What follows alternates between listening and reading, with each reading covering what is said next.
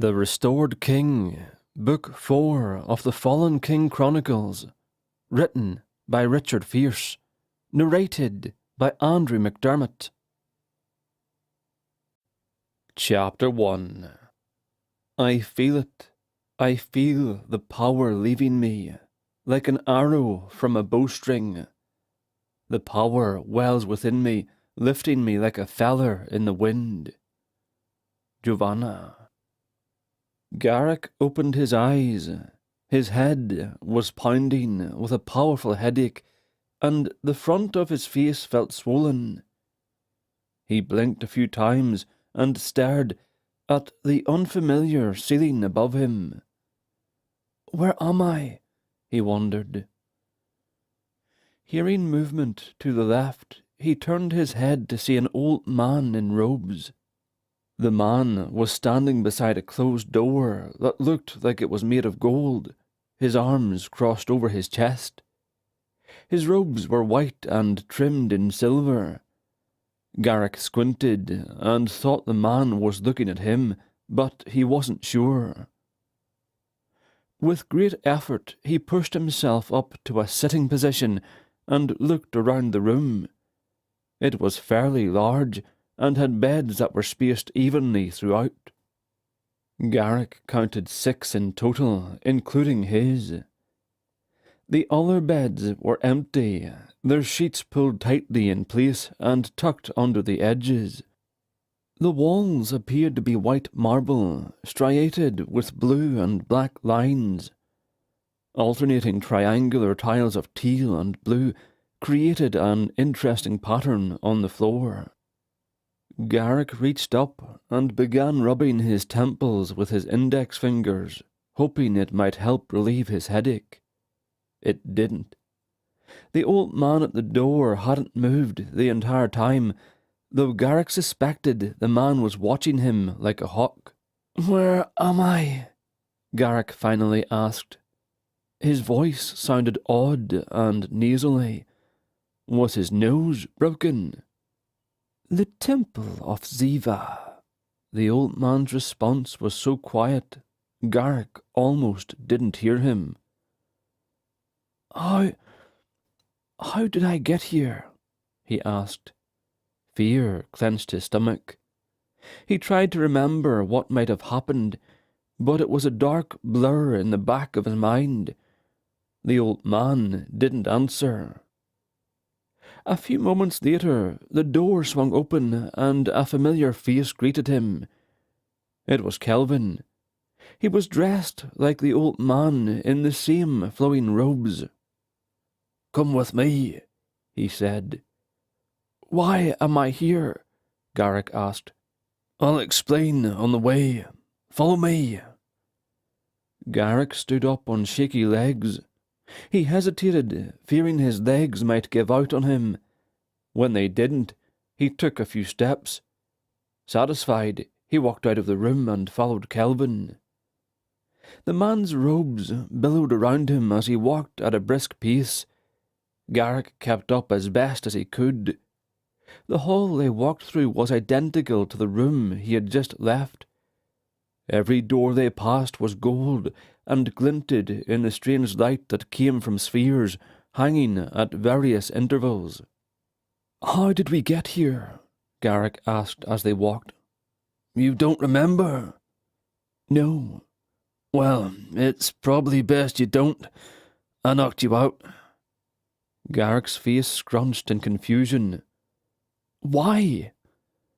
Kelvin cleared his throat. "I apologized before I did it, if that means anything to you. I didn't mean to hit you as hard as I did, but I managed to break your nose." They continued walking in silence before Kelvin spoke again. "There was an army of elves coming toward us. We had nowhere to go, and you were ready to die fighting. I'm blessed by Ziva with a unique talent. I can travel far distances in mere moments." "What does that have to do with hitting me?" "The power only works with one conscious person. It's a blessing for those called to hunt down agents of Mordom. We can travel with someone, but they can't be conscious." "Why not?" Garrick asked. "It would kill them. We are not invincible with our armour, and I do not feel like dying. So I took the only other option I could think of and brought us here." "Where is here exactly?" "The location of this temple is a closely guarded secret. I'm afraid I cannot tell ye, my lord." "I see." They stopped at the end of the hall in front of two tall golden doors. Garrick wondered if they were really made of gold. Kelvin easily pushed them open. "Not real gold," Garrick muttered to himself. "It's real gold," Kelvin replied. "The gold is only a coating over the wood beneath. If they were full gold, I doubt I'd be able to budge them, even with my armour." Garrick nodded in silent agreement, and they stepped into the doorway. The room they entered was no differently designed than the hall or the previous room. Several robed priests stood guard along the walls that led toward a raised floor. In the centre of the rise sat an unadorned throne. As they approached, Garrick could tell the chair was old. The wood was smooth from wear. It had a tall back and two armrests. It was lacquered and seemed to shine when the light hit it just right. Sitting on the throne was a woman. As soon as Garrick noticed, his entire focus rested on her. She was one of the most beautiful women he had ever seen, and he had seen many. Her hair was brown and spilled down over her shoulders, the ends reaching her waist. She sat straight with perfect posture, reminding Garrick of many of the nobles in his court. Kelvin stopped right before the raised floor and bowed low. Not wanting to be rude, Garrick did the same. The faint smell of lavender reached his nose. His eyes met hers for long moments. Neither said anything. Garrick felt as though he could stare into her eyes forever and never grow weary of their green depths. "King Garrick," she finally greeted, "it is good to finally meet you face to face." "My lady," Garrick replied, "I would honour your name, but I do not know it." "You may call me Larakova." She paused. "Prophet of Ziva." Garrick's fear returned. Why would the rival prophet of Mordom summon him? He glanced uneasily between Larakova and Kelvin. Nothing about their attitude or posture seemed hostile. Still, he had a bad feeling. "How can I be of assistance to you?" he asked. "Please, calm your emotions," Larakova said. "I can sense your chaotic feelings, and they are disturbing my calm. You have nothing to fear from me or anyone else here." Her tone did calm him somewhat. "My apologies," he said.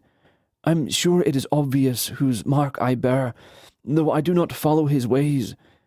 I am curious to know why I am here." Larakova smiled at him disarmingly. Kelvin did what he thought was the best course of action, given the situation. While I may disagree with him, the point is moot, since you are already here within our walls. I did not ask him to bring you here, she said. Leaning forward, she motioned him closer. He took a few steps closer, but did not step onto the stairs that led up the platform. "I want to be of service to you," she said. "I know the peril your kingdom faces. The elves are a formidable enemy. I offer you the strength of our warrior priests." Garrick considered her words. "Why?" he finally asked. "I have heard tell of your honour," she answered, glancing briefly to Kelvin. "You care for your people as a good king should. I had my doubts about your intentions, especially when I learned you were one of Mordham's servants. She held up a hand to still his argument.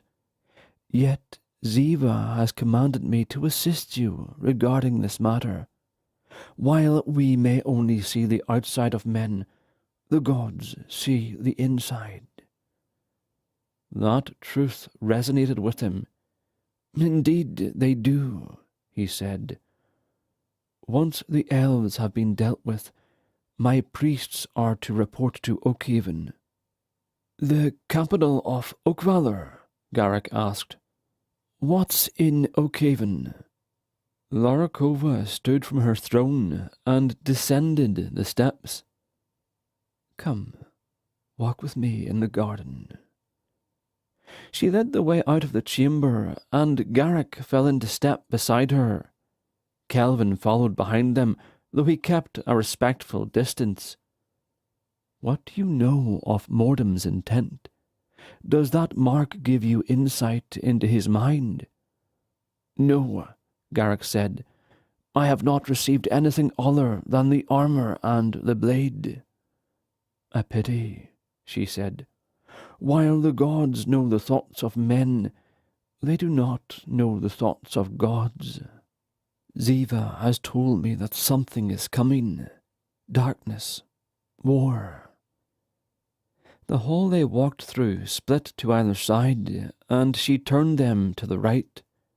A door, plain and unadorned, led them outside.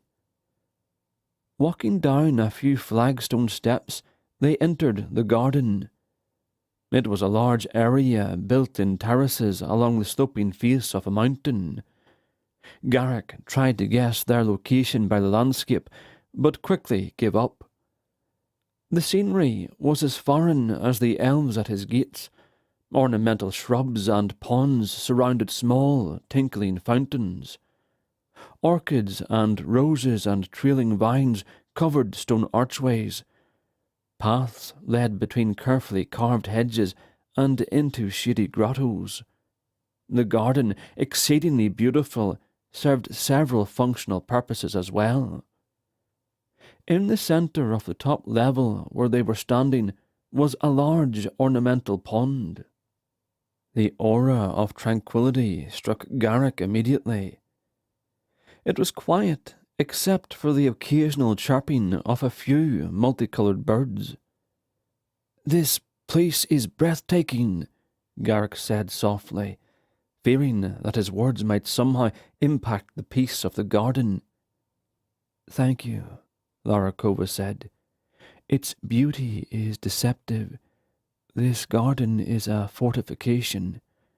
Tunnels run the length of each terrace, with grated openings in strategic locations. It allows us the advantage of being in all places at once. Garrick nodded, admiring the beauty of the garden as well as the hidden function of it. She must trust me, he thought. Why else would she share that secret? She led them to the pond in the centre. A few large koi fish swam lazily. A short pillar held a silver bowl atop it. Reaching into the bowl, Larakova grabbed a handful of breadcrumbs and tossed them into the pond. The fish fought each other for the pieces, disrupting the calm surface of the water. The pond reminds me of the world, she said. The surface is calm from the outside, but underneath there is turbulence, and every so often that turbulence affects the surface. I think it is evident to all of us in faith, but the gods are at war. Mankind is about to be brought into the conflict, with or without our consent. Mordham seeks a mortal body to wage his war here among us. I've heard the rumours, Garrick acknowledged. How much truth there is to them, I don't know. In every rumour there is a seed of truth, yet they are more than rumours, Lord Garrick. Even now, Mordham's servants seek out the remains of his previous body. War is on the horizon. Where do you stand, I wonder?" Garrick wondered that himself. He would do whatever he had to in order to protect his people. If Mordham's plans included keeping Talvard safe, then his lot was with the Dark God. And if Mordham's warpath were to consume his kingdom— Garrick paused the thought in his mind. Would he, could he stand against Mordham? He bore the god's mark after all, and he has seen the prophet to control of men with the mark, watched as men with no inhibitions killed and destroyed their own loved ones. He rubbed at the thin material that hid the mark.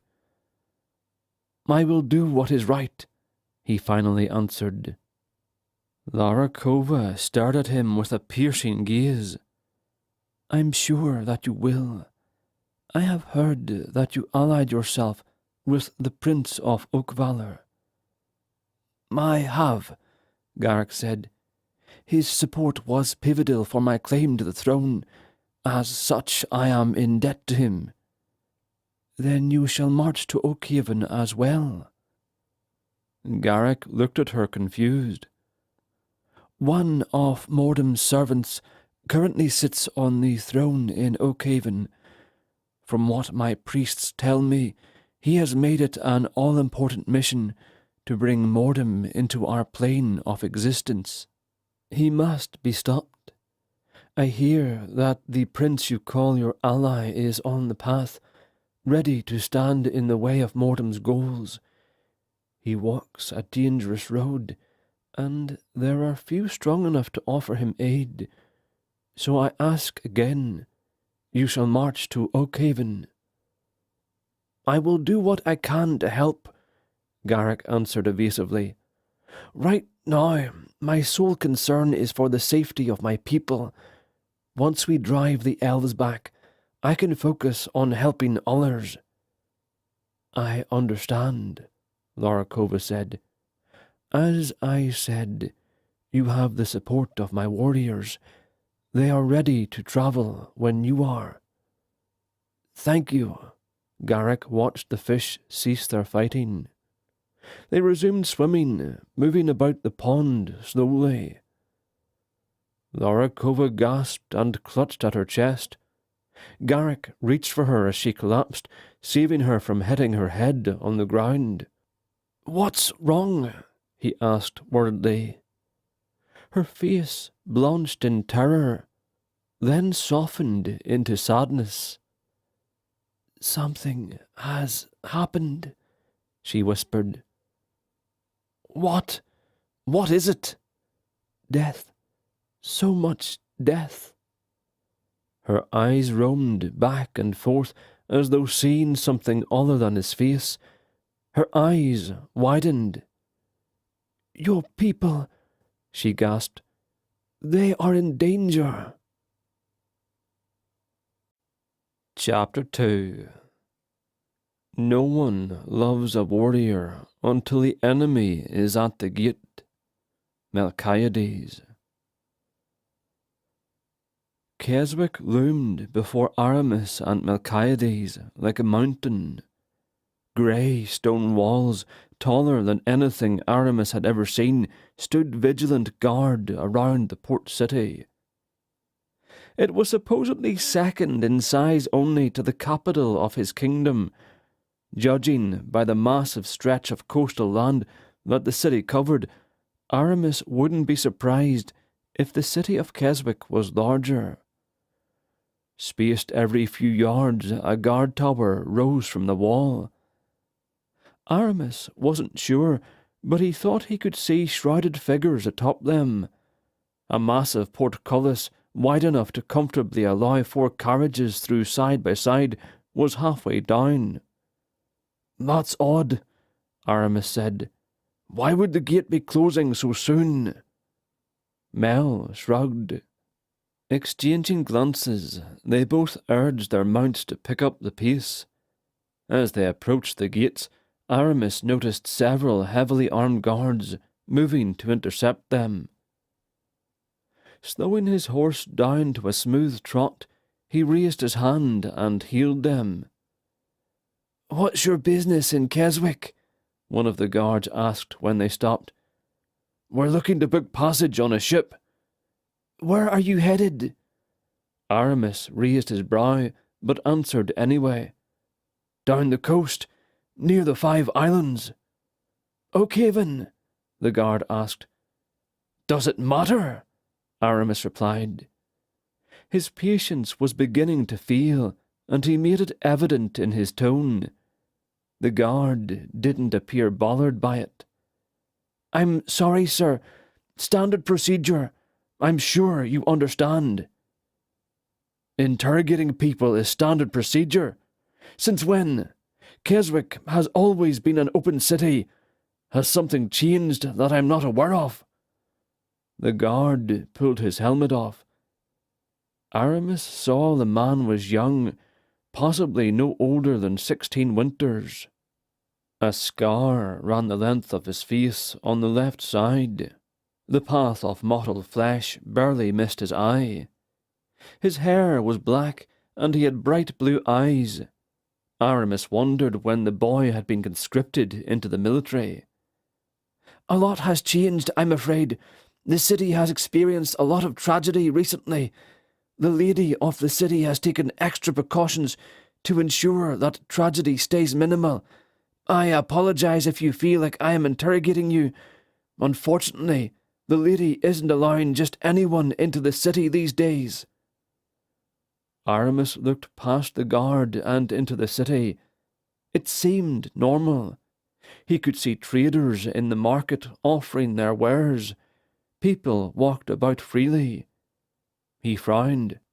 "My friend and I are only looking to book passage on a ship headed for Oakhaven, or anywhere close to it. I've got urgent business there, and I cannot delay. Is the harbour still open?" "Yes, but not for much longer. No ships are permitted to leave port after sundown. If you don't make it onto a ship before then, you can find lodging at one of the inns near the docks. They're older buildings, but fairly priced considering recent events." "Thank you," Aramis said. "I appreciate the information. You mentioned the lady of the city. What of her husband, Lord Abriel?" The young man's face betrayed his emotions long enough for Aramis to deduct that something ill must have happened. "News doesn't travel well lately," the guard answered solemnly. "Lord Abriel is no longer among the living. Did you know him?" "Not personally, no. I met him once and we spoke briefly. I'm sorry to hear of his loss. He was a good man." The guard didn't say anything. Aramis suspected the young man was trying not to cry. "The people of the city must have loved him," he thought. "You may want to hurry if you expect to leave the port tonight," the guard finally said. "Thank you again," Aramis said. The guards moved out of his path. He urged his horse forward, and Mel followed him. They dismounted after entering the city and began looking for a place to leave their horses. Mel spotted a stable to the left, and they headed toward it. "Something bad has happened here," Aramis said quietly. He glanced over at Mel. His friend nodded, but didn't respond. He quickly realized why. The people they passed were eyeing them suspiciously. Some of them even stopped to stare. "Do you think they recognize me?" "Let's discuss things somewhere more private," Mel answered. "Good idea." They sold their horses at the stable for a poor price. The owner told them he had an overabundance of horses and no buyers. He apologized, but didn't seem to care if they were pleased with his offer or not.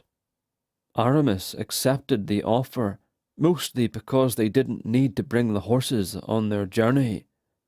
It had cost them a small fortune to ship the animals, and their funds were limited. By the time Aramis and Mel reached the docks, sundown had come and gone. They'd gotten turned around and lost their general sense of direction. Hundreds of people packed the streets, and by the time they found someone willing to point them to where they should go, the sky had already darkened. There were a few ships in port, but the area was devoid of any life. They chose the closest inn to stay at. The sign above the door read, "The Compass." Inside, the place was crowded, hot and loud. Everyone in the place appeared to be a sailor. All the tables were taken, so the two squeezed through the mob and made their way to the bar. "What do you have?" the barkeep asked. "A room for the night would be great," Aramis answered. "You're in luck. I've got one left. Mostly lads from the sea, renting tonight. 2 gold for the room. You want anything else?" "Food," Mel chimed in. "Can you have it delivered to our room?" The doubtful look on the barkeep's face changed when Mel laid another coin on the counter. "I'll have it up shortly," he said with a toothless grin. "I appreciate it," Mel answered. "Room's the last door on the right, 2nd floor." "Thank you," Aramis said. He led the way through the crowded inn to the stairs and up to their room. Mel paused in the hallway and made sure no one was following them, then stepped into the room and shut the door. It was dark, except for the moonlight coming from the sole window. Using matches that were on one of the side tables, Mel lit a few candles. The room brightened considerably. "What do you suppose happened here?" Aramis asked. "I haven't the faintest idea, my lord," Mel answered. "It's obvious it was something bad, particularly so to close a fortified city down at night. Keswick has the largest standing army outside of the capital." "I know." Aramis walked over to stare out the window. He could see men lighting the lanterns that lined the cobbled streets below. Other than the distrust of the guards at the gate and some of the people in the streets, the city seemed normal. "Well, we're stuck here until morning, regardless. I say we eat and get some rest. We have plenty to do once we get back to Oakhaven." Mel nodded in agreement. He could hear footsteps in the hall. A loud knock echoed throughout the room. "That must be the food," Mel said. He opened the door to find a half-dozen guards, all armed and armoured. They pushed their way into the room.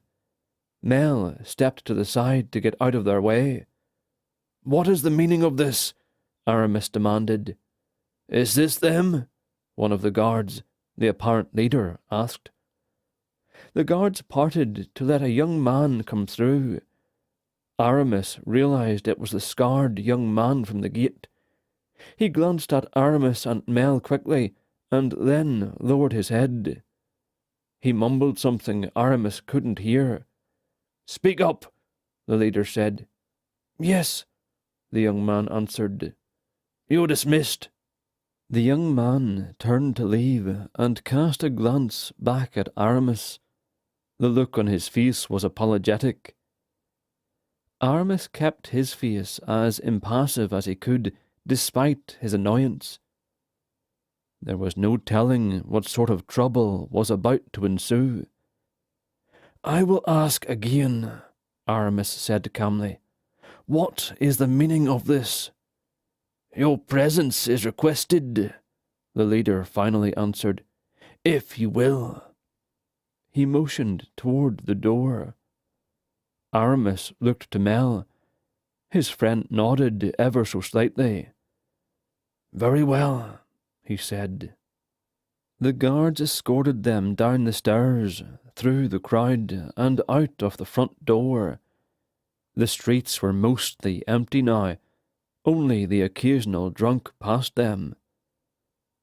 Although there wasn't much light, it was obvious that they were being led toward the direction of the castle.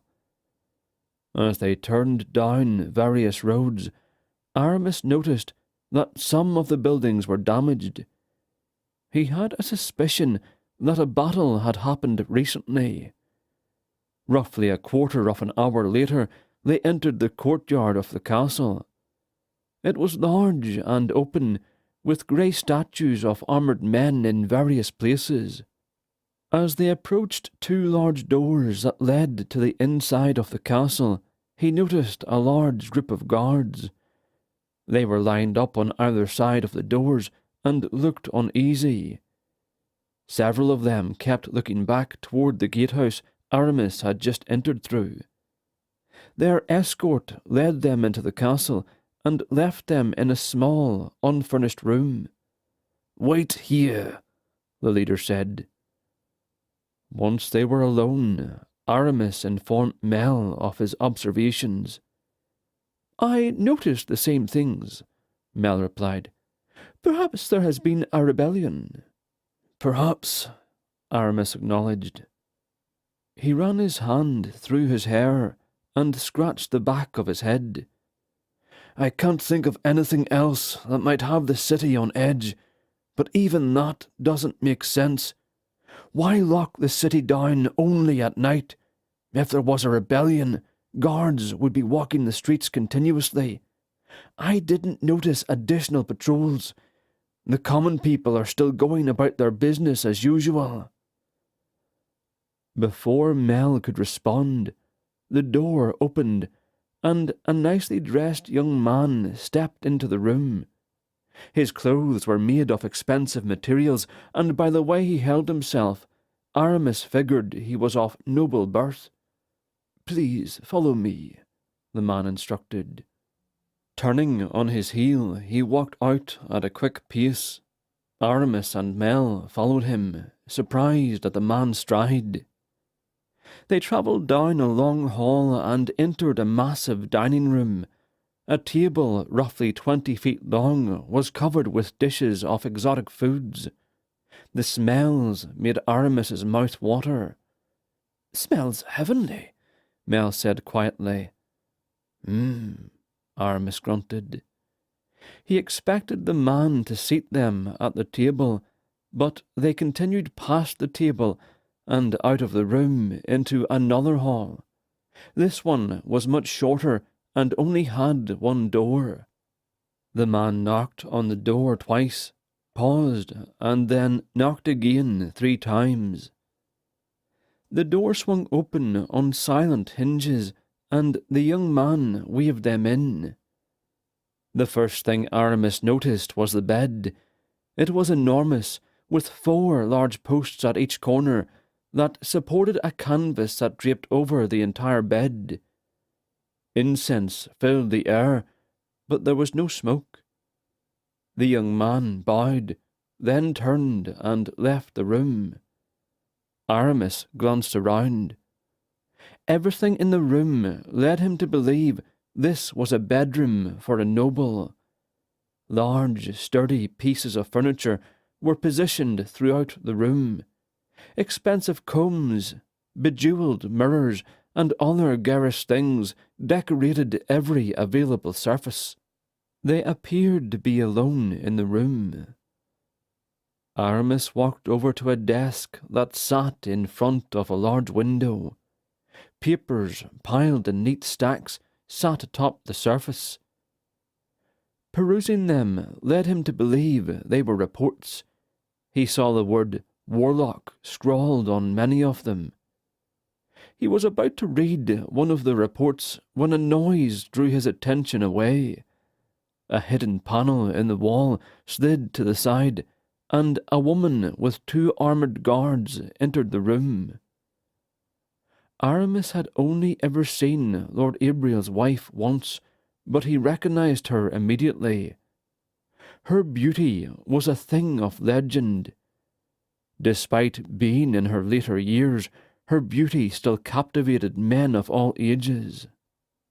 Aramis tore his gaze away from her, long enough to see that Mel's mouth was hanging open. Aramis laughed and stepped toward her. One of the guards quickly drew his sword and went into a defensive stance. "Peace," the woman said. "Gods," thought Aramis, "even her voice is perfect." The guard hesitated for a moment, but finally sheathed his weapon. "My lady," Aramis greeted. His voice faltered, and he had to cough to clear his throat. "My lady," he said again, bowing. "Good evening," she replied. "Please, call me Linessa. I'm sorry to have brought you here the way I did, but I didn't see any other option." "No need to apologize," Aramis managed to say. Words seemed to have fled from his vocabulary.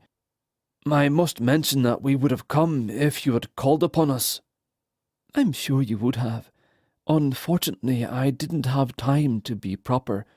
You are a wanted criminal. Word of your deeds has reached far. You are fortunate that some of my men recognized you. There are others who would have turned you in already." "Let me guess," Aramis said, as he folded his arms defiantly. "You want me to do something for you, or you'll turn me in yourself." "You wound me, my prince. Do you think I am like the beggars, seeking only what I may gain from others? No, I have a petition." "A petition?" His defiance quickly melted. "Indeed, but I'm being a terrible host. Are either of you hungry or thirsty? I can have a servant fetch something for you." "Some wine would be nice," Mel said. "I agree," Aramis chimed in. Linessa grabbed a bell from one of the tables and rang it. Within seconds, a female servant rushed into the room. "Wine for our guests," she said. The servant curtsied and left. "The matter I'd like to talk about is, delicate. Normally I would host you in the dining room, but I desire privacy in this matter. I'm sure you understand." "Of course," Aramis replied. "Good. I'm not entirely sure how much you know about our recent events, but terrible things have happened." "I heard that your husband passed away. I'm sorry to hear that." "Abriel was murdered," Linessa said. Aramis's eyes widened in shock. "I had debated keeping it a secret from the people. He was loved by everyone, and I didn't want anyone taking rash actions. Before we could deliver the news, something else happened." The servant returned, bearing a tray with tall glasses. She handed one to Linessa, then to Aramis and Mel. "Thank you. You are dismissed for the evening. If I need anything, I'll have one of my guards attend to it." The servant bowed her head and left. After a few moments, Linessa motioned to the door. The guard who had drawn his sword on Aramis left the room and returned a moment later. "She's gone," he said. "Very good. The second guard suddenly threw Linessa to the ground. Aramis was confused until he saw the glint of steel in his hand. The guard drew his hand back to drive the dagger into her, but the first guard threw himself bodily into the other man. The two rolled around, struggling against one another. Aramis quickly helped Linessa to her feet and stood protectively in front of her. One of the men screamed in pain and stopped struggling. The man who tried to kill Linessa stood up and rushed Aramis. Barely thinking about it, he summoned his armour. The air hissed loudly as the armour formed around him from mist. Just as his armour finished materializing, the man struck him with the dagger. It made a clanging sound as it slid off his breastplate. Aramis grabbed the man's wrist and twisted it sharply. The man gasped, and the blade clattered to the ground. Mel was there suddenly, grabbing the man from behind and locking him in a chokehold. The guard flailed and attempted to fight back, but it was futile. Swiftly rendered unconscious, Mel dropped him to the floor a moment later. "What's going on?" Aramis said. His pulse was pounding in his head. "It is as I feared," Vanessa replied. "He has infiltrated my personal guard." "Who has?" "The warlock." "Who is the warlock?" Aramis asked. "Please, we must tend to Cardon first. Can you find one of my servants?" "I'll go," Mel offered. He hurried off. Aramis dismissed his armour and knelt beside Cardon. A small pool of blood had formed near the man's shoulder. He gently lifted the man's arm to get a better look. The dagger had pierced him in the armpit, and blood was flowing freely from the wound. Aramis ripped the hem of his shirt off and pressed the cloth against the wound. Cardon groaned. "Will he survive?" Vanessa asked worriedly. "I've seen men survive much worse. He'll be fine so long as we can stop the bleeding." Aramis was growing worried the longer that Mel was gone. The cloth was already soaked with blood. "Perhaps I should go find help," Vanessa suggested. "No," Aramis said immediately. "If your personal guard has been compromised, there's no telling how many of your servants are also assassins in disguise. Mel will get help." As though hearing his name, Mel came flying into the room with a group of servants trailing him. "Out of the way!" a deep voice cried out. An older man pushed his way through the servants and knelt at Cardon's other side. "He's turning pale. Where's the wound?" "It's in the armpit," Aramis answered. "I'm trying to halt the blood flow, but it's not going so well." "Give me your shirt," the older man said, "and get out of the way." Aramis took it off without hesitation and handed it to the man. The man wrapped the shirt under Cardon's arm and tied a tight knot. "We've got to take him to the infirmary," he demanded. "Any longer, and I can't guarantee he will live." The servants broke into action. They lifted Cardon and carried him out of the room, while the older man shouted orders. Aramis looked at Vanessa. "Are you all right?" he asked. "I'm fine. A little shaken, but I'm fine." "What should we do about him?" Aramis pointed to the unconscious assassin. "He won't be out forever." "I'll take care of him," Mel said. He walked over and grabbed the man by his legs, then dragged him out of the room. Aramis sat down on the floor. His hands were covered in Cardon's blood, so he tried not to touch anything. He realized Vanessa was staring at him. "So it's true," she said softly. "What is?" "That you bear the mark." Aramis sighed. "Yes, but it's not what you may think." "Explain it to me," she said. "My husband was murdered by the warlock, and he has the same symbol." Mel entered the room, followed by more servants. They began clearing the blood from the floor. One of them began washing Aramis's arms. He tried to protest, but the servant ignored him. Once he was clean, another servant brought him a shirt. It was dark blue and made of a thin material. He put it on and got back on his feet. After the floor was cleaned, the servants departed. They had done such a good job that Aramis would never have known anyone had almost died. "May I speak to your prince alone?" Vanessa asked Mel. He nodded and closed the door behind him as he left. "Tell me," she said. Aramis explained everything. As many times as he had told his story, relating his father's death never got easier. After he had related all the details, including his escape from Red Mountain, they sat in silence. "It sounds like you have suffered as I have suffered," Vanessa finally said. "I trust you." "It gives my heart gladness to hear it," Aramis replied. "Why did you bring me here?" "I need your help. The warlock murdered my husband.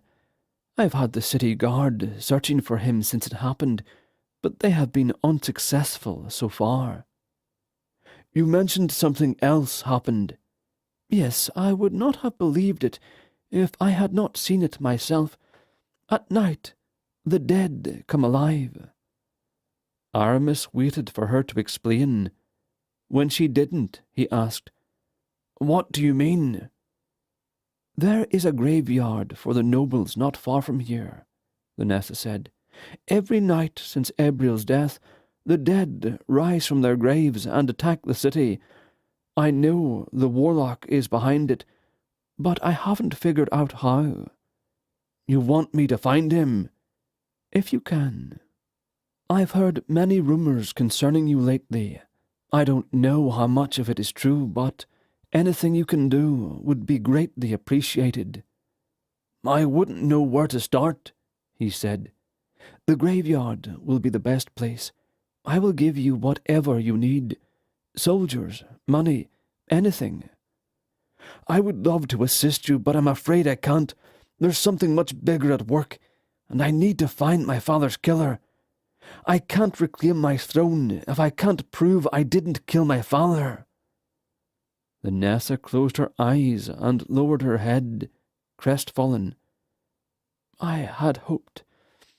I don't know what I had hoped," she whispered sadly. Aramis felt terribly guilty. He considered what she had said. If this warlock was one of Mordham's agents, it wouldn't hurt to try and track him down. He would certainly need Mel's help, though. "Vanessa," Aramis said softly, "I will help you." She lifted her head and met his eyes. He could see tears had started to slide down her face. Even in her sadness, he found her beautiful. "If you find him, I will reward you with anything you ask. I will publicly swear my loyalty to you as king." "I will do what I can," Aramis replied. Vanessa leaned in uncomfortably close to him. He could smell her perfume. Staring into her eyes, he had the sudden urge to kiss her. She must have had the same idea because she moved in even closer. They were mere inches from one another. Pushing his nervousness aside, he was about to kiss her when someone knocked on the door.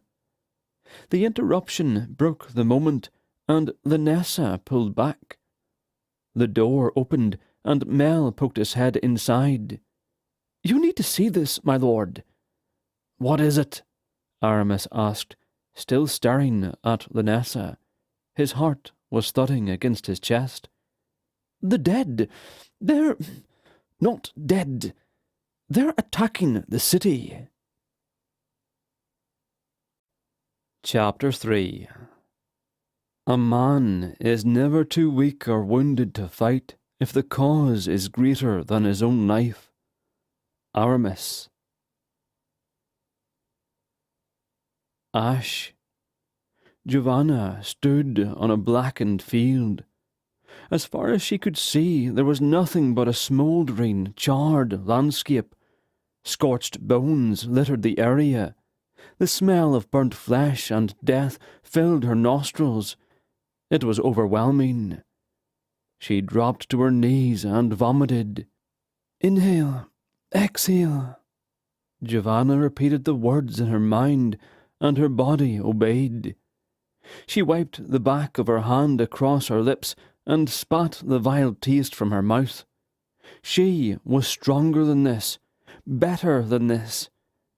She staggered to her feet and immediately felt her strength drain from her. It was all she could do to remain standing. Tremors ran through every muscle in her body. It was a weakness like she had never experienced. A pounding ache in her head reverberated behind her eyes. The weakness was undeniable, yet she also felt powerful. She had done something no one else had.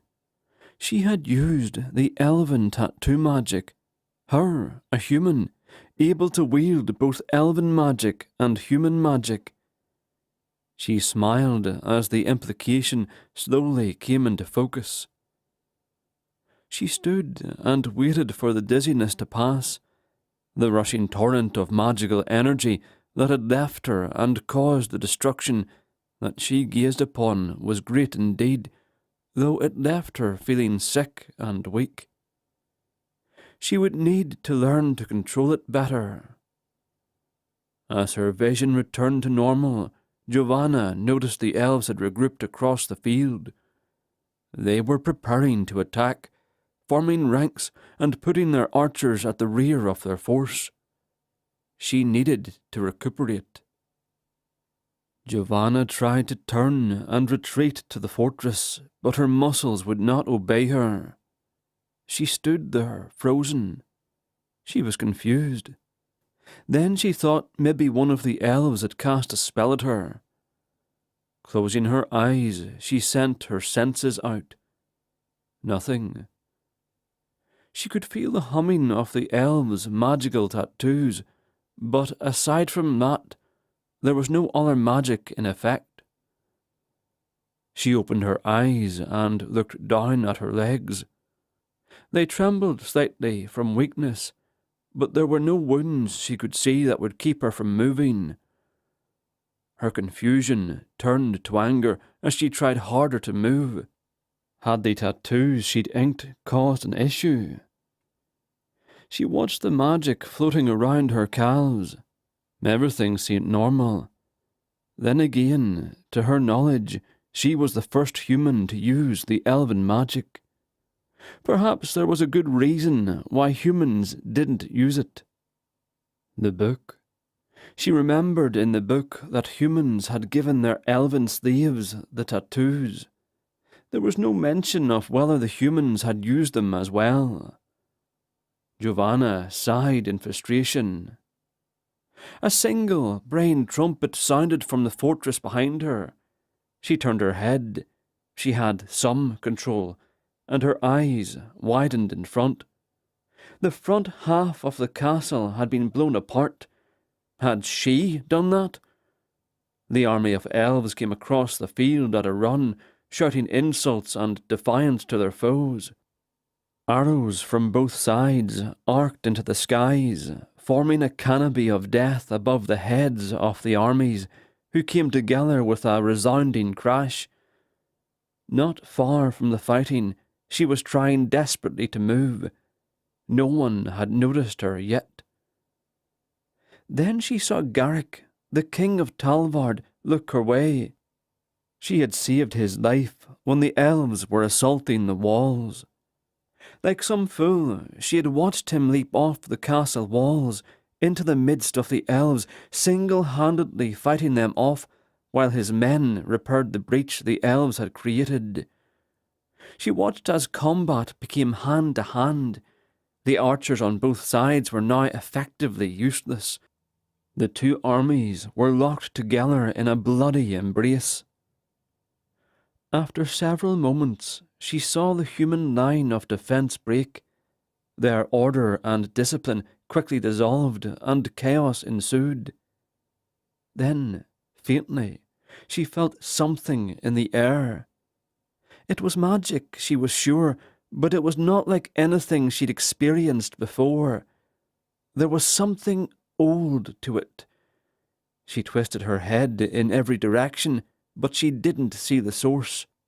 Her attention returned to Garrick once she noticed he was fighting one of the elves with the stone skin tattoo.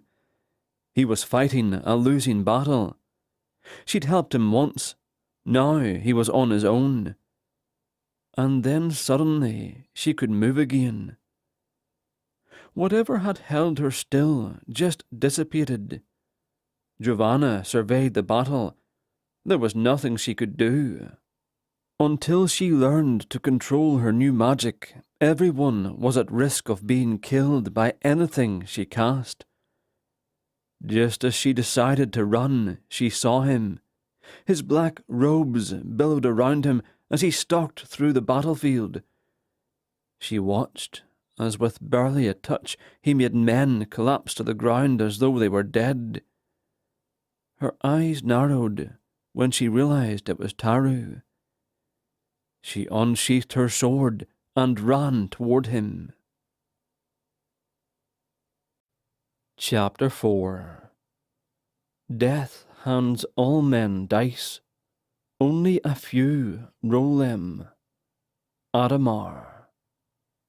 Aramis watched the amassing crowd of corpses from behind the castle's courtyard gates. They shuffled in random directions in what appeared to him to be laziness. Mel stood at his side, a look of disgust on his face. They'd both had their fill of a delicious meal and changed clothes. They were each wearing thin, black cloaks over plain brown tunics and black breeches. Mel had initially scoffed at the plain clothes, but knowing they would likely be covered in blood, and the gods knew what else, he had finally acquiesced. "It's odd," Aramis said. "They don't seem like they are all that dangerous." "Don't be fooled," one of the nearby guards said. "They only act like that when the warlock isn't among them. When he is, they become very formidable." "Formidable would be an understatement," one of the other guards chimed in. "I've fought formidable men before. These things can't die. They're much more than formidable." "Have either of you seen the warlock?" Aramis asked. "No," the first man said. "I have," said the second. "It was only a glimpse, but that was enough to raise the hackles on my neck. Creepy-looking fella." "What did he look like?" "Hard to say," the guard said. "He was wearing a long robe, and his face was covered with a hood." Aramis frowned. "A man in a robe whose features you couldn't see made you uneasy?" "Of course not," the man bristled, his face flushed with anger. "There's something about his presence that was—" The man grasped at the air as if he could grab a hold of the word he was searching for. "Dark, evil." He knew the feeling well. When he'd faced the chimera in the woodland home of the Druids, the very air seemed to be sucked from his lungs. The creature's presence was overpowering. Aramis nodded in understanding. He looked around the courtyard and surveyed the demeanour of the guards. Although the gates were closed and barred against the dead, they all seemed anxious.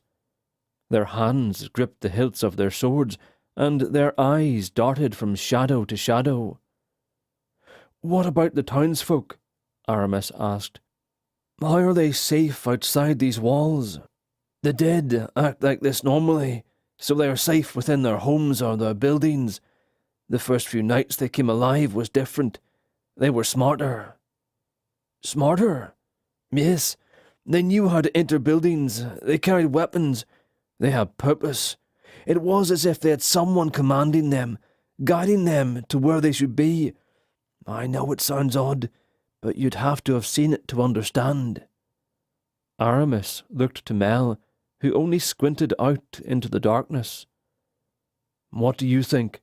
Aramis asked. "Should we make our move tonight?" Mel reached up and tapped his chin with his right hand. "The idea of walking among these disgusting things is appalling." He sighed dramatically.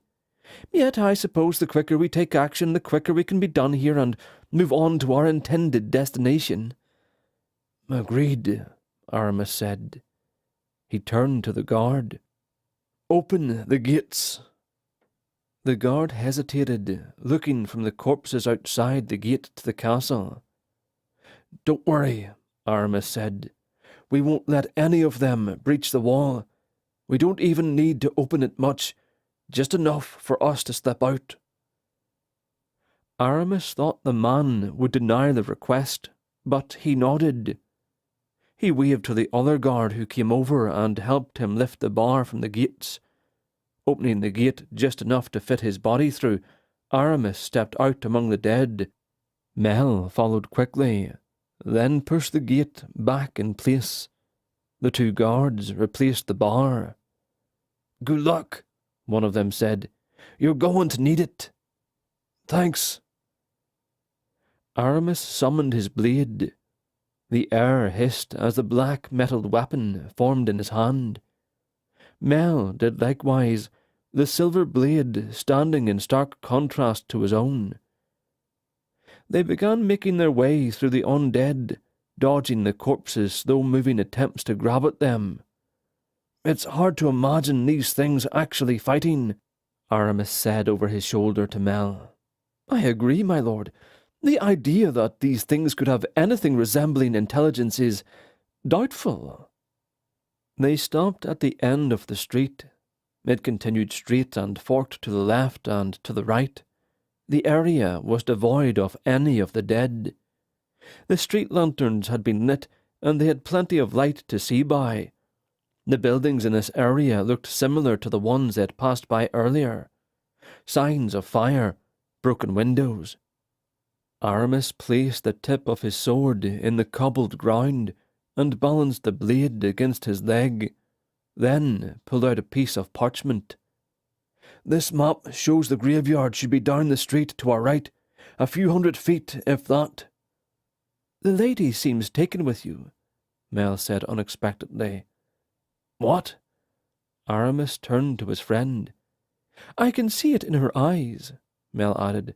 "She fancies you. She's twice your age, surely, but she likes you. Do you not see it?" "Oh, I see it," Aramis answered. "She probably would have kissed me if you hadn't walked in earlier." "If I may be direct, my lord." "You know you can," Aramis said with a laugh. "You've never asked permission before." "Do not toy with her emotions. If you do not feel the same way about her as you do about Hannah, I would avoid anything other than our current business with her." At Hannah's name, Aramis pulled the pendant she had given him out from beneath his shirt. It glimmered faintly in the light of the street lanterns. He hadn't thought of Hannah in a while. "Of course I don't feel the same way," Aramis finally said. "They have two completely different personalities. Nanessa is beautiful and strong, especially in the wake of her husband's murder, trying to deal with grief and run a city. I can only imagine what she is going through. Hannah, though. Hannah is more than someone whose looks I admire." He placed the pendant back beneath his shirt and rolled the parchment back up. He slipped it into his belt and picked up his sword. "That's good to hear, my lord. I fear that her attraction to you may simply be part of her grieving. Freedom changes people." "Freedom? I wouldn't think the loss of someone beloved to you to be freedom." "Perhaps freedom was the wrong word. Loneliness, maybe. The lack of love changes people. It makes us do things we would never do otherwise. Certainly you understand this." "Yes," Aramis lied. He knew what Mel meant, of course, but he couldn't say he understood how it felt. He didn't like talking about his feelings anyway. "This way," he said. They went to the right and walked for a while in silence. The further they travelled, the less the street lanterns illuminated anything. It was like a dark haze was pulling the light into its depths. Ahead, Aramis saw the small stone wall and steel gate that marked the entryway into the cemetery. "There." Aramis paused and pointed.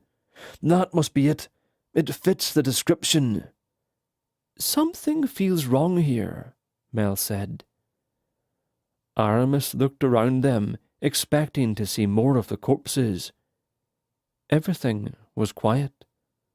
The flame of the lantern to the right flickered sporadically before suddenly dying. They were left in complete darkness except for the pale moonlight that filtered down through the thick murky clouds above. They exchanged glances. "Eerie," Aramis said. The sound of his voice seemed loud and out of place. Without another word, Aramis headed toward the gate. It swung open on silent hinges. Apparently it was well kept. Large stepping stones surrounded by small pebbles led them into the cemetery. The footpath was only a few feet wide. On either side of the path, manicured grass stretched out before them. A dense fog blanketed everything. It was so thick, Aramis could only see a few feet in any direction. "This seems like a bad idea," he whispered. "I couldn't agree more, my lord," Mel whispered back. As they continued along the path, they began passing gravesites. Most of them had been disturbed, the grass and dirt having been heaved up off the wooden caskets below the ground. Aramis's senses began to play tricks on him. He thought he saw movement within the shadowy fog, but when he peered toward the movement, there was nothing there. Whispers called out to him, but when he stopped walking, he heard nothing. "Is it just me, or does this place seem alive?" he asked. "That would be one way to describe it," Mel answered. The path circled around a large fountain. Grey stone benches were placed on the edges of the pathway, close to the grass. The base of the fountain was round and made of the same grey stone as the benches. An angelic statue stood guard in the centre of the fountain, holding a sword in one hand and a shield in the other. Water sprayed mist-like into the air from the tip of the blade. "What is that?" Mel asked. Aramis turned his attention to where Mel was pointing. A mass of shapes slowly materialized out of the fog. As they came closer, he realized they were corpses. They weren't like those outside of the castle, however. These corpses didn't shuffle around. They walked like normal men, and they were armed with swords and axes. Aramis summoned his armour. He could hear the air hissing around him as Mel did the same. With a sudden quickness, the dead charged them. Aramis brought his sword up in a sweeping arc as one of them came within range. The powerful stroke cut through the creature's rotting flesh easily, but stopped as it struck the dead man's ribcage. The blow hardly affected the thing. It growled at him and brought its own sword up to strike him. Throwing himself backwards to avoid the blow, he had to let go of his own blade. The dead man came at him, swinging its sword back and forth like an untrained thug. Aramis easily manoeuvred himself away from the swings. When he saw an opportunity, he lunged forward and grabbed the hilt of his sword and yanked hard. A cracking noise filled the air and the blade came free. No blood rushed from the wound. He deflected the man's next few strikes and scored a few of his own. "How do you kill someone who is already dead?" Aramis shouted. He risked a glance over at Mel and saw he was busy fending off two corpses. "I haven't figured that out yet," Mel shouted back. Swinging low, Aramis succeeded in hacking off one of the man's legs. It threatened to fall over but managed to stay upright. It began hopping toward him. Aramis was unpleasantly surprised to see the limb stand up and reattach itself to the man's stump. It came at him as if nothing had happened. "Gods," he thought, "this was a terrible idea. I don't even know how to fight these things." Then he thought about Lunessa and her look of disappointment. He couldn't let her down. He wouldn't. With a loud cry, he swung with all his might and removed the dead man's head. The corpse continued to stand for a moment before toppling to the ground. He watched for a moment to see if the thing would get back up. It didn't move. "Cut off their heads!" he yelled to Mel. He watched as Mel spun about in a circle, and with an amazing flourish, both corpses had their heads lopped off. "You've got company!" Mel shouted. Aramis turned to find 3 of the dead men running at him. He growled in frustration and rushed to meet them head-on. Though they were obviously untrained, he was outnumbered. He went on the defensive, parrying their strikes. They kept him so busy fending off their attacks that he couldn't get his own strikes in. He began to backpedal, slapping their swords away, as he struggled not to trip over himself. His back suddenly slammed into something hard. Glancing back, he saw it was Mel. His friend was fighting a pair of dead men. Being so focused on the fight, he almost didn't notice the mass of corpses that were joining the fray. It was slow at first, 2 and 3 here or there, but then they started appearing in droves. They were quickly surrounded. Only a small circle of space kept the dead at bay. Aramis could feel his arms getting heavy. His breathing was getting laboured, and sweat was dripping down his chest and back. As his defences began to falter, his armour started taking more hits. Clanging filled the air as dead men's blows rained down on him. He could hear Mel grunting in pain. A breeze blew through the cemetery, causing the fog to swirl in random directions. To his right, Aramis caught sight of a small stone building. 2 torches were lit on either side of the doorway.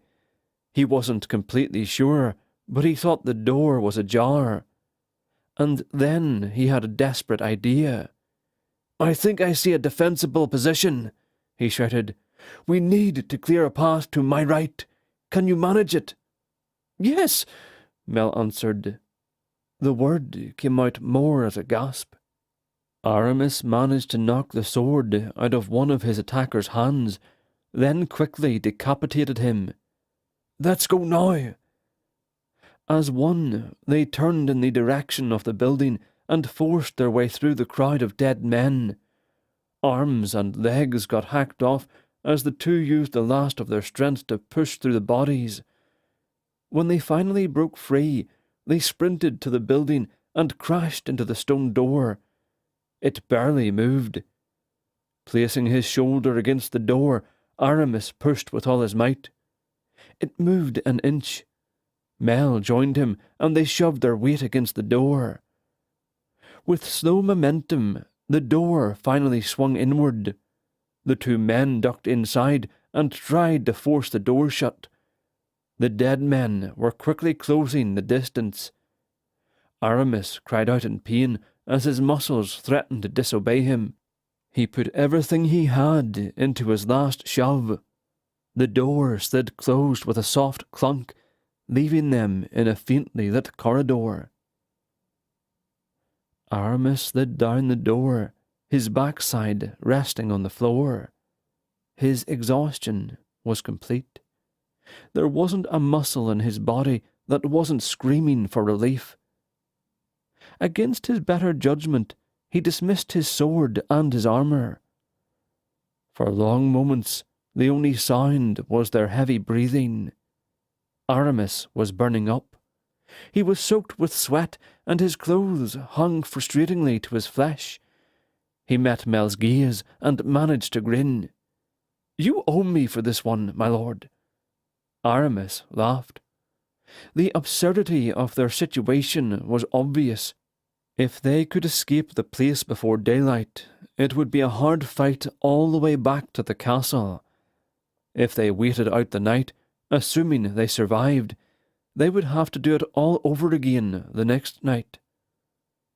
The air hissed as Mel dismissed his own blade and armour. They sat quietly, each trying to catch their breath and find what rest they could. As their breathing became normal, Aramis thought he could hear something echoing throughout the corridor. It was faint and sounded like singing. He was about to dismiss it as his imagination when Mel looked at him. "Do you hear that?" he asked. "I think so," Aramis answered. "It sounds like singing." "Why would anyone be singing?" They must have come to the same conclusion at the same time, as they both said in unison, "The warlock." Aramis pushed himself to his feet and held a hand out to Mel. They locked hands, and Aramis leveraged his weight backwards to help Mel onto his feet. They walked cautiously down the corridor, stepping lightly. The hallway ended abruptly with stairs leading down to a lower level. Aramis took the lead and made his way down the stone steps, Mel right behind him. After roughly 20 steps, they found themselves in a small antechamber. Small spheres of light hovered at random along the room's walls. Old paintings, worn and unrecognizable from time, covered the walls. A once lavish rug, now frayed and faded, decorated the floor. To their left and their right were doorways that lacked any sort of door. Straight ahead, a rotting wooden door hung on rusted hinges. Glancing through both doorways provided nothing useful. They were dark and, from what he could tell, were empty. Aramis could now hear the singing more clearly, but it wasn't singing, it was chanting. It drifted into the chamber from behind the door. Aramis summoned his blade. He held off on calling his armour. He wanted the element of surprise, and if he entered the room, creaking and clanking about, he surely wouldn't have it. Approaching the door, he paused in front of it and listened. The chanting was in a language he did not know. Raising his eyebrows at Mel, he nodded toward the door. Mel shrugged. Gritting his teeth, Aramis pushed gently on the door. It creaked softly as it partially opened. Cursing the hinges in his mind, he waited. The chanting didn't stop. Not wanting to press his luck, he squeezed himself through the opening. The door creaked again when his shoulder pushed against the door. His anger getting the better of him, he pushed the door completely open. Surprisingly, no sound came from the hinges. "Of course," he fumed. They entered a large circular room. Spheres of light, identical to the ones in the previous chamber, illuminated everything with their soft light. The walls and floor were made of marble, the ceiling arched overhead, a dome supported by delicate columns. Embedded in the walls of the room were row after row of glass chambers, chambers intended to hold bodies. Many of them were empty, but others were occupied. From the light of the spheres, Aramis could see aged corpses inside. A mausoleum, he realized. Rows of benches lined the room from left to right. They were separated by a walkway down the middle that led to a raised platform. Upon the platform was a long slab, and in front of that slab stood a robed figure. His back was to them, and he was bent over the slab. Aramis inched into the room, treading lightly. Kneeling behind one of the benches, he waved Mel in. Mel entered the room and knelt behind the row of benches across from Aramis. They watched the figure in silence. Aramis suddenly noticed that atop the slab lay a corpse. The figure continued chanting softly. "What should we do?" Aramis whispered. Mel's face scrunched in thought, and after a moment he shrugged. Aramis looked around the room. Besides the door they entered, there was only one other, located to the right of the platform. The chanting stopped. Aramis froze, not even daring to breathe. The figure left the room. Without having any sort of plan, Aramis sprinted across the room, holding his sword up before him. He stopped just shy of the door and peeked through the doorway. A narrow hallway, roughly 50 feet long, ended abruptly with a stone wall. There were no other doors, yet the figure was nowhere to be seen. He turned to see Mel examining the body on the slab. "This one is fresh," Mel said softly. Aramis joined him and looked at the body. He gasped. "That's Lord Abriel, or it was." "Where's the warlock?" Mel asked, looking toward the doorway. "I don't know. There's nothing but an empty hallway through there." Mel frowned. "I don't like this," he said. Then he summoned his armour. Aramis shuddered. An intense feeling of dread crept up his back, and the tattoo on his arm began to burn furiously. The hovering spheres of light were unexpectedly snuffed out, leaving them in darkness. Aramis summoned his armour. The air hissed as it formed. "I should have known the lady would send her minions looking for me." A deep voice echoed in the room. A dull red light broke the darkness. The robed figure stood on the other side of the slab, holding a black wooden staff in his left hand. The light shone from a small crystal on the tip of it. His robes were as black as the staff. A hood was pulled low over the top half of his face. Judging by the lower part, Aramis guessed the man was young. "I did not expect a fellow follower of Mordom, however. Are you here with orders?" "No, I didn't think it likely." Aramis tried to move, but his muscles wouldn't obey him. His eyes darted to Mel. He seemed frozen as well. "A neat trick, isn't it? Not when you're on the receiving end of it, maybe, but no matter. So, what to do with intruders?" The man tapped his chin with his index finger. He smiled. "I know." Leaning down, he began a whispered chant in the corpse's ear. Aramis's skin tingled. The air grew cold, so cold that Aramis could see his breath. Despite the spell the warlock had cast, he shivered. He could feel the warmth leaving his body, and just as suddenly, the cold was gone. The warlock stood back up, the same smile on his face. The body of Lord Abriel began to spasm, here and there at first, but growing in frequency. Abriel's mouth opened, and he exhaled loudly.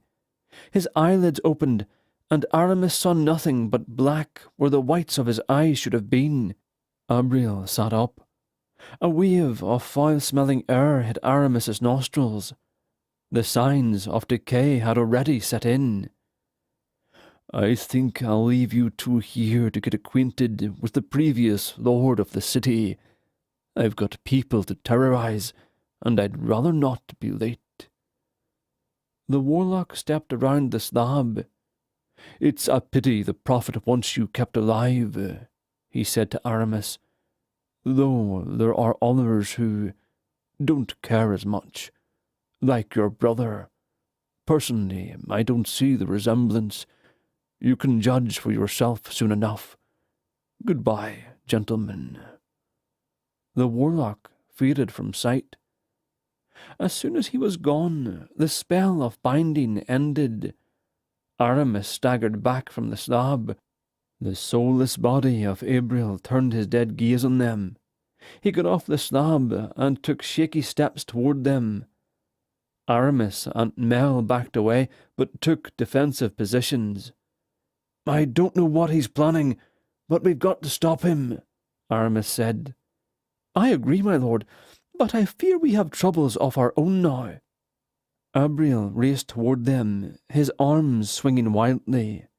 Aramis threw his sword in an upward arc, cutting off Abril's left arm at the elbow. That hardly stopped him. He slammed bodily into Aramis, and they tumbled to the floor in a mass of blows. Mel jumped in and grabbed Abril by his tattered shirt and pulled him off Aramis.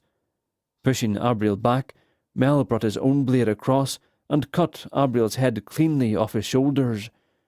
The body dropped lifelessly onto the ground. Mel offered his arm to Aramis and helped him back onto his feet. They stared down at the corpse. Aramis wondered if it was truly that easy. After a few minutes had passed, and the body still hadn't moved, Aramis figured it was safe. "I don't feel right leaving the body like this," Aramis said. "What do you mean? What are we supposed to do with it?" "I think this place is used for putting the city's nobles to rest. I'd hate for someone to come down here and see their previous lord cut to pieces. Let's put him in his." He waved his hand to the glass chambers embedded in the walls. "Coffin thing." Mel sighed. "Yes, my lord." They found that a small placard with each person's name and house was placed below the chamber that the body rested in. They found Lord Abril's easy enough, as the placard for his name was made of gold. Several minutes of struggling later, they had placed the lord's body, severed arm and head, in his chamber, and closed the glass-paned door. "Now we must fight our way back to the castle," Aramis said. "Gods, this night just keeps getting better and better." They backtracked their way to the stone door that sealed the outside world out. No sound could be heard from the other side, so they took the risk of pulling the door open. They were greeted with silence and an empty cemetery. "Do you think we should get back to the castle?" Mel asked. "I think that would be a good idea." They ran the entire way. Aramis fumbled with the map as they ran, navigating them to the correct street. Once they reached the street that led to the castle, Aramis could hear a commotion. They sprinted the remainder of the distance to the gates and found the castle swarming with the dead. "I bet the warlock is in there somewhere," Aramis said. "I know he is," Mel replied, pointing with his sword. The robed man was striding across the courtyard, headed for the castle doors. "I'll see you inside," Aramis said. Mel nodded to him. Aramis began cutting his way through the mass of dead, trying to push his way through to the castle. He had to stop the warlock before he got to Lanessa. Her guards were hard-pressed to provide a decent defence.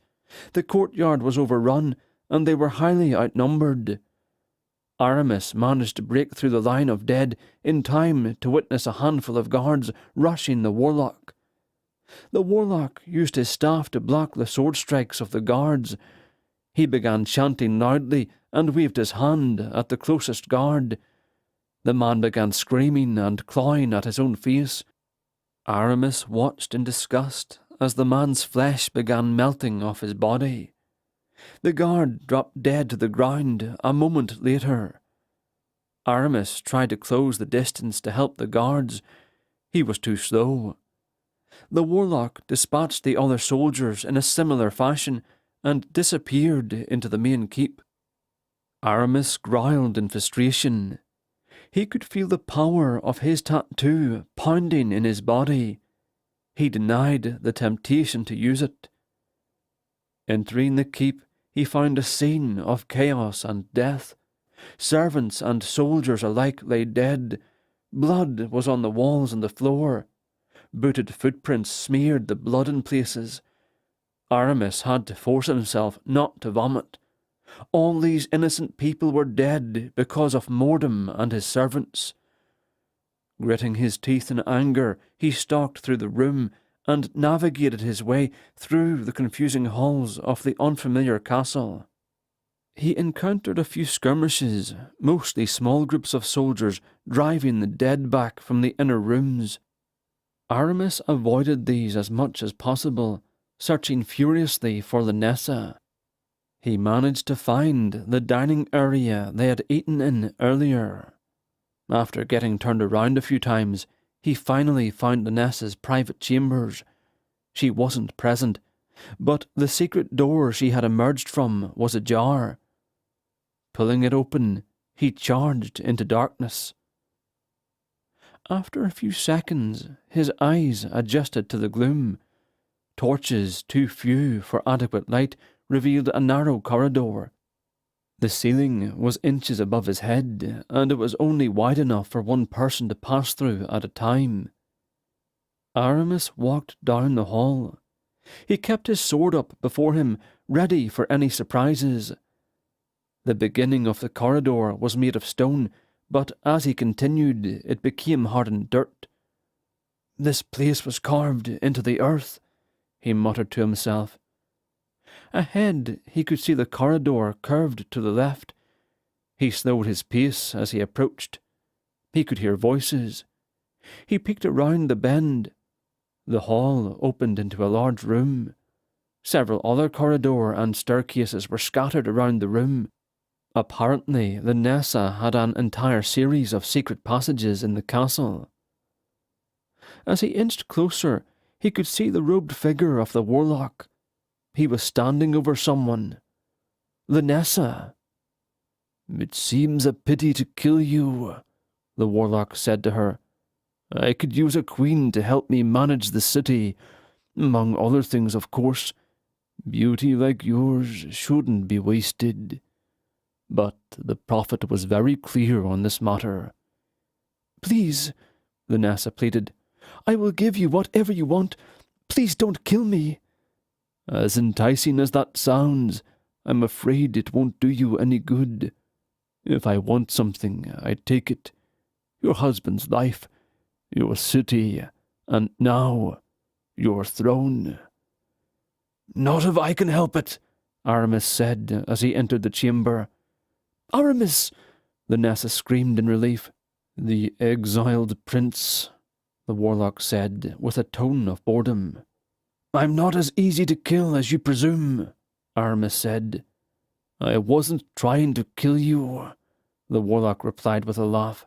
"I was merely trying to slow you down. How did it feel, anyway?" "How did what feel?" Aramis asked, spinning and twisting his sword around in front of him. He was ready to end this already. "Why, cutting up the lord of the city. Did you know that he was down in the mausoleum?" the warlock asked Lunessa. "He went down there to desecrate your dead husband's body." Lunessa looked at Aramis with uncertainty. Aramis glared at the warlock. "You know that's a lie," Aramis said. "Stop talking and fight me." "Fight you?"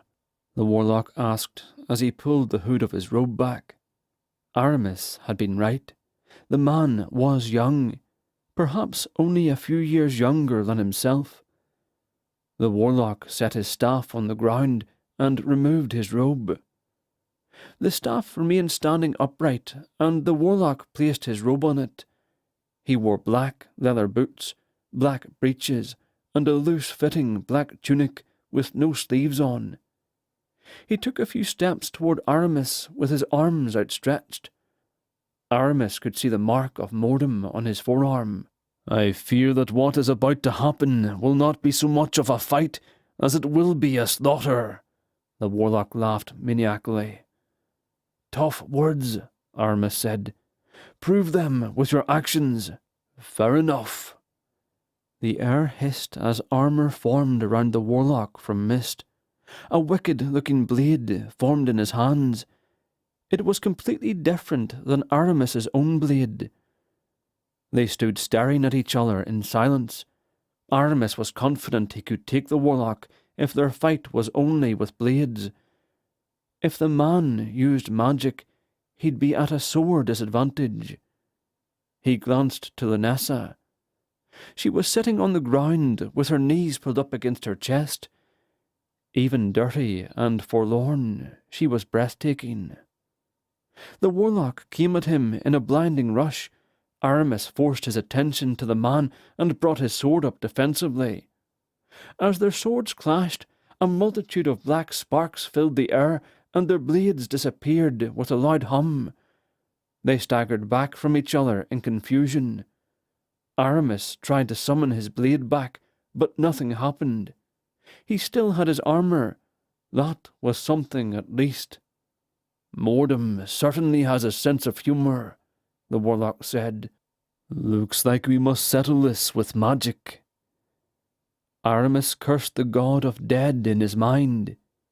Feeling for the power of his tattoo, he was surprised to find it gone. Frantic with fear, he focused all his willpower into finding the power. He could feel it, barely. There was some sort of barrier around the power. When he tried to grab at it with his will, it slipped away from him. "Having trouble?" the warlock cackled. "This will be fun." An intense, searing pain erupted in Aramis's torso. He gasped and collapsed to his knees, clutching at his chest. His breath came in short wheezes. His body shuddered from the pain. Any thought of trying to summon his power quickly fled his mind. The burning sensation spread down from his chest, into his stomach, all the way down to his legs. His body jerked involuntarily with spasms. He thought he could hear laughing. In the chaos, a voice spoke to him inside his mind. It was somehow familiar to him. It broke through the pain, enough for him to understand it. "Focus!" "I can't," his mind groaned. "Focus! Pierce the veil that hides your power." "How?" "Focus!" And then the voice was gone. Aramis writhed in agony. In the haze of his vision, he could see the warlock moving toward the Nessa.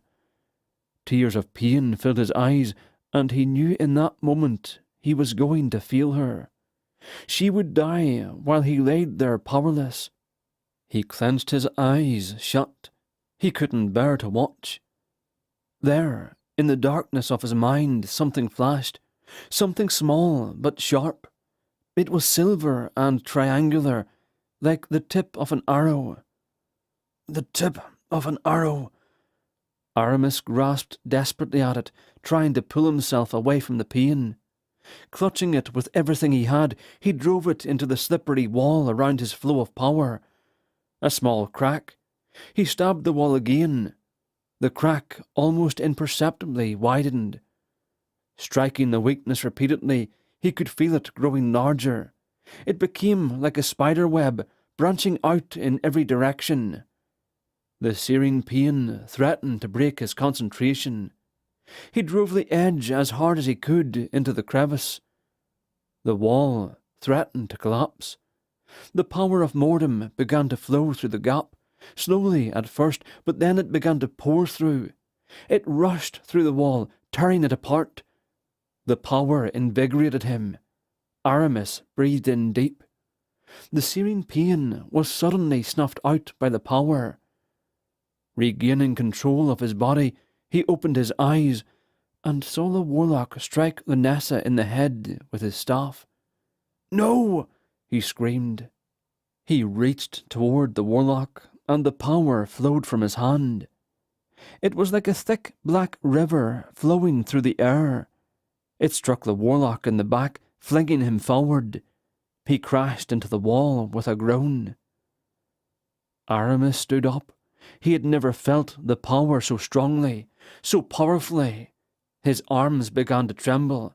It threatened to overtake his willpower. He forced himself to control it, to bend the power to his will. It took tremendous effort, but he managed to keep it in check. The warlock got up and staggered toward him. Aramis crafted a shield of power and kept the warlock at bay. The power wanted him to drain the warlock. Faint, wavering colours danced around the man. The colours jerked away from his shield as if in fear. Somehow, Aramis knew the colours were the warlock's soul. With one hand, he reached out and grabbed one of the waves of colour. He gripped it tightly, and the warlock cried out in agony. In a quick, sudden movement, he yanked the collar. Blood began flowing freely from the warlock's nostrils. He coughed several times, and bloody spittle flew forth from his mouth. The knowledge that he was killing the warlock suddenly revealed itself to him. A sinister smile crept onto his face. This was power. This was what it was like to have endless power at your disposal. Aramis drew near to the warlock. He sent a powerful kick into the warlock's knee. With a snapping noise, the warlock dropped to the ground. The lower part of the man's face was covered in blood. He smiled up at Aramis, but not in defiance. Aramis wanted to crush the life from him. "Welcome to madness," the warlock uttered softly, still smiling. The words immediately sobered him. Aramis started round in confusion, not realizing what he was doing. He saw Linessa lying a few feet away. The warlock lay at his feet, choking and laughing at the same time. He dismissed his armour and pulled the rusty dagger from his belt.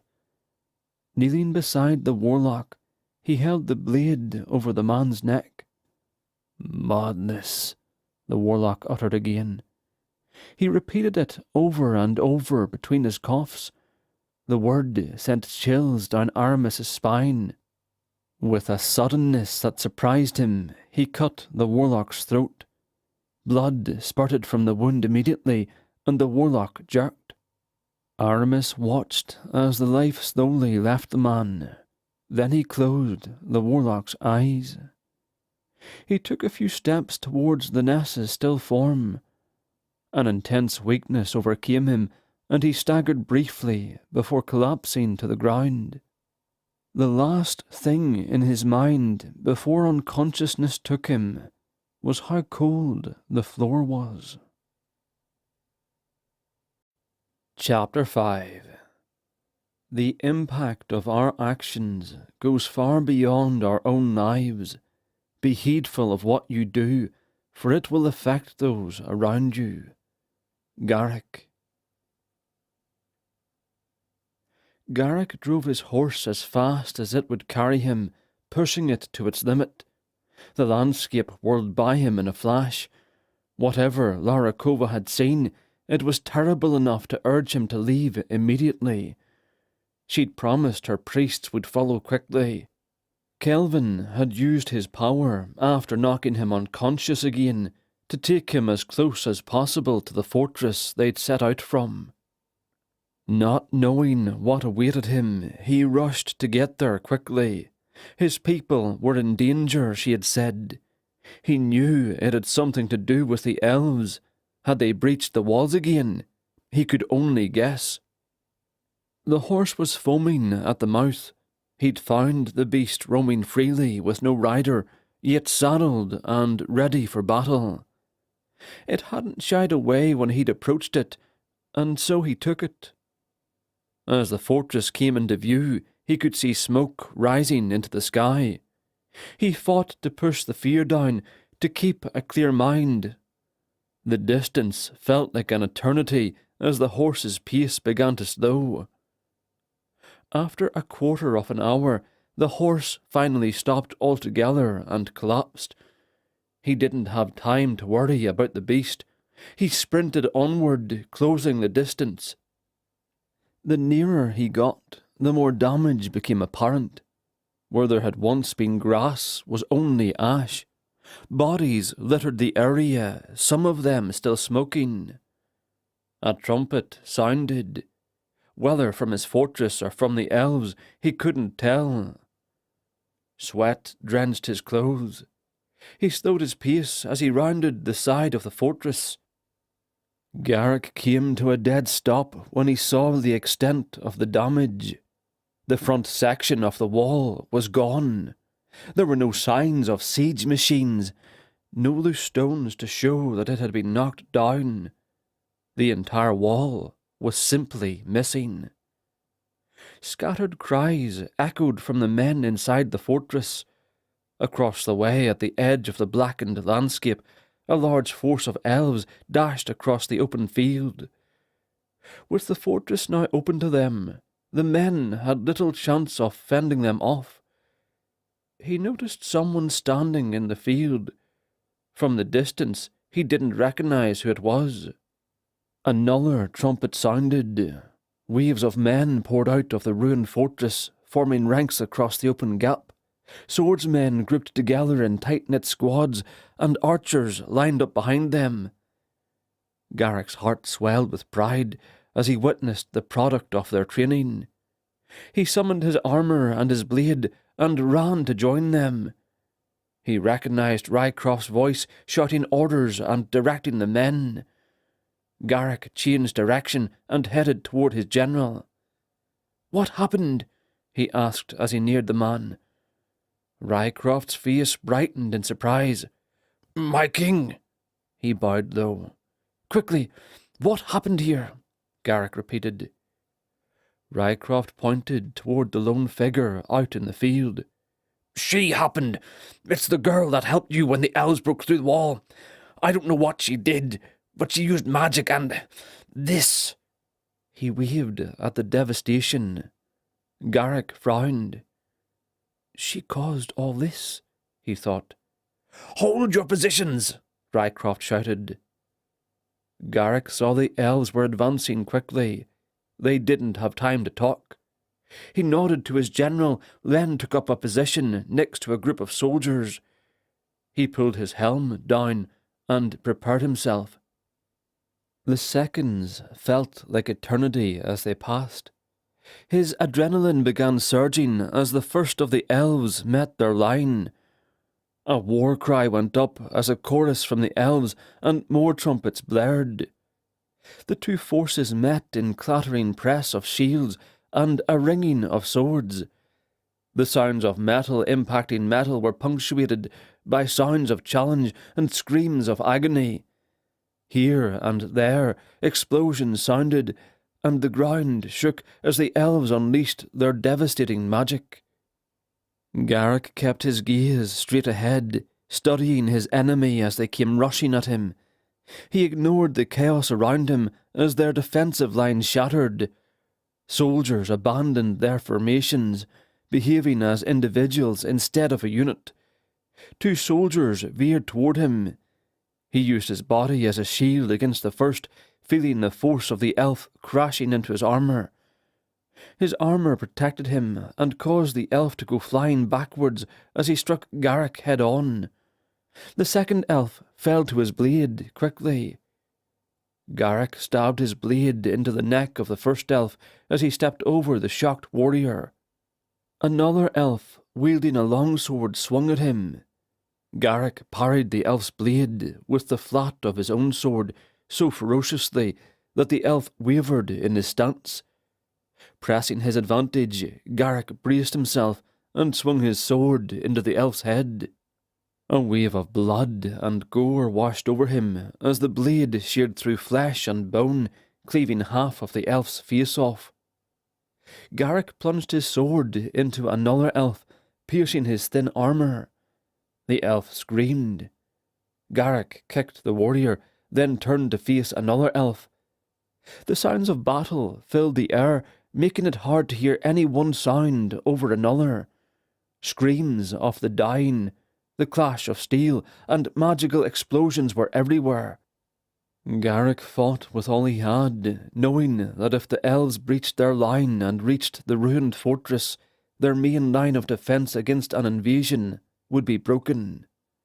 He swung his sword at another elf, but his blade bounced harmlessly off the elf's skin. Garrick cursed, remembering the last time he encountered one of the stone-skinned elves. The only way he knew to overpower them involved magic, and he was no wizard. He risked a glance to Giovanna, the woman who had found a way to defeat the elven magic. He needed her help. He launched himself into a furious offensive, hoping to push the elf close enough to the woman to get her assistance.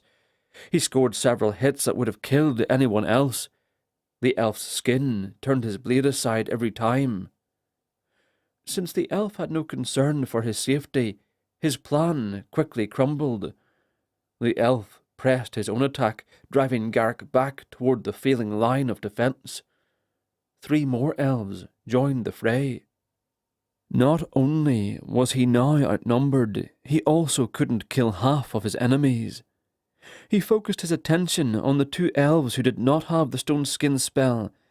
He took several blows from the other 2, but he had to slim their advantage. Garrick managed to cut across the stomach, spilling his blood and organs. The other elf seemed to be more trained in battle and put up a better fight. Garrick cursed in frustration. He knew they were losing. He stepped over more of his own men's bodies than he did those of elves as he backpedaled from their attacks. A trumpet split the air. Garrick couldn't turn his attention away from his enemy. He was on the defensive, mostly trying to keep from getting struck. He caught a flash of silver in his peripheral, then another. His enemies halted their attack long enough for him to turn and see that Ziva's priests were beginning to arrive. The air pulsed in random spots as their forms magically appeared on the battlefield. As soon as they became visible, the priests charged toward the elves, bolstering the line. The sight of added numbers, priests with magical armour and blades no less, gave Garrick hope that they could turn the tide. He amped up the energy of his attacks, throwing himself bodily into the elves to drive them back. He managed to force them where he wanted, but realised Giovanna was gone. Garrick twisted his head left and right, trying to spot her. She appeared to have vanished. His only advantage gone, he gave up the fight and ran, trying to put distance between himself and the stone-skin elves. Garrick noticed that Ziva's priests also had trouble fighting them. Despite wielding god-blessed weapons, they were useless against the elven magic. The line was holding now. Garrick saw the soldiers regrouping. The archers, protected by the line of swordsmen, were firing arrows over their heads and into the elven ranks. It was working for now, but if they couldn't find a way to kill the stone-skin elves, they would quickly lose the stalemate. And then something caught Garrick's attention. A black-robed elf. He stood amidst the battle, unperturbed by anything happening around him. He was walking along the bloody field, touching human soldiers as he passed by them. The men crumbled to the ground, writhing in agony. Garrick grit his teeth and stalked toward him. As he closed in on the dangerous elf, he saw something else that shook his faith. When the elf raised his arm to touch another soldier, the sleeve of his robes fell back to reveal an upside-down black cross, the mark of Mordom. Confusion, then anger filled him. Why was Mordom leading an attack against one of his own followers? He charged the elf, raising his blade and attempting to strike him down in one blow. His aim was off, though he didn't know how. His sword glanced off the elf's robe. It was like striking a shield. For the 100th time, Garrick cursed the elven magic.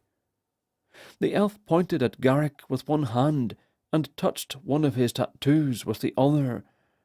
A great gout of flames rushed through the air toward him. Garrick could feel the heat before the conflagration reached him. He dove out of the way, rolling and coming back up onto his feet. The two stared at each other. "What are you doing here?" Garrick demanded. "We are both servants of Mordom." The elf pulled his hood back and smiled. "I'm not here for Mordom's cause," the elf answered. "I'm here for my own." The elf touched another tattoo, and a jagged fork of white lightning zigzagged toward him. Garrick lifted his blade up and deflected the bolt into the sky. He knew the elf held the advantage. Aside from whatever gift Mordom had given the elf, he also had the tattoo magic. Garrick decided then that he needed wizards of his own. The two circled one another. Garrick leapt into the air, raised his sword, and swung down hard. The elf lifted his arms up in an X shape, blocking the blade. Garrick scurried back in case the elf decided to launch his own attack, and saw that while he had not struck a mortal wound, the elf's forearms were bleeding.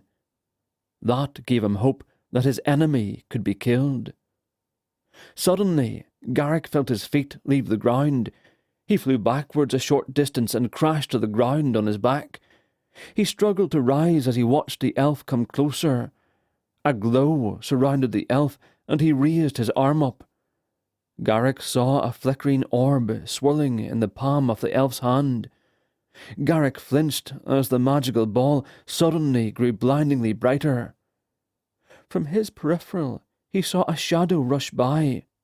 Giovanna knocked the elf's arm aside as he released the magic. The radiant globe struck the ground a few feet away from Garrick. The concussive force shook the ground and rattled Garrick's armour. Taru's face was locked in a look of disbelief. Giovanna swung her sword at him, attempting to strike the elf in the chest. The blade deflected at the last moment, and Giovanna could feel the magic of the spell that protected him as it flared to life. She summoned her own magic.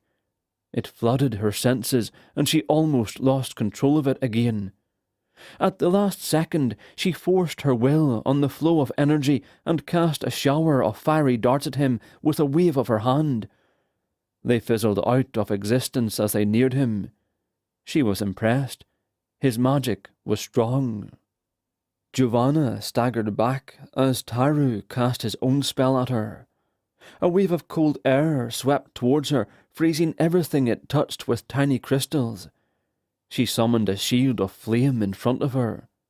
The two elements crackled with bright flashes as the spells negated one another.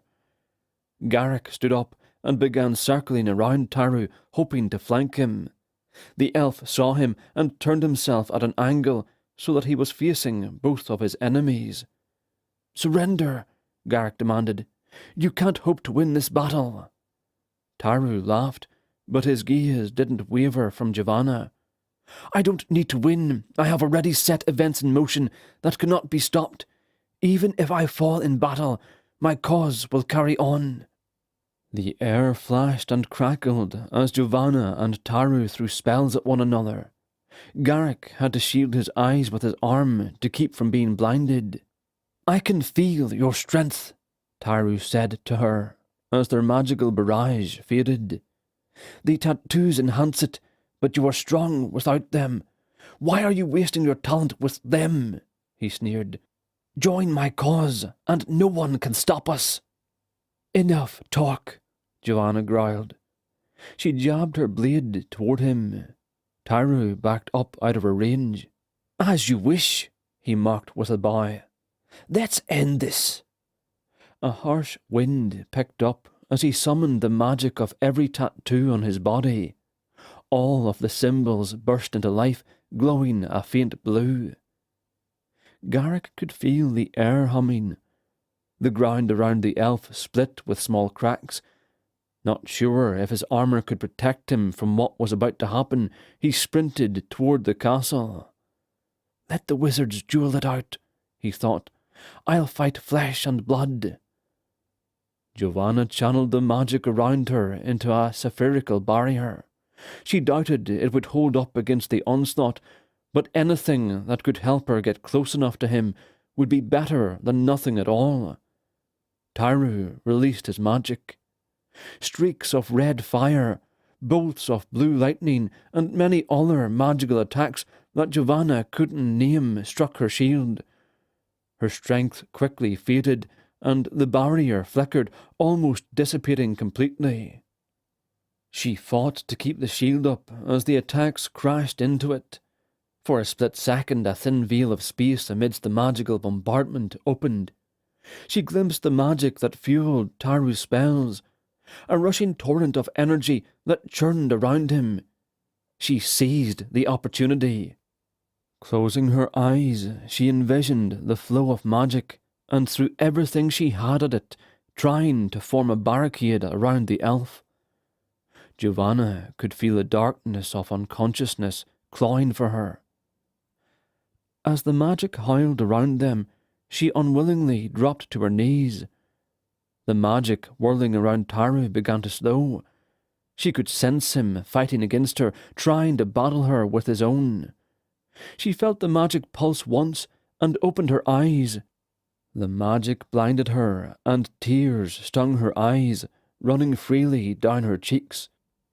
A blazing white light was all she could see as the magic shuddered, flared, and with a roar, shattered and exploded into 1,000 fragments.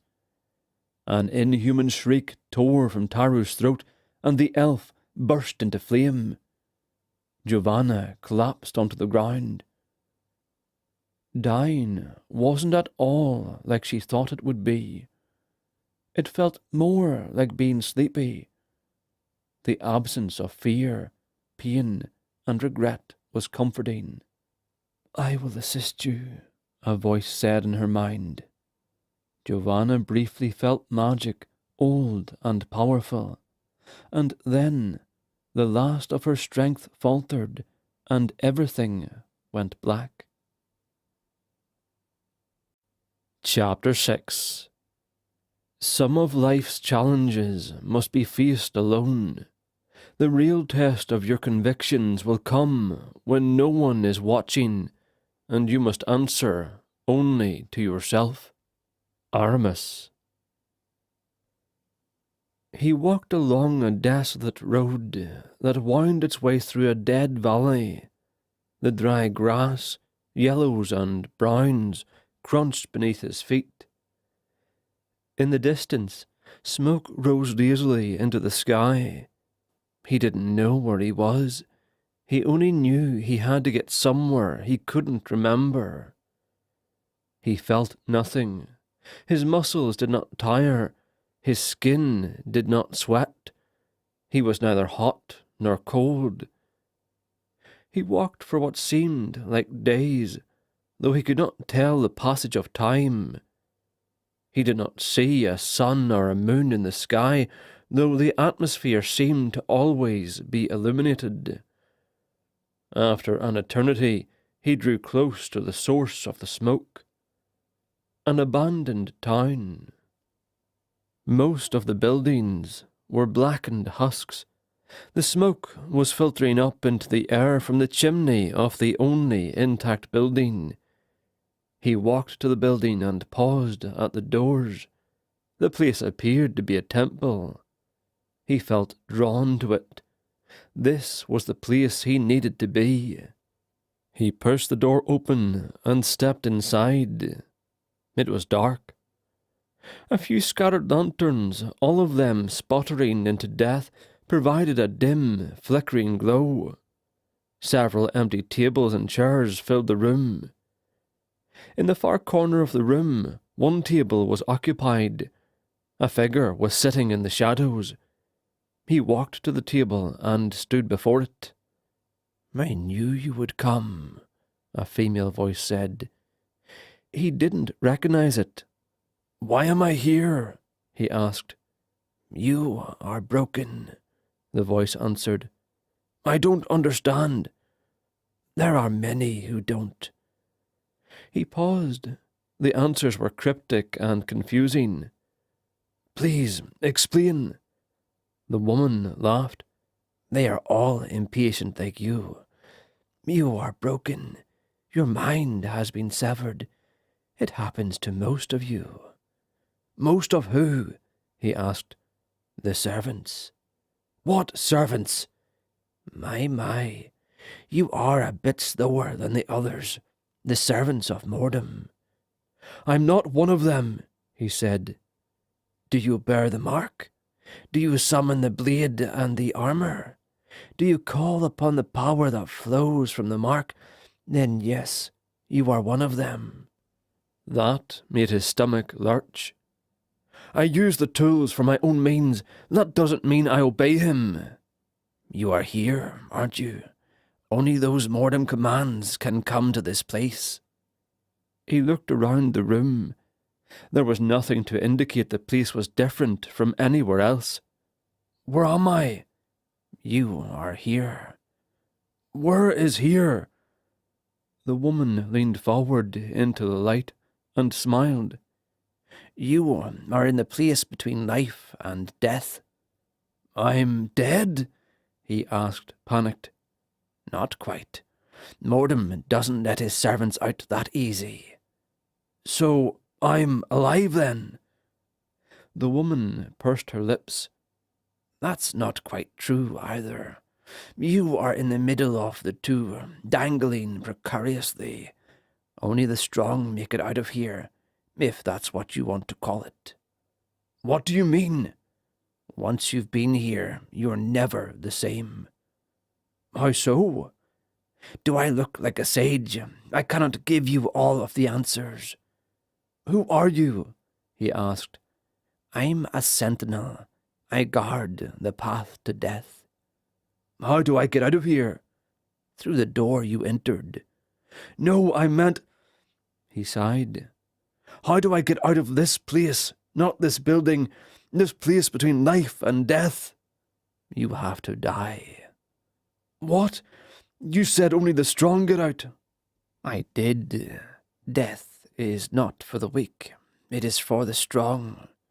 Death brings clarity, power, and wisdom, and madness. Most cannot handle it." "I have heard that before," he said. When he tried to remember where, his thoughts grew muddled. "I'm sure you have." "Someone said it. I can't remember who." He shook his head as if that would help clear his mind. "Be that as it may, it is not important." The woman stood up and came around the table. She was shorter than he was. Her face was one that time had aged beyond years. She wasn't ugly, but she wasn't attractive either. When he looked into her eyes, he saw nothing but his own reflection. "Brace yourself," she said. "This is going to hurt." By the time he realized she was holding a dagger, she had already plunged it into his chest. He expected there to be pain, but there was nothing. She hesitated, then she pulled the blade out and stabbed him again. Still there was nothing. They stood there for a moment before she finally pulled the blade out. "Interesting," she said. "What is?" he asked. "Apparently, Mortem has different plans for you." She sheathed the blade at her hip. She stepped closer to him and kissed him. It was a deep, passionate kiss. He was so taken aback he merely let it happen.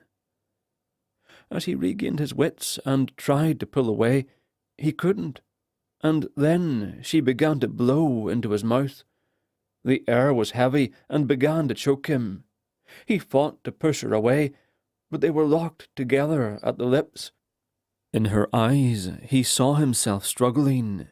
He saw a shadow pass between them. His vision darkened and his strength failed him, and then he was falling. He fell through the floor and into darkness. Aramis opened his eyes. He was lying in a bed, an extremely comfortable bed. He sat up and rubbed his bleary eyes. He groaned. Every muscle in his body ached. He felt as though he'd been struck with hundreds of stones. "You're awake." The voice startled him. He looked around confusedly. A veil covered the bed. He could make out the shape of someone, but he couldn't tell who it was. The veil parted, and the Nessa peeked in. "The Nessa? Where am I?" "You are in my personal chambers," she replied. "What happened?" "You killed the warlock. You must have passed out. When I came to, you were out cold, and the warlock was dead, his throat slit. I called for my guards, and had them bring you up here." Aramis rubbed the side of his face. The thin stubble of hair was prickly against his hand. A dull ache pounded at the base of his neck. He'd killed the warlock. The haziness of his thoughts blotted out all the details, but he did remember bits and pieces. He'd used his dagger to cut the man's throat. He'd saved the Nessa's life. Relief flooded him. "What about Mel? Is he—" "He's fine," the Nessa said. "He refused to leave your side. It took a few hours, but I finally convinced him to leave. I told him I would watch over you as well as he would." Aramis chuckled. "He's very devoted." "That's an understatement. He's loyal to the core of his being. His loyalty is not blind, though, nor is it forced. His loyalty is a sincere bond pledged out of respect and gratitude. That says a lot about his character, but it speaks volumes more about yours." Aramis shook his head. "I'm no different than anyone else." "That's not true. You risked your life for my people, and for me." She pushed through the veil and climbed onto the bed. "You saved my city. You saved me." She crawled to him on all fours. Aramis was suddenly aware that she was only wearing a very thin robe, so sheer as to be transparent. His face flushed and he looked away. She pushed him down and straddled him. "Vanessa, Shh," she said as she placed her finger on his lips. "You are a hero, Aramis. Now enjoy your reward." The next morning, Aramis awoke feeling refreshed and well-rested. The silk sheets felt good against his bare skin. He rolled over to find that the Nessa was gone. He sat up and tried to peer through the veil. As far as he could tell, there was no one in the room. He felt around under the sheets for his clothes, but couldn't find them. Aramis rolled out of the bed. Atop a side table, a neatly stacked pile of clothes was laid out. His boots had been cleaned and polished and set next to the clothes. As he finished getting dressed, he heard a soft knock at the door. "Come in," he said. He slid his boots on and ran his hands through his hair. The door opened to reveal a servant. "My lord," he greeted formally, bowing at the waist. "My lady has asked me to deliver this to you." The servant entered the room and handed him a letter. "She's asked that you not read it until you've left the city." Aramis raised his brow in question, but the servant either didn't notice or didn't know what to say. Aramis tucked the letter into his belt. "Thank you. I'd like to have a letter sent to the lady. Can you do that for me?" The servant nodded. "I'll get the items you need. I'll return shortly, my lord." After the man left, Aramis found a tall mirror on one of the walls and checked his appearance. "I need to shave," he thought. Whoever had picked the clothes he'd been given had a good fashion sense. He was wearing a dark green tunic and a pair of brown trousers. "My king!" Mel's familiar voice greeted him.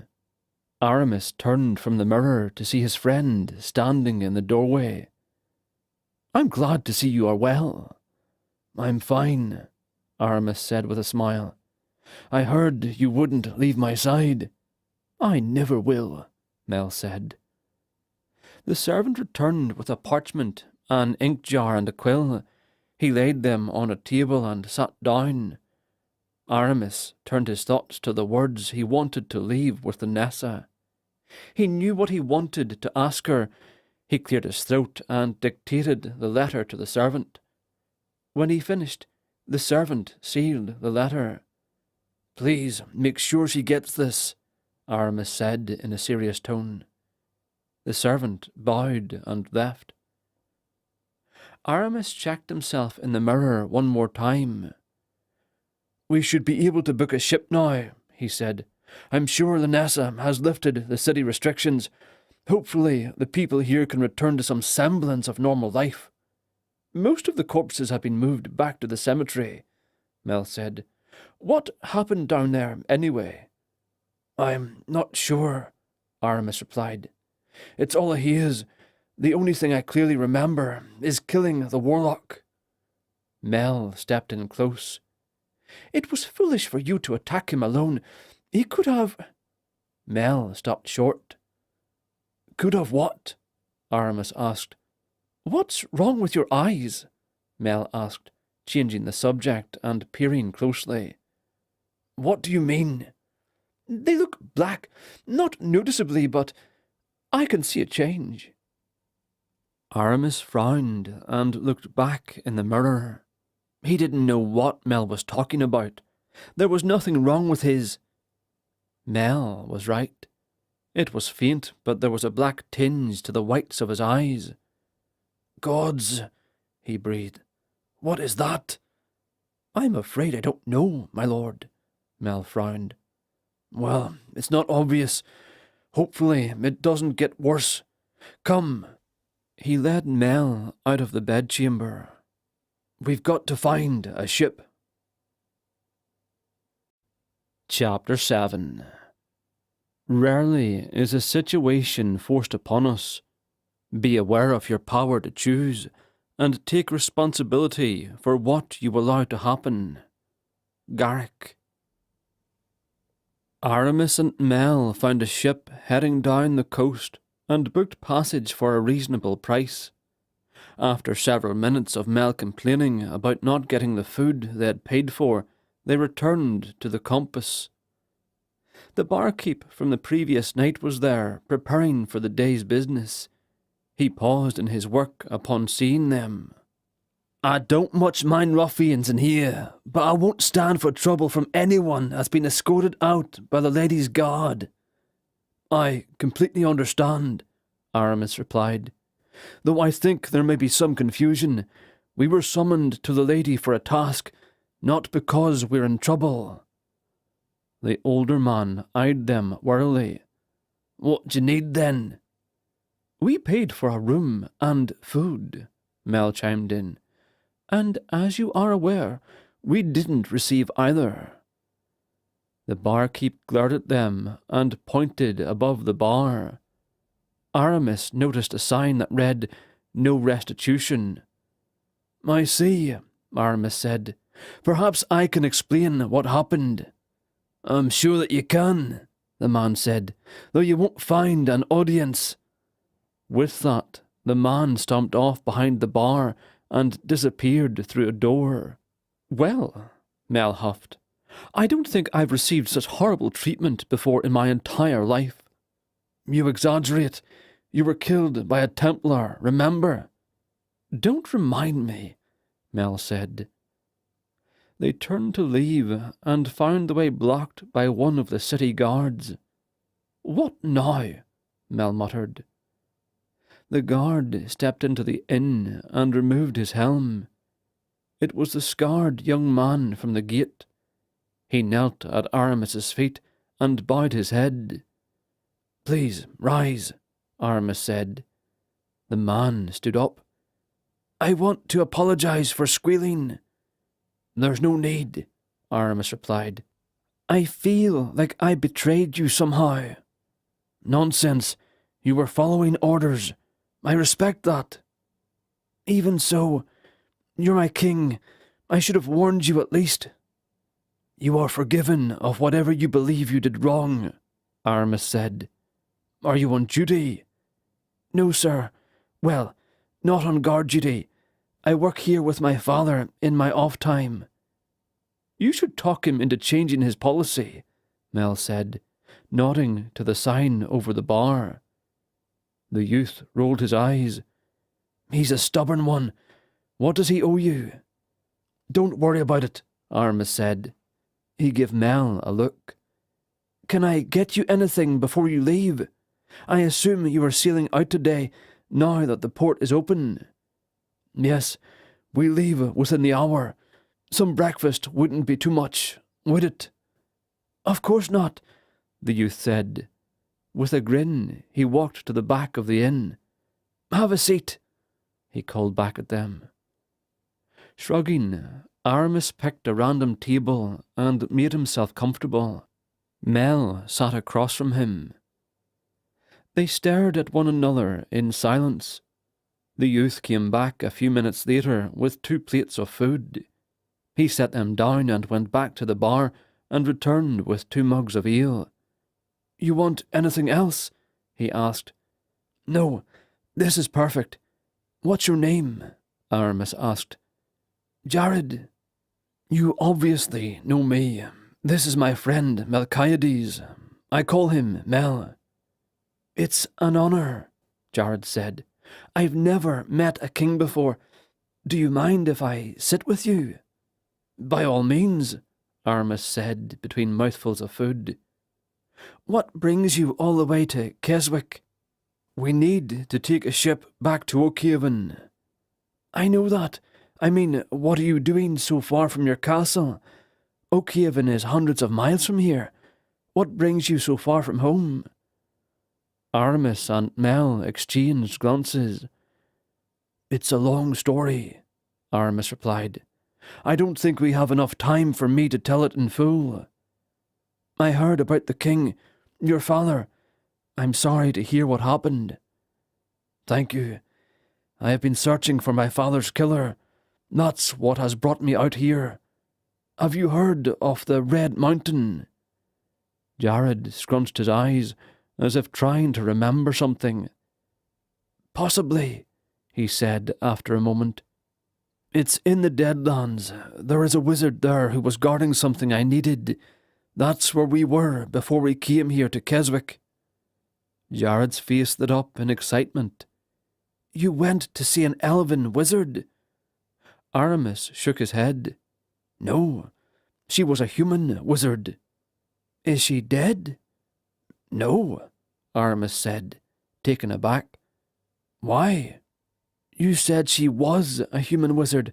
I just thought—" Aramis nodded. "Ah, yes, no, she's not dead. If not for her, Mel and I might have been—" "What happened?" Jared asked. Aramis looked to the bar and eyed the hourglass. "We might have enough time. I had arrived at Red Mountain." "Mel?" Aramis asked. "I must be dead," he thought. The smell of charred flesh assailed him. The dead lemias were unrecognizable except for their tails, some of which wreathed among the ashes. Mel reached out his hand, offering his assistance. Aramis accepted it hesitantly, still unbelieving. "Hurry, my lord. We don't have much time." "How?" Aramis asked. "I'll explain later. Come."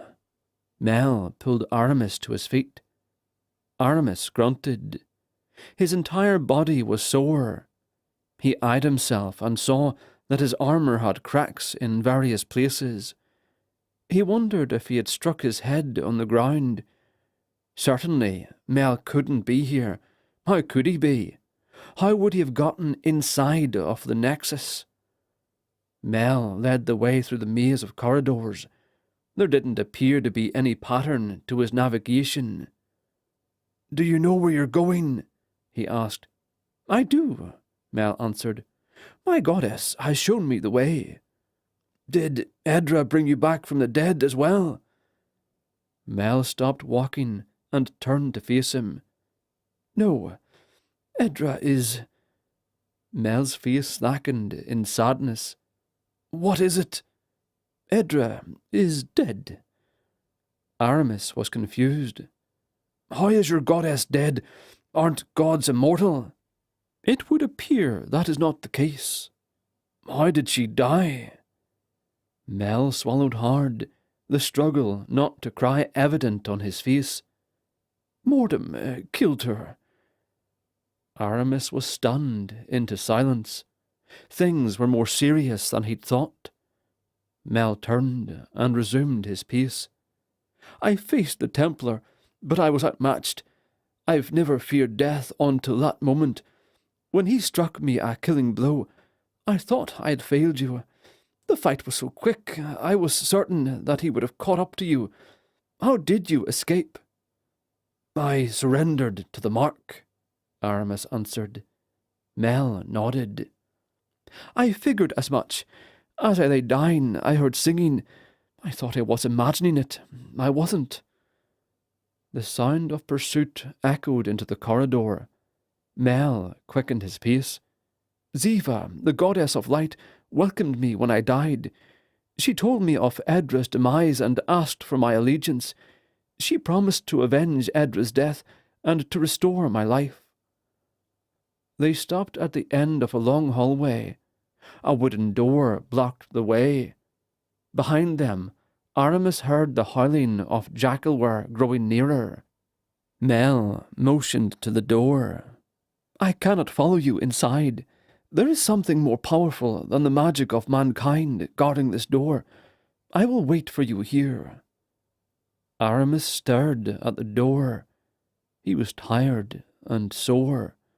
Every move he made caused his muscles to scream at him. He guessed that the bones of Mordom were somewhere beyond that door.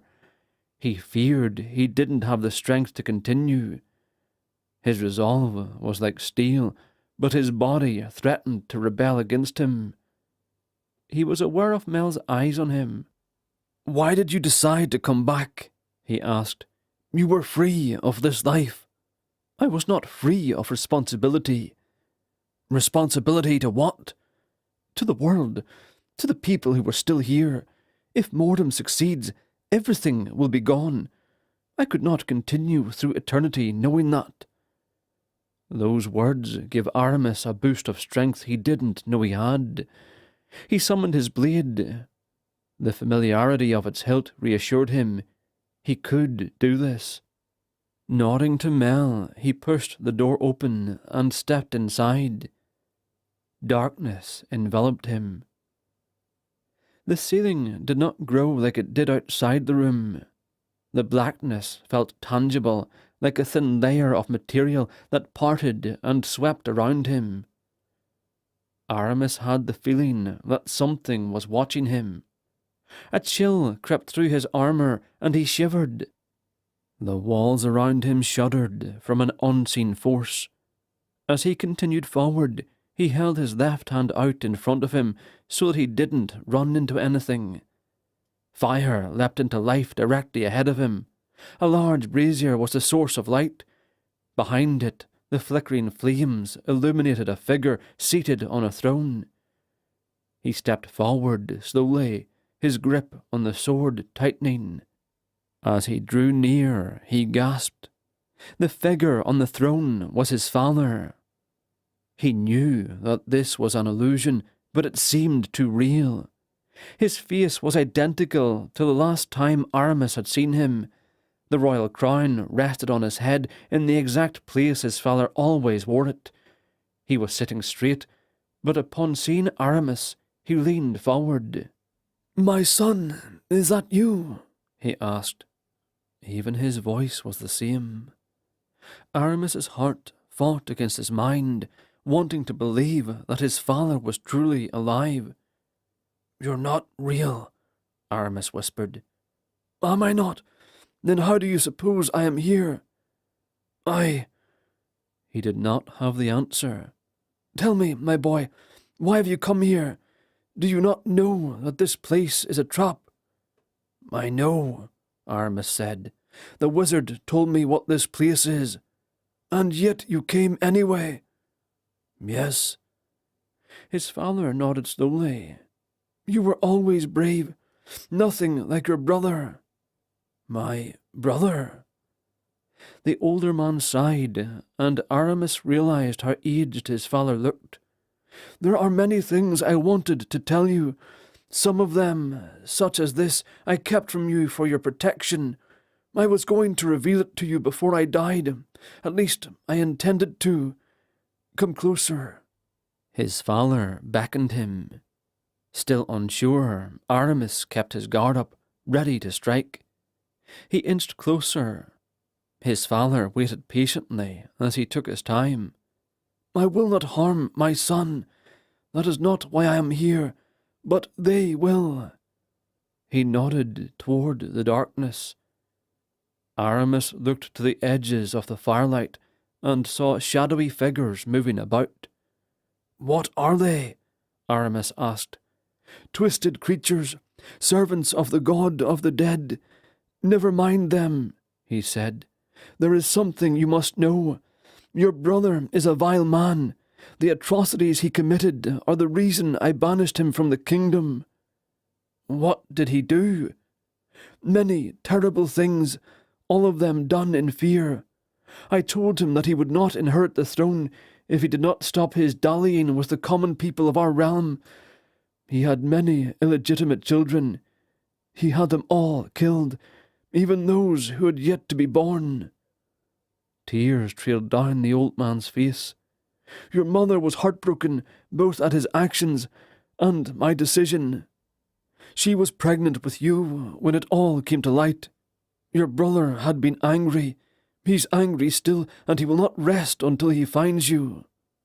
"He won't have to," Aramis said. "I will take back the throne, by force if necessary." "It will not be an easy task," his father said. "Adhemar is clever as a serpent, and he has found favour with Mordom. You will need strong allies to fight the coming battle." "I'm afraid," Aramis said. "I know, my son, but you must persevere. If you fail, Mordom's darkness will sweep over this world." "Is there no one else who can bear this burden?" "Possibly," his father replied. "I am not gifted with visions of the future. Mordom has his gaze set on you, though I do not know why.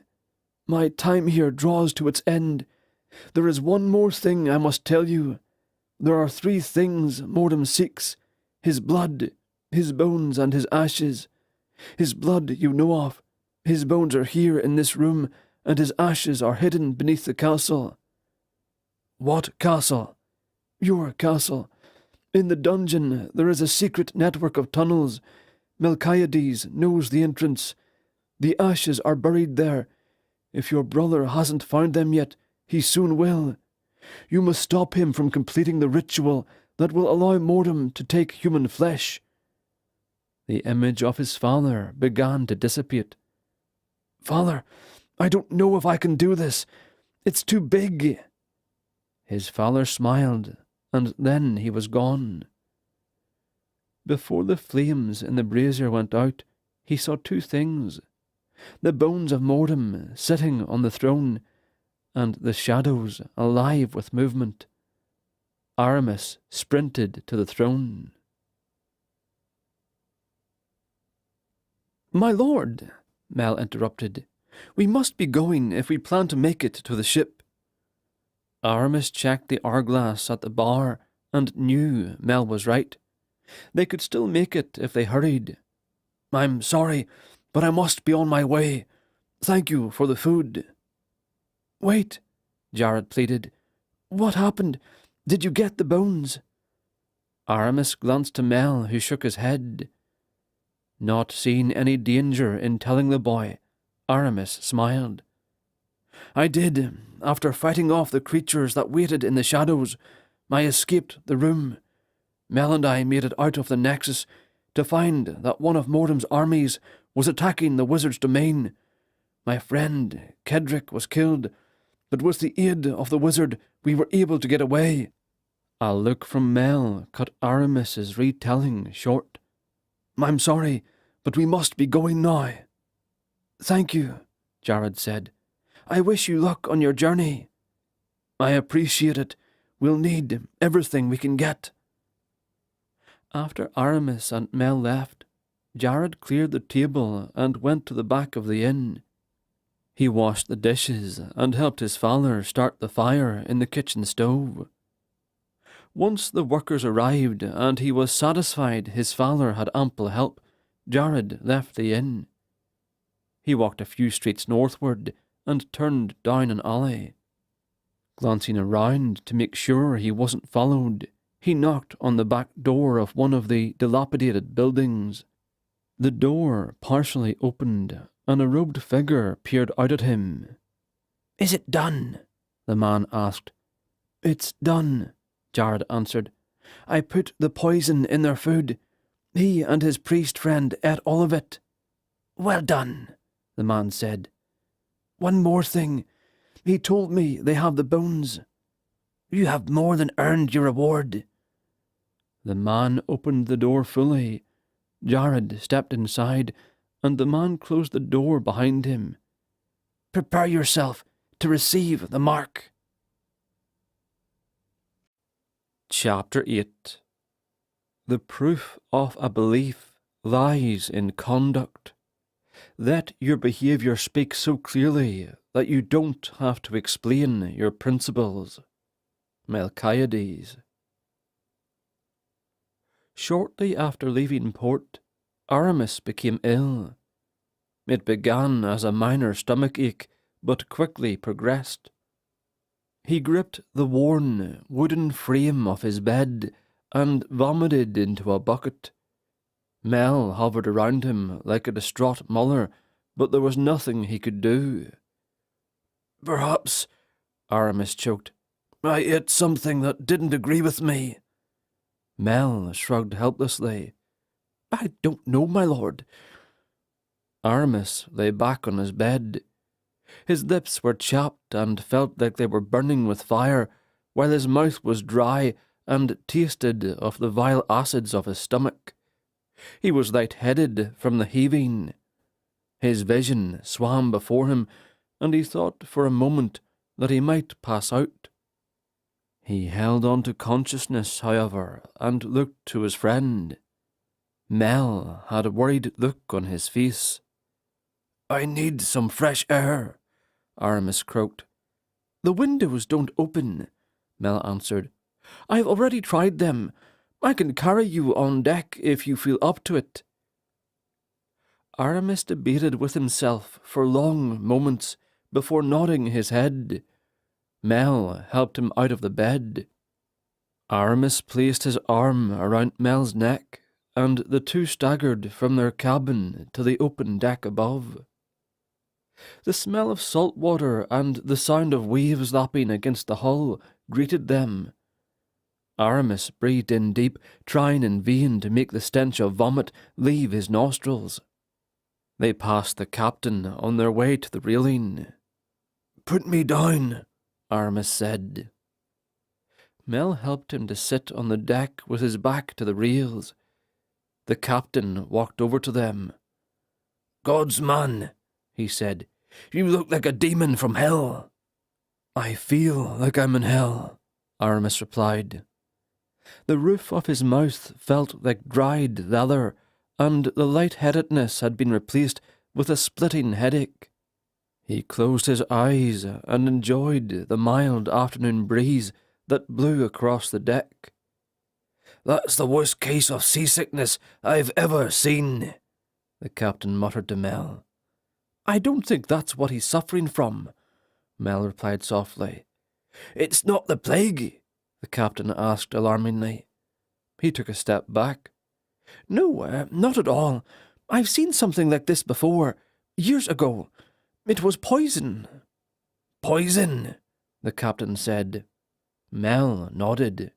"Deadly nightshade, if all the symptoms hold true." The captain stared at Aramis in concern. "He needs help, and soon. I'd wager he'll be dead in a day, 2 at the most." "Not if I can help it," Mel replied. The captain clapped Mel on the shoulder and then strode away. "You know I can hear you," Aramis said. "The wind carries quite well down here." "I know you can." "If I die—" "Don't," Mel interrupted. "You are not going to die." Aramis sighed. The two remained silent. "Did you hide the bag?" Aramis cracked his eyes at Mel. "I did. It's under a loose floorboard beneath your bed." Aramis noticed one of the sailors nearby taking an interest in their conversation. He opened his eyes fully and stared at the man. The sailor met his gaze momentarily before turning away. Aramis was too tired to give it any thought. "I think some sleep will help me," he said. Mel helped him to his feet and took him back below deck and placed him in his bed. Aramis knew Mel wouldn't leave his side, so he didn't bother telling him to go. He closed his eyes, and darkness overtook him.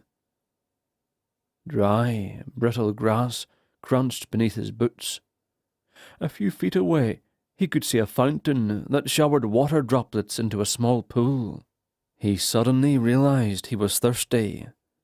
He walked to the fountain and knelt beside it, reaching his cupped hands in. Scooping the water up, he drank some. It burned his mouth and his throat. Instinctively he spat it out and flung it from his hands. Before his eyes, the water turned colours. It became black and oily. A shadow moved beneath the surface of the water. Aramis stood up and backed away warily. The shadow slowly lifted from the water. It had the form of a man, yet it had no defined features. The shadow stepped out of the pool. Whatever it touched quickly turned black and oily, like the water that had spawned it. Aramis tried to summon his blade, but nothing happened. The shadow approached him. Aramis backed away, only to be stopped by something tall and flat. He risked a glance. It was a wall. It stretched the length of his vision. He turned back to the shadow. Its arm reached out toward him. Dark, oily water dripped from its fingers. It grabbed him, and he screamed in agony. A searing pain shot through his body. He gasped and tried to push the shadow's hand away, but his hand slipped through the shadow. He couldn't touch it. The shadow's other hand gripped his throat and began to squeeze. He choked and struggled, but the shadow did not relent. And then he died. He knew the feeling. It was familiar to him. Although he was dead, he was still aware. The shadow dropped him to the ground. Aramis felt the life come back into him. He pushed himself up and stood before the shadow. This time, it did not touch him. Hesitantly, Aramis reached out and touched the shadow. It immediately collapsed upon itself and splashed to the ground. Aramis awoke to screams and smoke. He sat up and immediately noticed he no longer felt ill.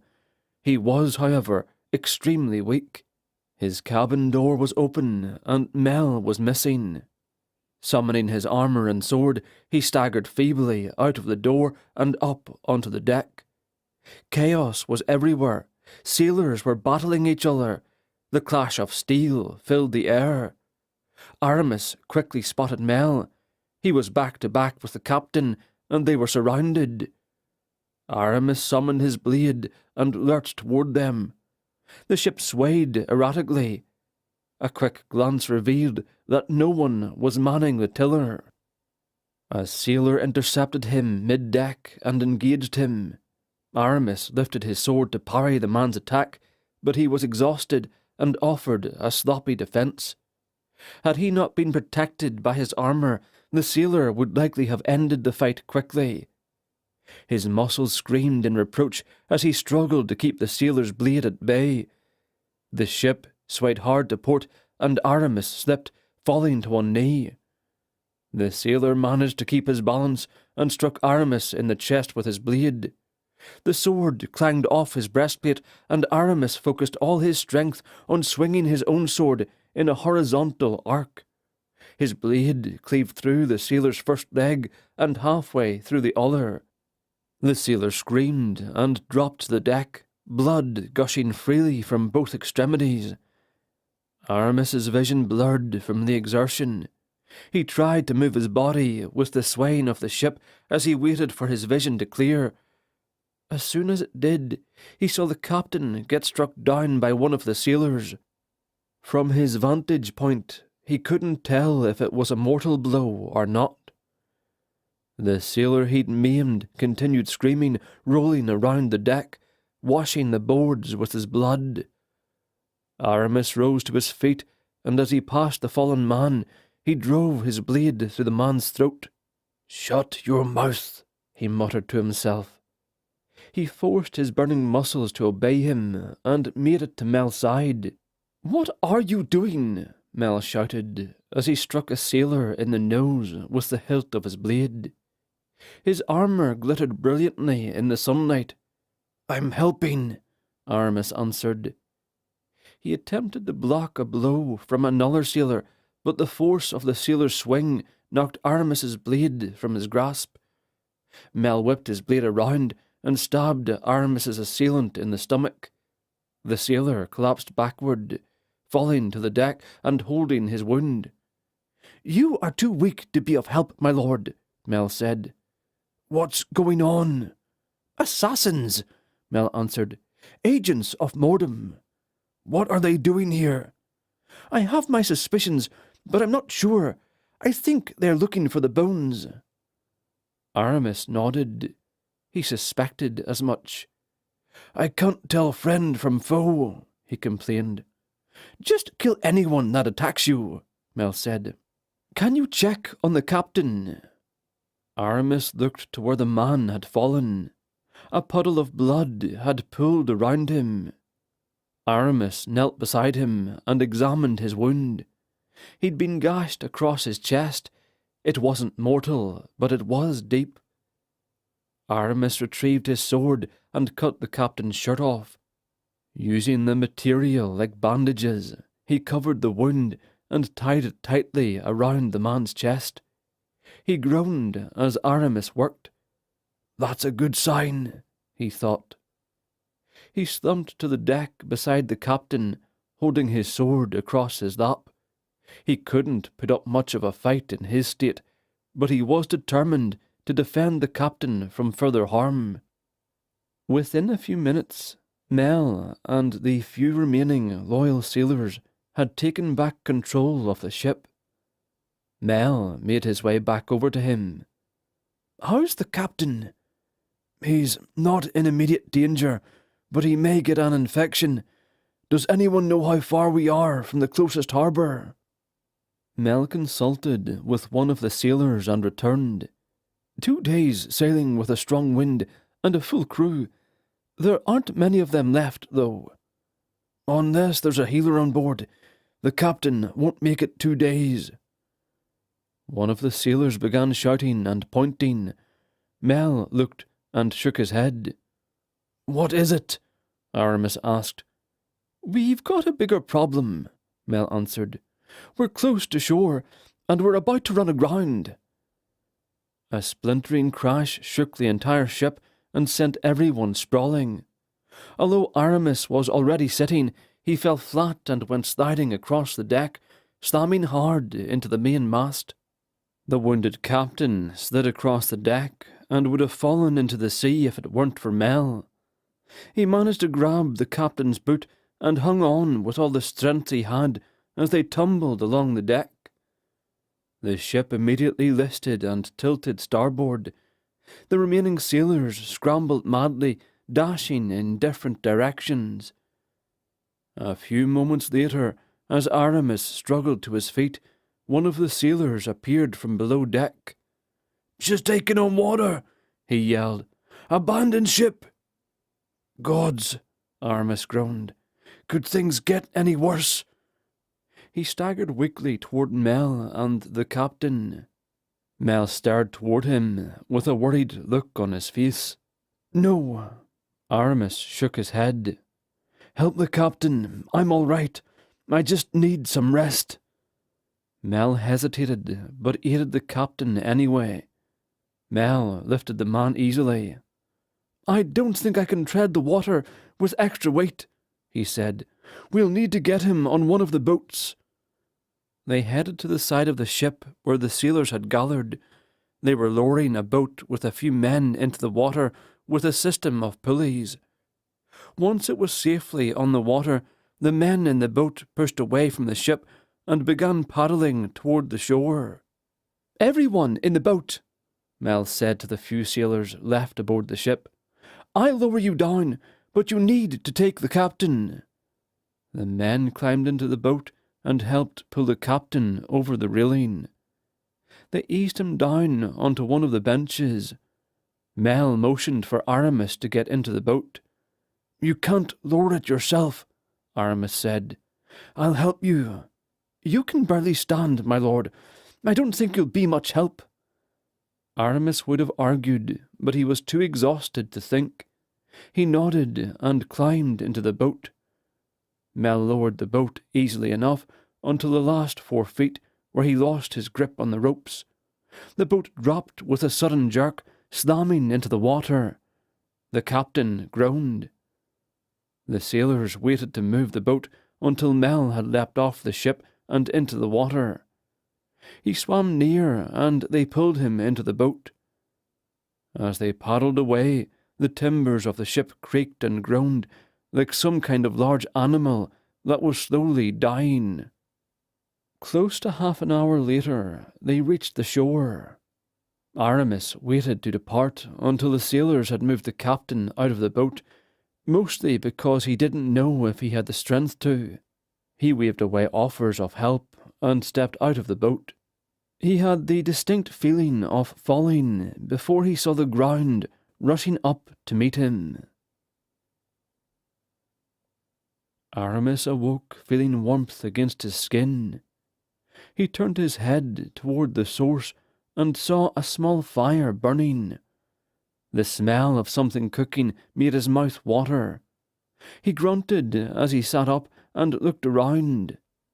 Mel was tending the fire and cooking. A few of the sailors sat around the fire, staring blankly into eternity. The captain lay a few feet away, his breathing shallow and uneven. "We've got to help him," he said, but his words came out as nothing more than a croak. Mel looked at him and frowned. "I'm afraid there's nothing we can do," he said softly. "If I could heal him, you know I would." Aramis watched the wounded man in silence. "I can't stand to see anyone die," he thought. "How am I going to kill my own brother if it comes to that?" His thoughts were interrupted when Mel handed him a piece of wood with some sort of pinkish meat on it.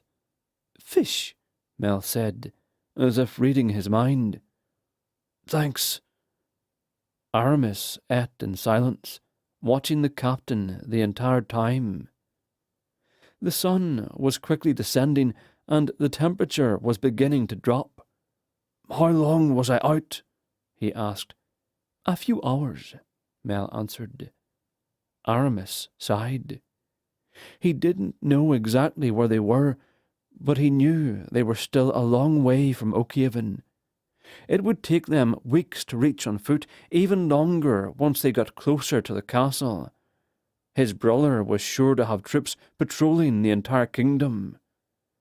He glared at the fire, cursing the gods for ruining his life. Everything had been perfect. He had no need to worry about being king for many years, because his father had been in perfect health. But now, everything had changed. Even if he took the throne back from his brother, life would never be the same. It could never be the same. He looked over to see Mel staring at him. "Are you well?" Mel asked. Aramis nodded. "Physically, I'm fine. Mentally, I've got a lot on my mind." The sailors finished their meals and worked to pull the boats further up the beach, intending to use them for beds. After they had settled down for the night, only Aramis, the captain, and Mel remained by the fire. "I don't know if I can do this," Aramis said suddenly. "What do you mean?" "All of this." Aramis waved his hand. "I don't know if I can do what I need to. What if my brother refuses to give me the throne? What if I must take it by force? Many innocent people will die for something that won't affect them." "Tell me, my lord, how does this not affect the people? The one who sits upon the throne has more to do with the commoners' lives than you may realize. He dictates the taxes, appoints the nobles, commands the generals and the armies. If the wrong man rules the land, do you not think that his decisions, good or ill, will affect the people?" Aramis knew he was right. He had learned a lot from his father about being a king, even though he never thought he'd have to worry about kingly responsibilities for several years. "How can I kill my brother?" "How could your brother have your father assassinated?" "That's different," Aramis said. "Exactly my point," Mel countered. "What your brother did was evil. What you will do, if you will do it, will be justice." "It's not about justice," Aramis paused. "It's about the reckoning," he whispered. "I want him to pay for everything he's done. I want to kill him, but I fear if I take that path, I may never come back from it." Neither spoke for long moments. "What are the sailors going to do? Are they coming with us?"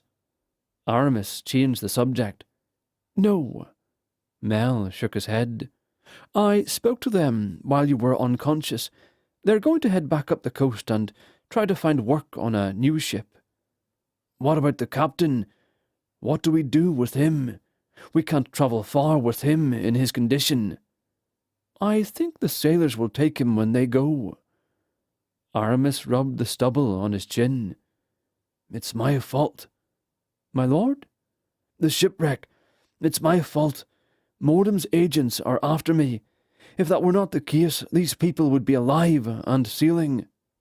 "Possibly," Mel said. "All men die at some point."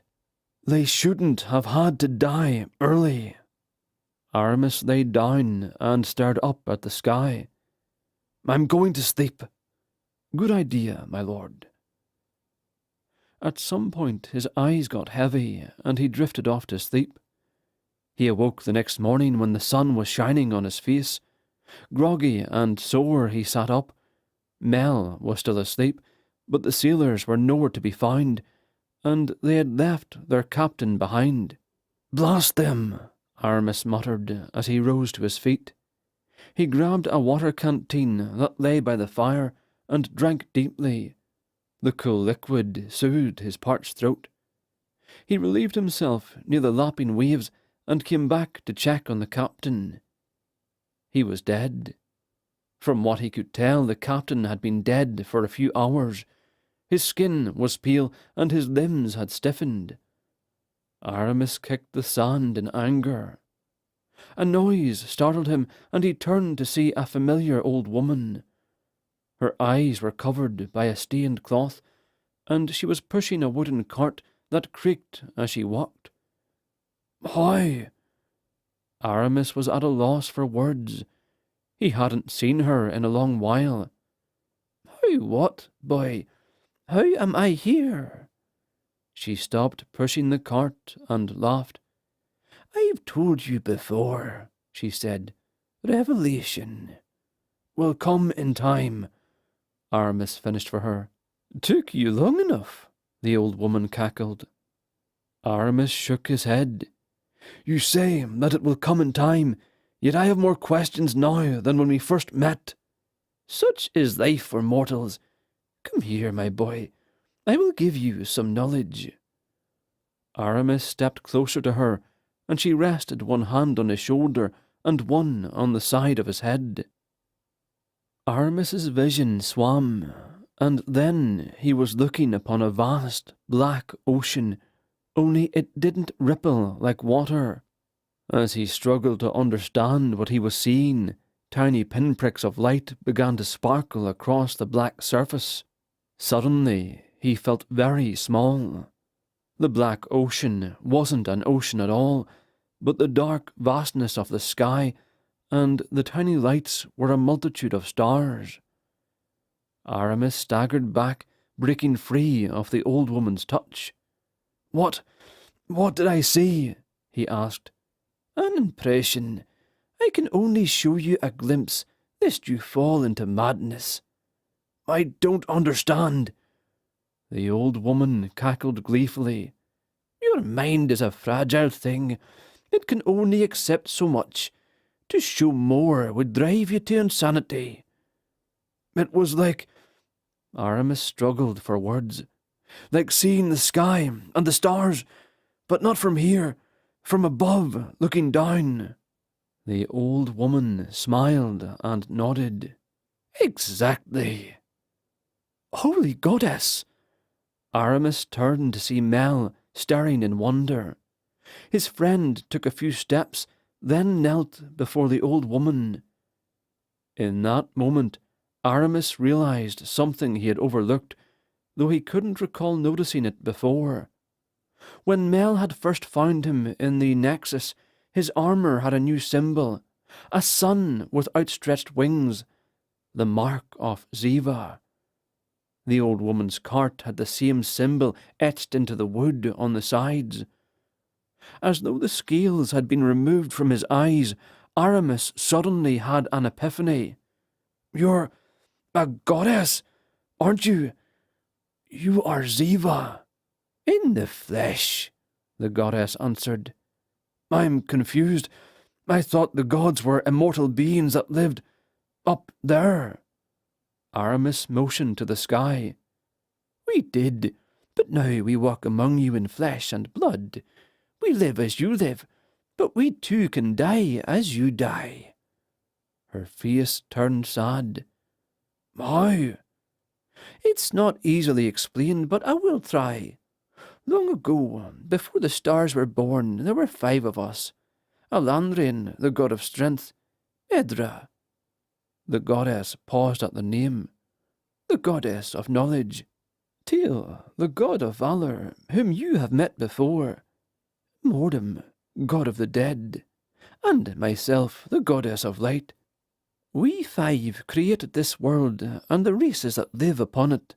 We sought to create a balance in the expanse. There was only darkness before creation. I created the sun, the moon, and the stars. Alandrin created the world. Edra created the races. Teal gave them the strength to survive, and Mordem set the limit of their lifespan. As the people flourished, we 5 made an agreement. We would bless those who devotedly sought us, giving them armour and weapons. In return, their faith strengthened us. We also agreed never to directly interfere with the events of this world, but one of us did not keep this arrangement." "Mordem," Aramis said knowingly. Ziva nodded. "Yes, he broke the agreement and came to the world as a mortal, but with all his godhood. He tried to gain more power for himself. He thought that if the people saw him in the flesh, they would know he existed and would believe in him, their faith increasing his power." "But faith is believing in what you cannot see." "You are correct, but Mordem did not want to see reason. He was full of greed and malice. As he killed and rampaged across the lands, his power grew because of the souls he was taking. Thankfully, with our guidance, mankind was able to stop him." "Or did they? It seems like he's causing a lot of chaos in the world right now." "That he is," Ziva said. "When he was defeated the first time, we allowed a part of ourselves to empower the tools needed to stop him. What we did not know at the time was that in doing so, we lost our immortality." Aramis considered some of the other religions that he had heard of, gods and goddesses not named by Ziva. What of the other gods that people put their faith in? "We 5 were the originators of creation," the goddess answered. "But other minor gods came to our world. Though they were gods, they were not as powerful as us, and so we did not fear anything they might do within the world. That may have been one of our mistakes. The god who came to the world and called himself the Lord Io inspired Mordem's betrayal." "The man who battled Orlick?" "The same."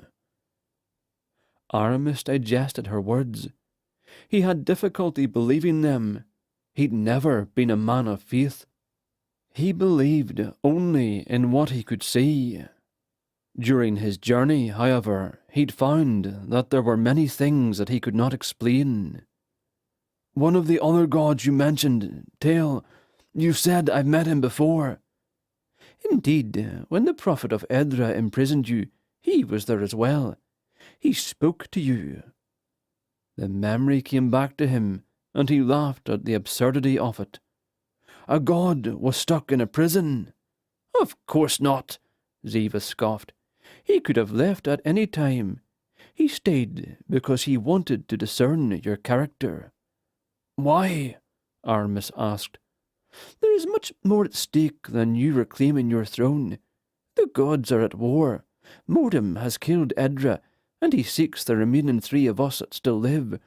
This is not a battle for a throne, Aramis. This is a battle for mankind. If he kills us, there will be nothing and no one who can stand in his way. Teal wanted to know if we could trust you, if you had the strength to deny the dark power that Mordem offers his followers." "Did I pass his test?" Aramis asked briskly.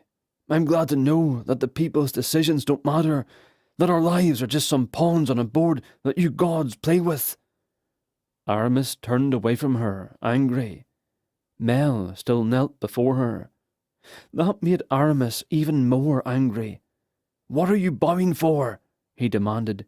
"She's mortal, just like you and I. There's no reason to be worshipping her." "She saved my life," Mel replied quietly. "That Templar killed me. I was dying on the road, and she saved me.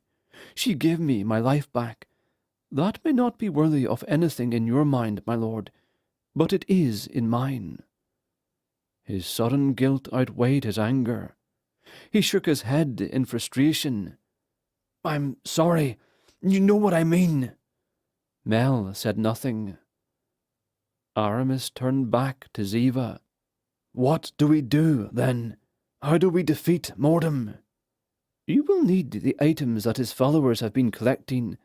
The blood, the bones, and the ashes." "Ashes?" "Yes, they are the ashes of Mordem's body when he walked the world previously. When these items are mixed, and the body of one of his servants is offered freely, Mordem will take control over the body, destroying the soul of his follower." "Where do we find them?" "Your brother has already found them. They were hidden beneath the castle at Oakhaven." "Great. We only have the bones." "You have the blood and the bones," Ziva said. "No," Aramis argued. "The traitor prophet has the blood." "Edra's prophet is not a traitor. He was protecting you." "By throwing me into prison? I must be missing something." "You were bent on revenge for the death of your father. You were not strong enough to face Mordem's Templar. You still aren't. He was protecting you from yourself." "I don't believe it," Aramis growled. "Either way, I'm going to get the blood from him, even if I have to kill him." "I don't think that will be necessary." Ziva kept her sightless gaze on him. "With Edra dead, his power is no more. He used the last of it to launch an attack against your brother and his guards. His armour and his blade are gone." "I can't imagine the feeling," Mel said. He was standing now, shaking his head. "So he has to find new weapons," Aramis said dismissively. "When you've had the blessing as long as I have, you will understand. When you have the armour and blade, you can feel the closeness of the gods. If that presence was gone—" Mel stared off into the distance. "You'd feel different. It would be like a piece of you were missing." Aramis wondered if he'd feel that way once the mark of Mordem was no longer a curse upon his body. He imagined he would feel free again, but as he considered it more, he wondered if it would be worse not feeling the power. "Gods," he thought, "I'm actually thinking of keeping the power. I've got to deny the temptation." "I will do what I can to stop Mordem," Aramis said, making his final decision. "But know that I do not do it for the sake of the gods. I do it for the people who suffer with you meddling in their lives." If his words bothered her, she did well to hide it. "Good. I have something that will help you on your way. It will speed your journey." Ziva opened the top of her cart and reached inside. She dug around for a moment before pulling out 2 small objects. She handed one to each of them. Aramis held it up and inspected it. It was a wooden figurine of a horse.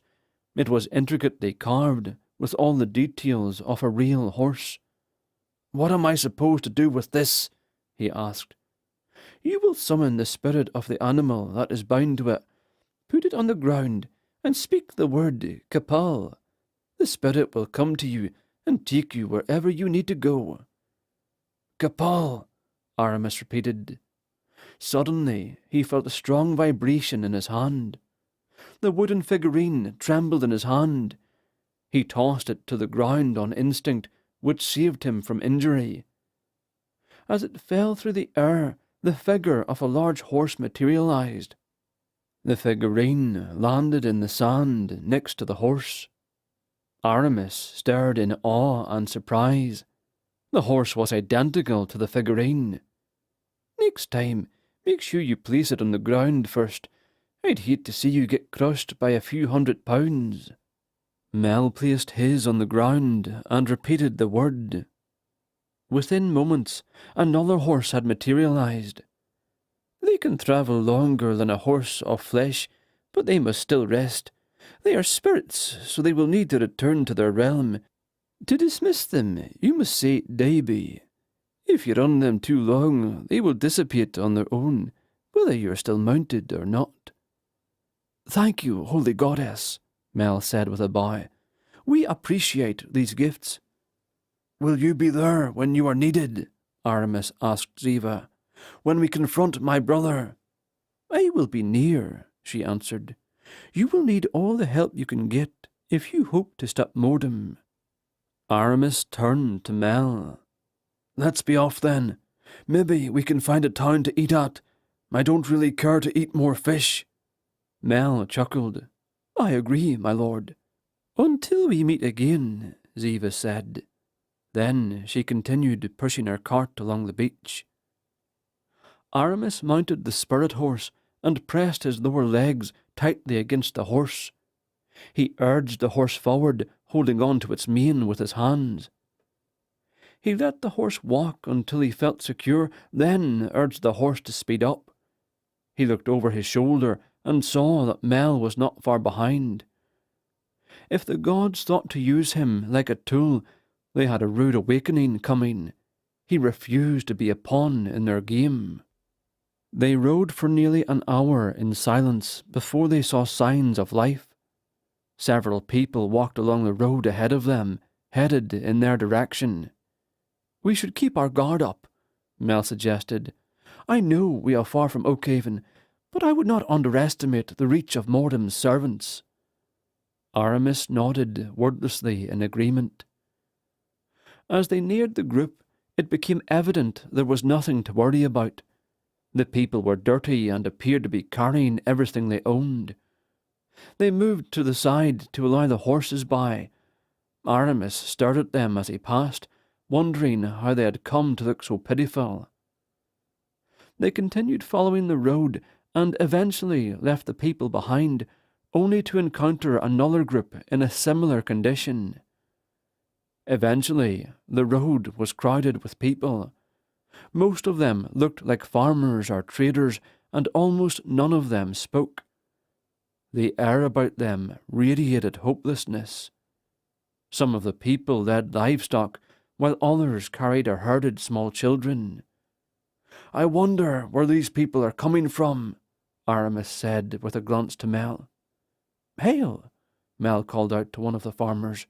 "Where are you going, and where do you come from?" The haggard man walked next to a woman who Aramis assumed was his wife. 2 younger girls, likely his daughters, stayed close by his side. "We're going anywhere that will take us," he answered, "and we've come from Ravencliff." "Why are all these people on the road with you?" Aramis asked. "Haven't you heard? The town has been raided and burned." The man's wife choked up and started to sob quietly. "By who?" Aramis asked. "The king." Aramis stopped his horse. "What are you talking about?" The man backed away warily. "I'm not going to hurt you," Aramis said. "What do you mean the king raided the town?" The farmer ran his dirty hand through his even dirtier hair. "I don't know how you haven't heard," he said. "The king has been terrorizing everyone. He's looking for the prince that murdered his father. When his soldiers were told that no one knew where he was, they destroyed everything." The farmer placed his arm around his wife comfortingly. "We've lost everything we've known, so we're leaving to find a new place to start over.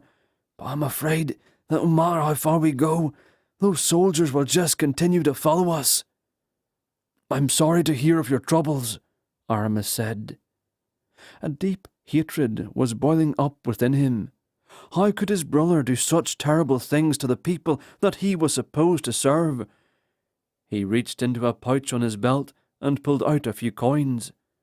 "It's not much, but please, take it." The farmer stared at him. "Who are you?" he asked.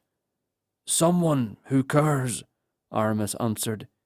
"You might need it," the farmer said. "The soldiers have set a blockade outside of the town. They are charging for passage in or out." "Take it," Aramis insisted. "I'll be fine."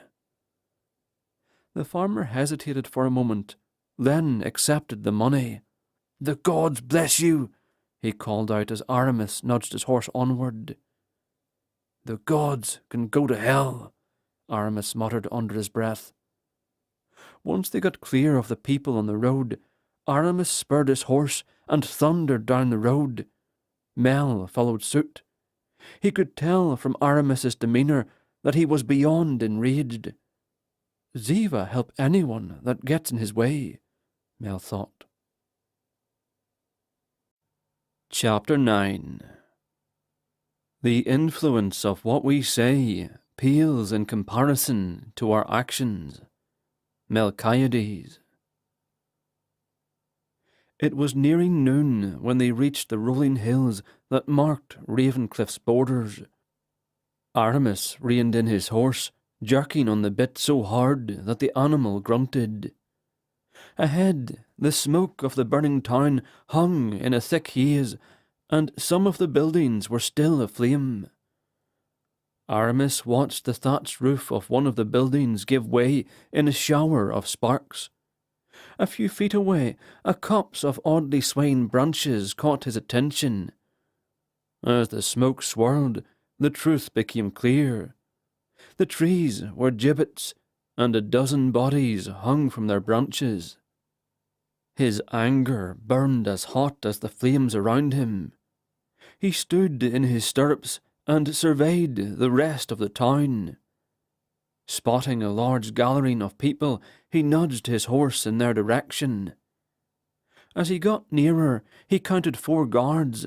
2 were standing idle, while the other 2 were harassing people trying to pass. A long line of people stretched down the road, all of them trying to flee somewhere safer. The guards were extorting money, goods, and even livestock as passage fees. A few people were allowed to pass through the blockade at the cost of all the money they had on them. The guard stopped a woman with 2 small children. "Please," she begged, "I don't have anything to pay with. I've lost everything." Behind her, the ill-clad children clutched at her and huddled together. "I don't believe you, wench. Now pay the fee." "That, or you can trade one of the children," the other guard said. "All right, children," he added with a leer. He reached toward one of them, and the woman screamed. "Get away from them," Aramis said. He summoned his blade, and the air hissed as it formed. The crowd gasped and backed away from the blockade. The guard who had reached for the child turned to face him. "Well, well, a rogue on a horse. Likely stolen too. Mind your business, fool," Get away from them, Aramis repeated. He heard the air hiss behind him as Mel summoned his own blade. He moved his horse forward until he was between the guards and the helpless woman. The guard drew his sword. "This is none of your business." The other guard drew his blade as well, but the two standing idle only had their hands on their pommels. "I've just made it my business," Aramis said. "I suggest you and your fellows remove this blockade and get back to the castle." "What you gonna do?" The guard sneered at him. "You're outnumbered." "Is that so?" Aramis asked as he summoned his armour. The black metal formed around him, and it felt different this time, stronger, more powerful. The guard exchanged uncertain glances with his fellow, and then swallowed hard. "You'll have to kill us all," he said. The other two guards unsheathed their swords and advanced toward him. "With pleasure," Aramis said. His ebony blade glinted in the sun as he brought it down hard. The child-loving guard brought his own sword up to block, but it shattered under the force of Aramis's blow. Aramis wheeled his horse around, knocking the backside of the animal into the man. He staggered backward and landed on the ground. As the horse came about, Aramis levelled his blade and swung horizontally, catching the other guard at the neck just under his helm. The blade cleaved through bone and sinew. The guard's head dropped to the ground, followed quickly by his body. The other two guards slowed their advance, approaching cautiously. "Strike them," a voice bade him. "Strike them down." His heart was drumming in his head, pounding loudly in his ears. His hand clenched tightly around the handle of his sword. He swung out of the saddle, landing on the ground with a heavy thud. The guards, thinking they had the advantage, rushed him. He cut them down with little effort. He'd experienced the blood rage of battle before, when adrenaline coursed through his veins, yet this feeling was something different, something darker. He turned his attention to the first guard, who was still on the ground, not quite recovered from the horse hit. Aramis stalked toward him. "Please," the man said. "I'm sorry. I was only following orders." Aramis barely heard the words. He closed the distance and placed the tip of his blade to the man's neck.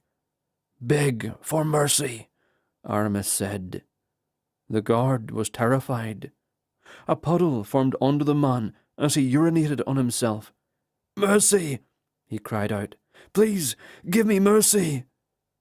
The tattoo on his arm began to pulse. Aramis could hear voices whispering, but he couldn't make out the words. Images flashed through his mind in a whirlwind, death and destruction, visions of Mordom and his servants plunging the world into darkness, Oakhaven burning. The one that finally broke him was Hannah. Her body lay strewn on a roadside, naked and battered. A man he didn't recognize laughed as he tossed a coin onto her dead body. Then the images were gone. Aramis shook his head, trying to clear the things he had seen from his mind. The guard stared up at him, trembling in fear. "Please," he whispered. "Mercy!" Aramis drove his blade through the man's throat. He made a choking sound as blood poured from the wound and out of his nose and mouth. "Death," Aramis vaguely heard himself say, "is mercy." "You didn't have to kill him," Mel said quietly. Sunset had come, and they sat around a small fire. They had dismissed their spirit horses for the night and made camp outside the town of Ravencliff. Most of the refugees had continued on, but a few had stayed. They had thanked him countless times, especially the woman he had rescued. The people had also offered him gifts. the only things they had with them. He gently refused, knowing they needed more help than he did. "Yes, I did." He picked up a stick and poked at the coals, then threw a few small branches into the fire. "He would have done it again to someone else." "How do you know that?" Mel asked. "You could have scared him enough to make him leave that life behind." "Doubtful," Aramis replied. "Those inclinations are bound deep in the heart. It would have taken the power of a god to change him, and the only god he seemed to want to follow was mortem." "So you are judge and executioner. Can you see into the hearts of men now?" Aramis felt the tattoo on his arm burn. He looked at Mel. His friend stiffened. "What is it?" Aramis asked. "Your eyes. They're worse." Now that he mentioned it, Aramis noticed that his eyes did feel dry. "Must be the smoke," he said. "I think it's drying them out." "No, they're getting darker. The blackness, it's noticeable." Mel summoned his sword and offered it to him. Aramis took it and tilted the blade at an angle, using the firelight to see the reflection of his eyes. Peering back at him were two large black orbs. Aramis dropped the blade and stood up. His heart started pounding, and he looked around in panic. "My eyes! What do I do?" his mind screamed. Mel's voice cut through the fear. "My lord, please sit down." Aramis tried to calm himself. He sat back down and stared into the fire. "The power is changing me," he thought. He could feel Mel staring at him. "What does he think of me now? What happens if this power takes control of me? Will Mel kill me?" As much as he tried to convince himself that Mel would never try to, the thought nagged at him. "I'm going to sleep," Aramis said. He left the fire and lay a few feet away after taking his shirt off to use as a pillow. Not long after, he heard Mel put the fire out. Aramis stared up at the stars, his thoughts tormenting him worse than any physical pain could. His night was sleepless.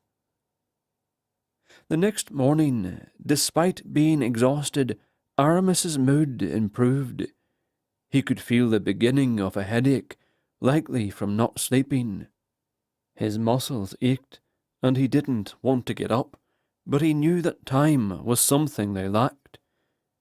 He sat up and looked for Mel. His friend was cooking breakfast. He put his shirt on and walked over to the small crowd that had formed around Mel. A couple of refugees were talking with him. "It's worse the further you go," one of the men said. "The new king is a tyrant." Some of the others nodded their assent. "Anyone who tries to fight back is punished. I've heard stories. Someone told me their brother was taken to the dungeons and tortured. They took a bucket of rats and placed it on his stomach, then put hot coals on the top of the bucket. Once it got hot enough, the rats tried to escape." The man paused. "They burrowed through his flesh." Mel remained silent, but Aramis saw the disgust in his friend's eyes. "I go to stop him," Aramis said. The people turned to see who spoke. "Who are you?" the man who had been speaking asked. "Aramis, Prince of Oakvalor." There was a moment of silence before a few of the people began to kneel. "Hold on," the man said. "You don't know this man from a beggar in the streets. How do we know he's really the prince? From what I hear, he murdered his father for the throne. He's the reason we're in this mess." "I am the prince, but I did not kill my father." Aramis turned his arm to display the tattoo on it. "I was cursed by the god of the dead with this mark. The man who claims to be king is my brother, banished long ago for dark crimes. He is responsible for my father's death, not me." The man eyed Aramis, his uncertainty evident. "I will make him pay for everything he's done. I will restore everything he has destroyed. Your homes, your crops, everything." "You can't bring back the dead," the man said, his tone softer. "No, I can't," Aramis replied. "I lost my father to an assassin's blade. I know the sting of loss. I know too the anger that burns beneath the grief. I will do everything in my power to right the wrongs he has committed. I swear it." "I don't know if you're really the prince or not," the man said, "but I can hear the conviction in your words." He looked around at his fellow refugees. "I'll follow you." The people in the crowd began to voice agreement, pledging their loyalty to him. "Please," he interrupted, "the path I walk is a dangerous one. I would never ask any of you to put yourself in peril." "You didn't ask," the man said. "We volunteered. He may have killed your father, but my daughter was killed by his men on his orders. I will take up my sword and fight in her memory." Aramis considered the man's words, and knew he could no more deny the man's right to revenge than he could deny bread to the hungry. "If only I had a few thousand more men like yourself," Aramis said. The man straightened with pride. "I don't know about that many, but if you're looking for men who want to fight against that tyrant, I know a few. I'll get word to them."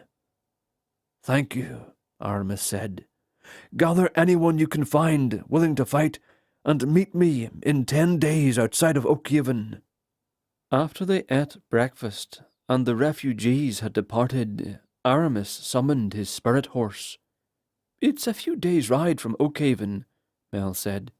"Why did you tell them to wait so long?" "We're going to make a stop along the way," Aramis answered. "Where at?" Aramis mounted his horse and adjusted his position in the saddle until he was comfortable. "We're going to the temple of Edra." The scene that greeted them when they reached Caldor 2 days later gave Aramis pause.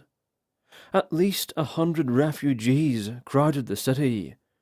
So many makeshift tents littered the streets, there was no room for wagons to pass by.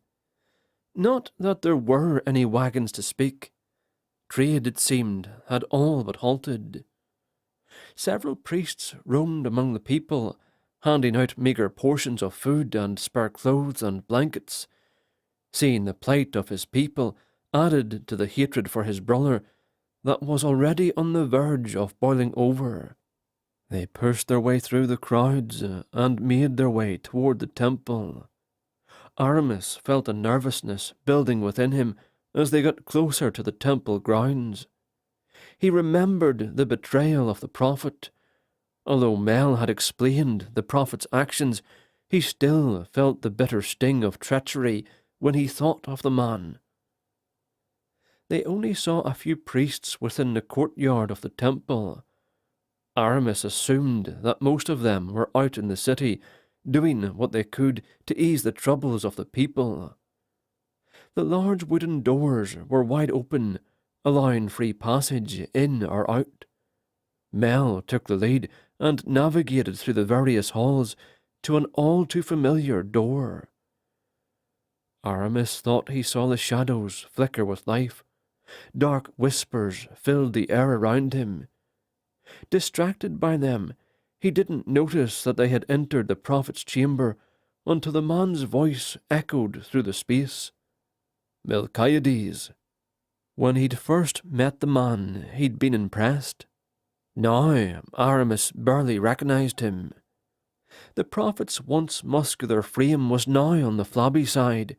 His hair was dishevelled and unkempt, and his jaw had the faint beginnings of grey hair. The pendant he normally wore around his neck, a closed hand with an open eye in the centre, lay on his desk. "I thought you were dead," the prophet said. He came around the desk and hugged Mel. "Had I known you were alive, I would have sent you help." As he broke the embrace, the prophet seemed to notice Aramis for the first time. "Ah, Prince Aramis, it does my heart good to know you are safe." "No thanks to you," Aramis said. Mel shot him a look of disbelief, but Aramis ignored it. "I'm here for the blood." The prophet nodded. "I figured as much. Audemars has only sent one patrol here to try and claim it, but they did not find it so easy to overcome an old man." He chuckled. "I may not have my powers any more, but I can still wield a blade." "What news from Oakhaven?" Mel asked. "Not much," the prophet sighed. "The only visitors we get are refugees, and the only stories they have all sound the same. Death and destruction. You are free to anything you need, if we have it. There isn't much left. How did you survive the Templar?" Aramis felt his anger growing the longer he stared at the prophet. He hated the man. "I didn't. The Templar mortally wounded me and I died, but Ziva brought me back." "Ziva?" The prophet's eyebrows rose in surprise. "Perhaps you can tell me the tale." "I'd love to, but perhaps another time. We still have a long journey ahead of us, and time is short." "Of course." The prophet waved his hands. "Please, follow me." The prophet led them through the temple to a room Aramis did not remember seeing previously. Withdrawing a key from the folds of his robe, he unlocked the door and directed them inside. The room was empty except for a small table in the corner of the room. Atop the table was a familiar item Aramis immediately recognized. "Blood! Blood! Blood!" The dark voices began whispering the word repeatedly. It got faster, almost frantic. Aramis's heartbeat quickened in his chest as he got closer to the table. Aramis assumed it was his imagination, probably from his lack of sleep lately. Then his tattoo began to itch. He resisted the urge to scratch it. Mel reached for the wineskin that held the blood. "No," Aramis said sharply. Mel and the prophet exchanged glances. "I'll take it." Aramis grabbed the wineskin from the table and strapped it to his belt. "We should get moving." "Yes, my lord." "A word, if I may," the prophet said. Aramis shrugged. "Make it quick." The prophet looked to Mel. "I'd like to speak with him alone." Mel frowned, but nodded and left the room. "The power is changing you, isn't it?" the prophet asked. "What do you know of power, priest? Your god is dead." Judging by the pained look on the man's face, Aramis knew he had struck a nerve. "Good," he thought. "Let him suffer. I know that Mordem uses the mark to control his servants. For some, the power is too much. It brings madness. I can see the stain in your eyes, Aramis. The power is controlling you. Mel can see it, but I know he hasn't said anything. He doesn't want to confront you, but he must if you continue to get worse." Aramis clenched his jaw. Deep down, he knew the prophet's words rang with truth, but something kept him from accepting it. A dark, shadowy wall pushed the words from him. "I may not have the gifts of my goddess any more, but I can feel the darkness of Mordem radiating from you. You must fight the darkness." A torrent of hideous visions assailed Aramis. The dark whispers intensified, and he staggered back, shaking his head. The prophet stepped toward him, concern etched on his face. Suddenly, Aramis unsheathed the rusty dagger Ziva had given him, and he plunged it into the prophet's chest. The man's eyes widened in surprise. He opened his mouth as if to speak, but nothing came out. "Again," the voices whispered. "Again!" Aramis jerked the dagger out and stabbed the prophet again. The man fell to the floor, but Aramis's hatred was not satisfied. He knelt beside the prophet and jabbed him with the blade over and over. When he finally stopped, he had no idea how long or how many times he had stabbed him. His breathing was heavy, and the muscles in his arms burned. Wiping the dagger clean on the man's clothes, he sheathed the blade. He considered hiding the body, but immediately discounted the thought. There was nowhere in the room to hide him, and Mel stood in the hall. "They'll blame it on the soldiers," he told himself. He looked himself over as best he could to make sure there was no blood. Then he left the room. Mel was leaning against the wall a few feet down the hall. "Let's go," Aramis said. "Where's the prophet?" Mel asked. "Praying," Aramis answered. "He said he wished he could go with us, but his duties here will not allow it." Mel stared at him for a long moment. Aramis returned his gaze. "Come," Aramis bade, and began walking. Mel fell into step beside him. "Now that we have the blood, we must find the ashes," Aramis said. "The bones are still safe." "How do you know?" Mel asked. "Didn't Vasha hide them with magic?" "Yes," Aramis replied. "Vasha hid them, but I can feel their power. I know exactly where they are." They left the temple and walked along the streets. Aramis knew time was something he severely lacked, but he wanted to make sure his people were being cared for. They spent the next hour talking with the refugees and helping the priests bandage wounds. Aramis listened to their terrible stories and would have wept with them, but no tears would come. Many of the people stared at him as if he were some sort of wild animal. He kept forgetting that his eyes had grown dark. After they saw his goodwill, their stares became less fearful. "It's time," Aramis announced, after they had finished putting together a few tents for a family of farmers. "It's time to go to Oakhaven. I want to do more for them, but I can't do that until I have reclaimed my father's throne." "I fear we will not have enough men if it comes to war," Mel said later, as they rode toward the capital. They saw less refugees the closer they got. Aramis had seen the road once before, when it was bustling with traders coming in and going from Oakhaven. Now it was desolate. Aramis wondered if anything would ever be the same. "Not if I die," he thought. He looked at Mel from the corner of his eye. The man had been his friend for years and had willingly given his life to protect him. Aramis considered his actions at the temple. He'd killed the prophet, someone that Mel was close to. He searched his feelings, but he didn't find guilt. He did feel bad for Mel, knowing that at some point he would learn of the man's death. It would be rough on him, but Aramis knew Mel was strong enough to get over the loss.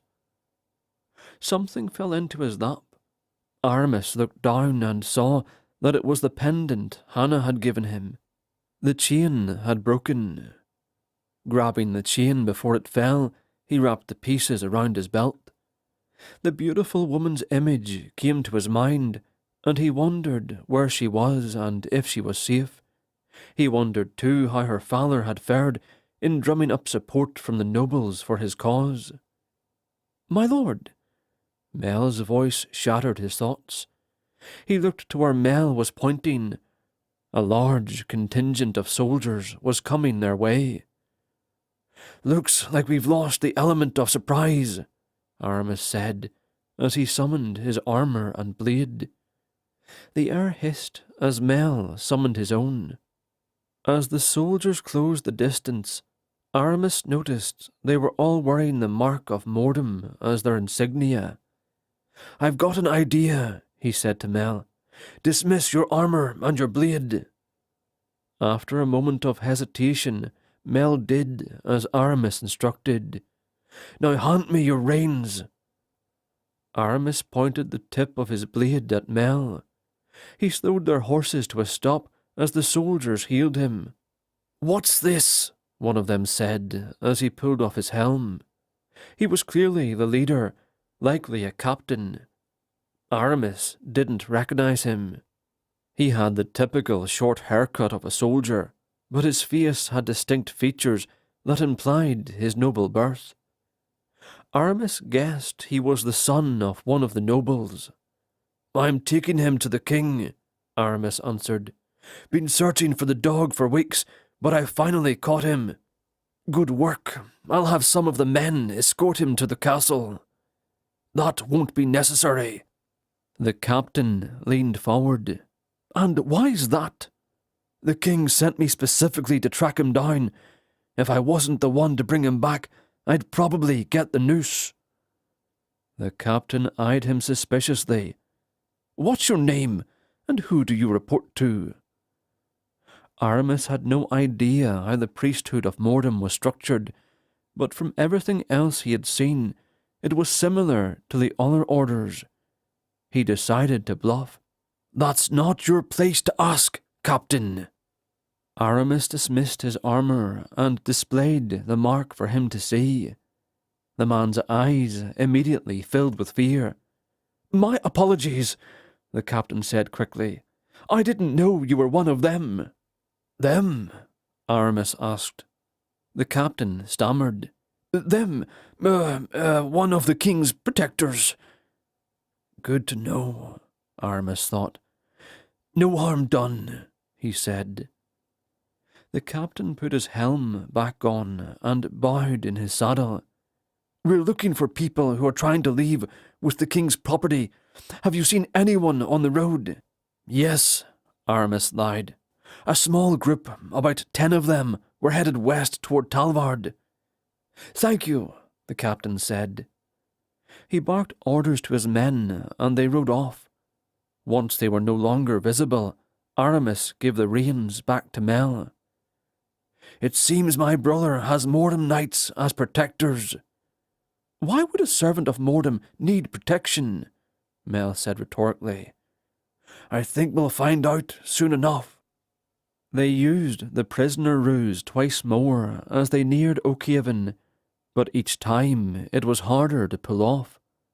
Although the soldiers they encountered seemed fearful, reverent even when he displayed the mark, they became more insistent about taking his prisoner themselves. "The servants of Mordom, while they all seek to fulfill his purposes, have their own agendas. They will lie, cheat, and kill anyone, including fellow servants, to gain Mordom's favour," Mel said, after they left the most recent group of guards behind. "Seems like chaos to me," Aramis remarked. "When everyone is following the same delusion with different intentions, chaos is sure to abound." Aramis pondered Mel's words in silence as they continued south toward Oakhaven. It was nearing sunset, and they still had several miles to cover, so Aramis decided they should stop soon and set up camp. "If I may make a request," Mel said, "I'd like to stay at an inn." "Do you think that's wise? We're close enough to be recognized by anyone working for Mordom." "We could disguise ourselves," Mel suggested. "We're dirty, and it's obvious to anyone that we've been on the road a while. Besides, I haven't gone this long without a bath in years." Aramis shook his head, but he was smiling. "Ever the aristocrat," he chided jokingly. "Fine, but we need to keep out of sight as much as possible. If we get caught, everything we've worked for is in vain." Mel's face went serious. "I won't allow us to be caught now, not after everything you faced to get here." They stopped for the night at a small village half a day's ride from Oakhaven. The sun had passed beyond the horizon, and a breeze had picked up. Aramis could smell rain coming. Dark clouds blotted out the moon and stars, making it hard to see more than a few feet ahead. Only a few lanterns had been lit, and the wind made them sputter, their faint light flickering and causing the shadows to dance erratically. Aramis eyed the dark shapes suspiciously. He felt like he was losing his mind lately, seeing things in the shadows, hearing voices that weren't there, but the grim visions were the worst. In the back of his mind, his thoughts always went to Hannah. Was the vision he saw real, or was it some evil joke sent from Mordom? He had promised himself that he would marry her. If she were dead... He pushed the dismal thoughts away. They found an inn down one of the side streets. No lanterns were lit, but the sound of music and boisterous conversation drew them in. The place was fairly full considering the current crisis that enveloped the kingdom. A fire burned in the hearth, tinging the air with the sharp smoky incense of two green wood. Another smell, roasting pig, made Aramis's mouth water. Both scents were more pleasing than the others that wafted through the air. Mercenary sweat and spilled food and drink that had been left for who knew how long. "Ugh," Mel muttered beneath his breath. "It's too hot for a fire, especially with all these people. The heat is unbearable." Aramis noticed that almost everyone looked like a mercenary. "No wonder the place is packed," he thought. "They have no reason to be fleeing." There was a small table in the corner available, so they sat there and waited for the barmaid. It took longer than Mel liked, and he huffed his indignance a few times, as though anyone other than Aramis could hear him. Finally, a young girl with sinuous, sun-lightened hair that spilled down past her breasts came to serve them. She was wearing a flowing brown skirt that reached her knees, and a cloudy white, almost transparent blouse that left little to the imagination. She leaned onto the table and made no attempt to hide the clear view of her cleavage through the V of her blouse. "Drinks?" she asked with a grin. Aramis didn't reply. He stared at her, his dark eyes catching her watery blue ones and holding them. Faint lines edged away from her eyes, though from exhaustion or worry he didn't know. Her eyelashes were thick with kohl, the lids covered with a deep shade of purple. It reminded him of the nobles at court who covered themselves with ridiculous shades of colour, always trying to outdo one another. Finally he looked away, and the woman blinked and shook her head as if to rouse herself from a dream. Her ample breasts swayed with the motion. "I'll take a drink and some food," Mel said. "We'll also need a room for the night," he added. The woman looked at Mel as if just noticing him for the first time. "You're a handsome one, aren't you?" she said. Mel blushed, and she continued, flirting with him. "Anything else you'd like? Anything you'd see that you might want?" Mel looked away and caught Aramis's gaze. Aramis remained impassive to the exchange. "You're both handsome," she said. "Your friend doesn't smile much, She made a soft huffing sound, angling her breath up with her lower lip, causing her collection of curls that hung over her forehead to flutter and resettle. She sauntered away and came back with a tray, her ample hips swinging. She placed 2 mugs of beer on the table and looked at Mel. "Need company for the night?" she asked. "I'd love some company," Mel replied, winking at her with one eye. "Unfortunately, I don't have much money." The woman frowned with puckered lips. "Pity. I bet we could start a fire hotter than the one in this room." She flounced away to another table, flirting with the patrons there as well. Aramis was scanning the room, looking for anyone that might appear to be a soldier of oak valor. The last thing they needed was to be recognized by someone. As he finished looking over the room for the second time, he noticed one man who stood out from the crowd. He definitely wasn't a mercenary, though he was too well dressed to be a refugee. He kept fidgeting, making Aramis think he was nervous. He decided it would be a good idea to keep an eye on him. The barmaid returned with 2 plates of food and refilled their drinks. Aramis knew if he drank too much more, he'd begin to lose his focus. He continued to glance at the man occasionally. "I think he's waiting for someone," Aramis said. "What?"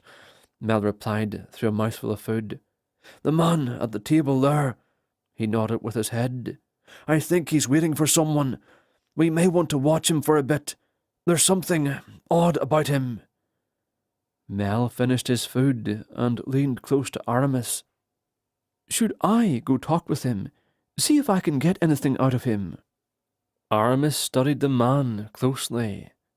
His clothes were from the Oakhaven court, at least the current style that was in fashion before he'd left. He didn't have the bearing of a noble, a servant perhaps. The door to the inn opened, and a man dressed in riding clothes entered. He swept the crowd with his gaze, and then headed toward the fidgeting man. He sat down, and the two began speaking. They were too far away for Aramis to hear their conversation. "I'll be back," Mel said. He made his way toward the 2 men, but stopped within earshot and pretended to flirt with the barmaid. After a few minutes, Mel came back. "I don't know who they are, but they know Lord Bavil," Mel said quietly. That perked Aramis's intrigue. "Could you hear what they were talking about?" he asked. "Somewhat. The lady certainly has a way with words. Anyway, the better-dressed man is a servant to Bavil, I believe. From what I could make out, the rider delivered a letter to the King of Talvard." "Garrick?" Aramis asked. "I didn't realize he'd been coronated yet." He shook his head. "We're behind on current events. That could bode ill for our journey." "Perhaps. The other man, the messenger, he said he had a return letter for Lord Bavil. He didn't say what it contained. He's concerned, though. Apparently he was supposed to meet Bavil somewhere, but it didn't appear he was there, or had ever arrived." Aramis felt his heart drop into his stomach. The vision. "Gods," Aramis sighed. "He was our key to the nobles. Without him, we don't know who is on our side." He rubbed his face. "Maybe," Mel said, then paused. "Maybe we could speak to them, figure out where they were supposed to meet. That might provide some clues as to where Bavil might be if he ran into trouble." "They could be spies," Aramis said. "That's true, though I don't believe so. They both seemed genuinely concerned for him." Aramis stapled his fingers and stared at the 2 men in silence, biting on his lower lip. "I think it's worth the risk," he finally said. "The information Bavil has is pivotal to our next move. We don't have much time, though. We've only got a few days left." "Until what?" Mel asked, confused. Aramis smiled, the first time in a while. "While we were in Keswick, I sent a message to Lanessa." "I vaguely remember that," Mel said, nodding. "She promised me anything I needed if we helped her with the warlock. I asked her to send her armies to Oakhaven." Mel's surprise was sincere. "I had no idea." "I know," Aramis said. "I figured the less people who knew about it, the more of a surprise it would be to my brother when her troops showed up." "Her armies alone should suffice if it comes to violence," Mel said excitedly. "Then there's the refugees who band together." "And the druids," Aramis said. "I instructed Lanessa to send word to the druids as well." "You didn't tell me about any druids." "It was after you were gone. Anyway, I helped them as well. They don't want war. and they won't use their magic to harm anyone directly, but their help will be an invaluable defense against Mordham's dark magic." "I must confess something," Mel said. "I will follow you anywhere, to any danger. You are my friend, my brother, but I had my doubts about whether or not we could do this. Now—" Mel's eyes lit up. "Now I think we have a chance." "That makes two of us," Aramis said. Chapter 10. Talent is only the beginning. The real magic lies in perfection through relentless practice. Larson. The messenger was the first of the two to leave. Shortly after, the other man followed. Bavil's men had stayed at the inn long enough for Aramis and Mel to take turns cleaning up, while the other watched them to make sure they didn't leave. They paid the barmaid and left the inn. The air had gotten cooler since their arrival, and it was a nice change to the stuffy inn. The servant didn't appear to be as nervous.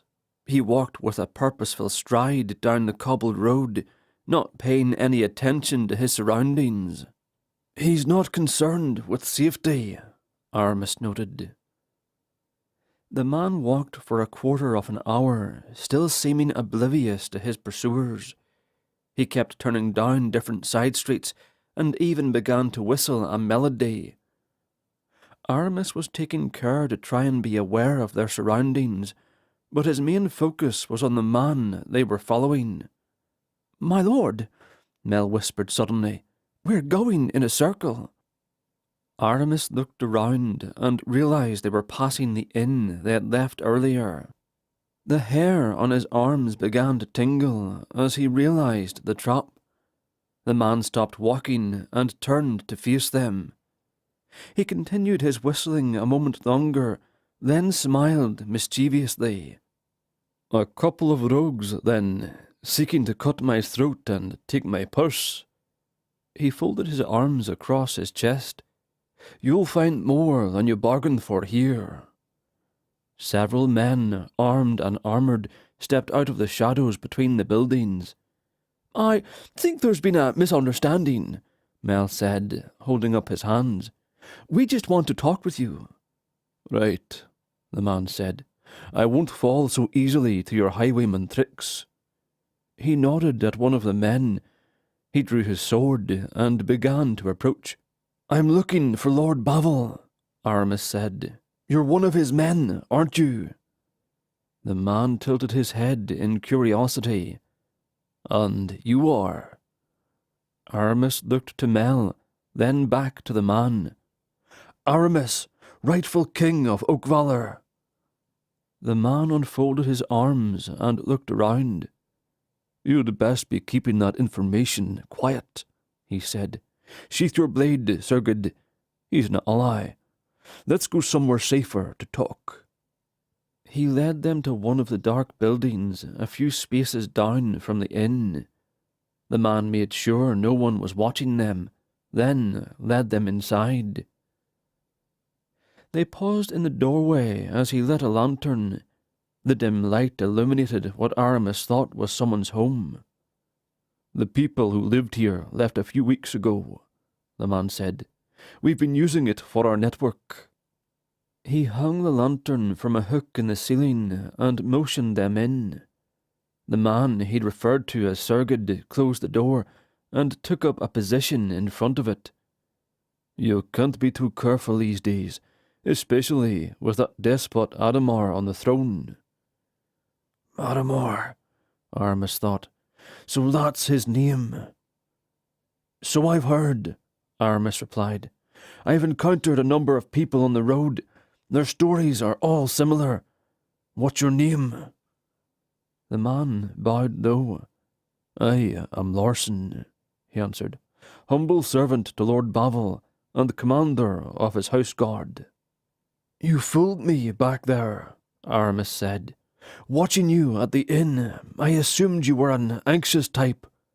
"All part of the ruse," Larson grinned. How'd you know I was watching you? Not all those men were soldiers, at least not ones loyal to Adamar. One of them caught your interest in me and gave me a hand signal. Pretending to be a bumbling servant was easy. I'm glad you weren't a rogue. We've had to kill too many of them. Larson frowned. I'm glad you aren't a spy, Aramis replied. Do you really not know where Bavel is, or was that part of your ploy as well? I wish it were, Larson answered. He's been missing since he and Hannah left Oakhaven. They were supposed to go into hiding at a cabin he owns a few hours from here. According to the last missive he sent, Adamar had taken an interest in Hannah. Aramis felt bile rise in his throat. He forced himself to swallow it. The gruesome images from his vision flooded his mind. Her mutilated body lying on the side of a road. A man he didn't recognize tossing a coin onto her body. Was there a specific road they would have taken? We've checked every road out of Oakhaven, Larson said. No sign of them. They would have taken a wagon, and we haven't seen any signs of passage near the cabin. It's almost as if they simply disappeared. We're all worried. Aramis knew the feeling too well. I think I might know where you can check, if you haven't already. He recalled the image of the road her body lay beside. There was a tall stone marker a few feet ahead, though it did not have any engravings or signs. There's an old hunting path that branches off the main road heading north. Larson shook his head and looked to Sergid. They both shrugged. It was one of my father's favourite places to hunt. All of the nobles know where it is. Can you draw a map of it? Larson asked. I'll have my men search it. I can do better than that, Mel chimed in. I'll lead them there. I didn't get your name, Larson said to him. Melchiades, but most people just call me Mel. It's an honour, Larson said. Is the path far from here? A mile, maybe.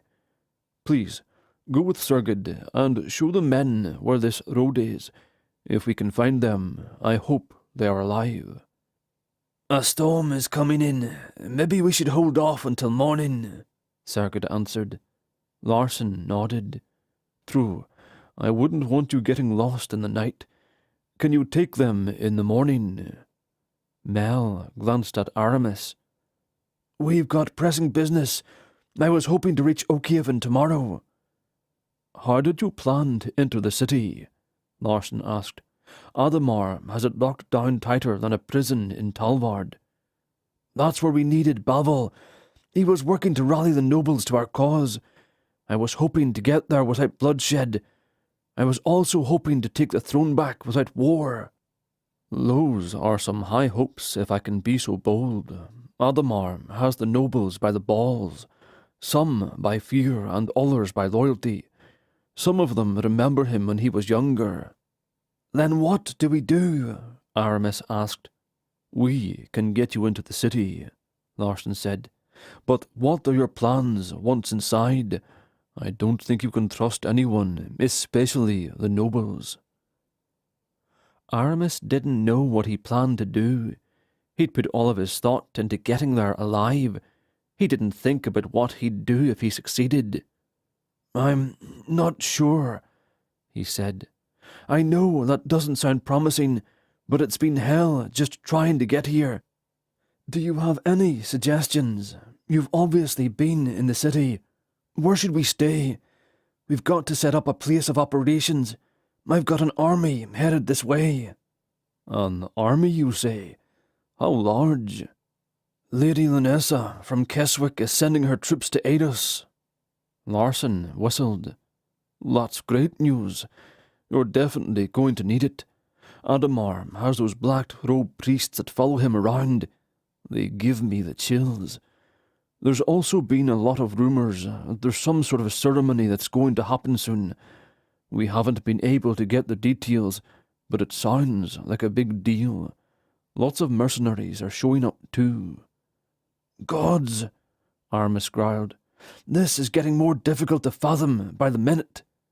Sorry, Larson shrugged. I'm just giving you the facts. Once we get you into the city, I think it would be a good idea for you to only travel at night and only under guard. Won't having guards be conspicuous? Aramis asked. Don't worry about that. No one will be any wiser. I'm sure you both are exhausted. There's beds upstairs. I suggest you get some rest. Tomorrow will come faster than you want it to. Thank you, Aramis said. I appreciate everything. I'm just doing my duty to the crown, Larson said. We'll keep the house guarded. Get some rest. Until tomorrow. Until tomorrow, Aramis said.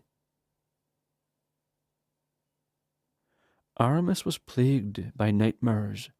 Each time he awoke, drenched in sweat with his heart rapidly pounding in his chest, he would convince himself to go back to sleep, and each dream was worse than the last. Each one of his senses were affected by the dreams, making them seem so real that he woke himself from crying out. After waking from the last nightmare, he realized that sunset was not long in arriving. He used a hand mirror and a razor he had found in the room to shave his face. No matter how dirty and sweaty he got on the road, he hated the feeling of an unshaven face the most. After he finished, he stared at his reflection for a long while. He scrutinized every inch of skin. It had only been a few months since he'd fled his home, yet he seemed to have aged by many years. Bags under his eyes did little to help, and his dark eyes were like two black pits in his head. The sight unnerved him. He flung the mirror at the wall, shattering it.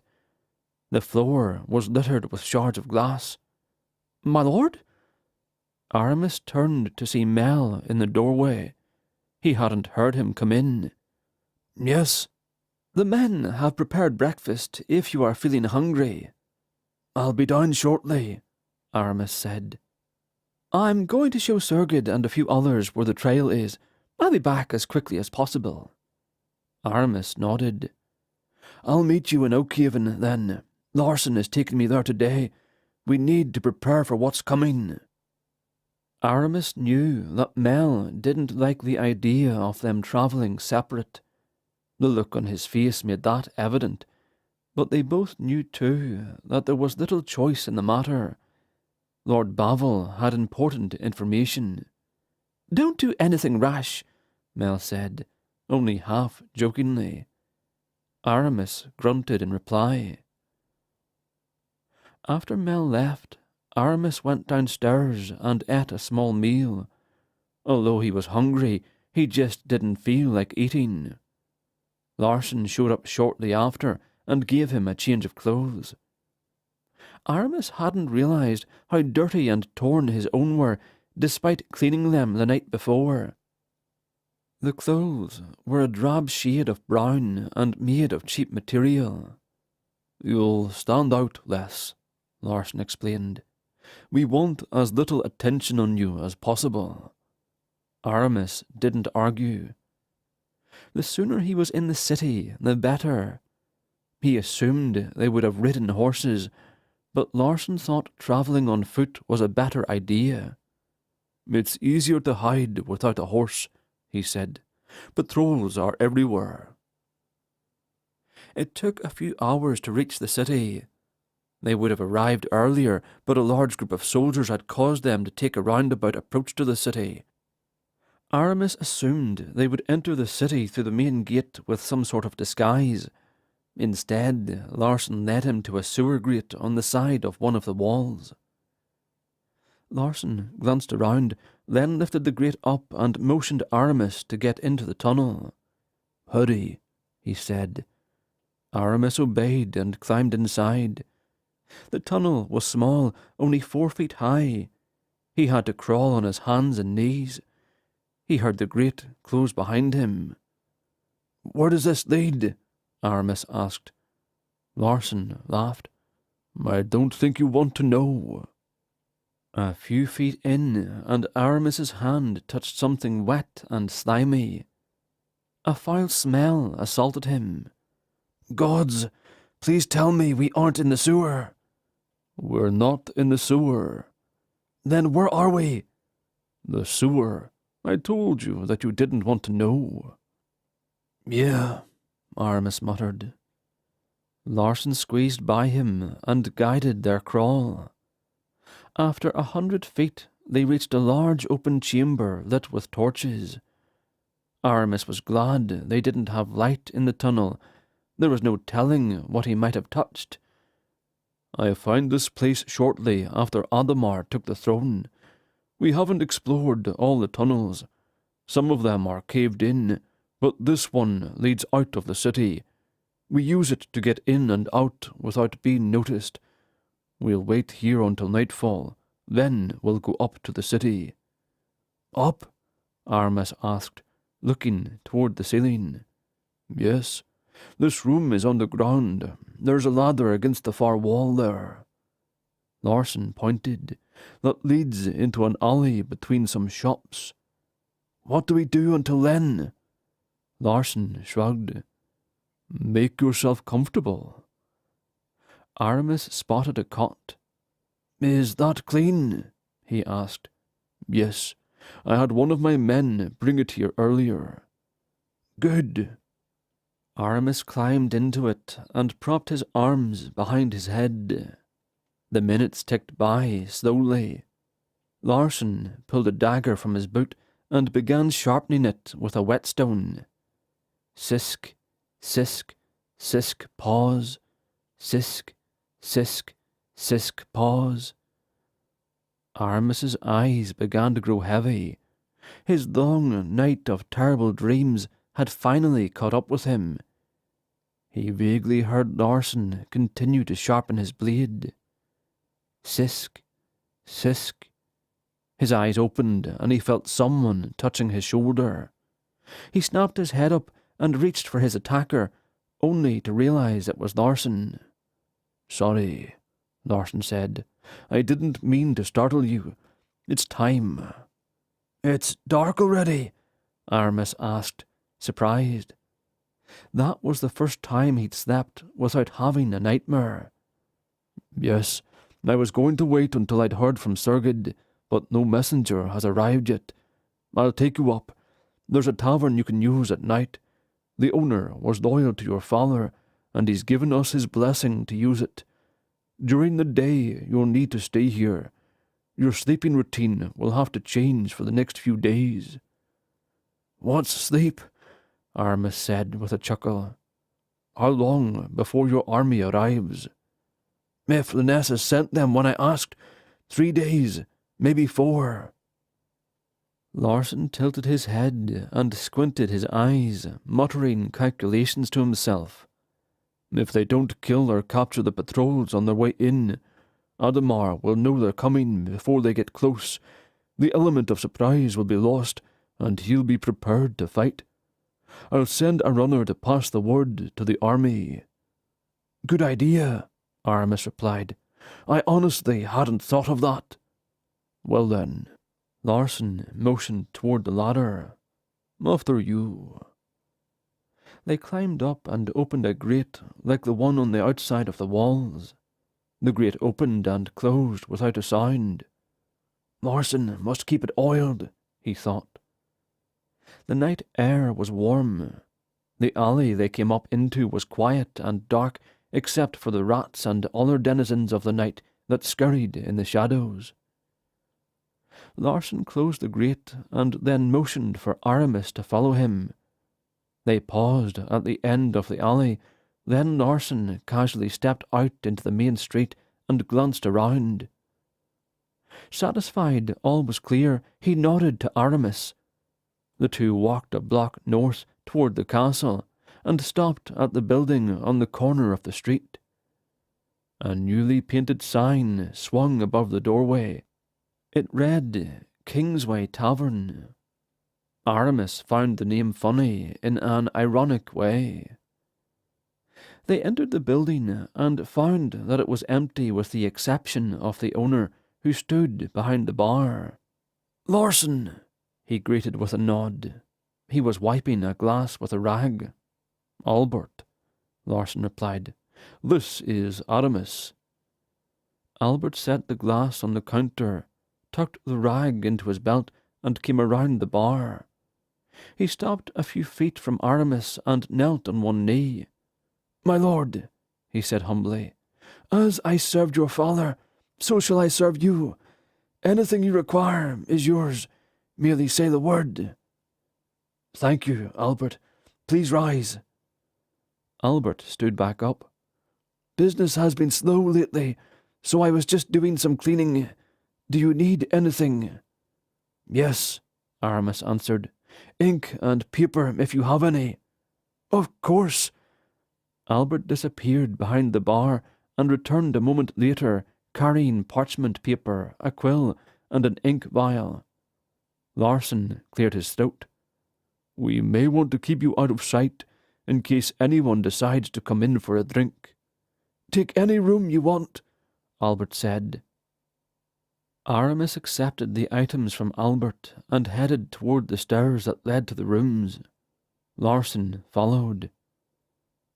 Aramis picked a room at random, checking to make sure it had a desk. He took a seat and began scribbling onto the paper. "What are you writing?" Larson asked. "A letter to my brother." "I'm sorry?" "He doesn't know where I am. I'm going to send him a letter with false information. I'll need one of your men to deliver it to the castle." "Do you think that's wise?" Larson asked. "If we can divert his attention elsewhere, the army can get here with little notice." "I suppose." Aramis finished writing and blew on the ink to make it dry faster. "Can you get someone to deliver it tonight?" "I'll take care of it," Larson said.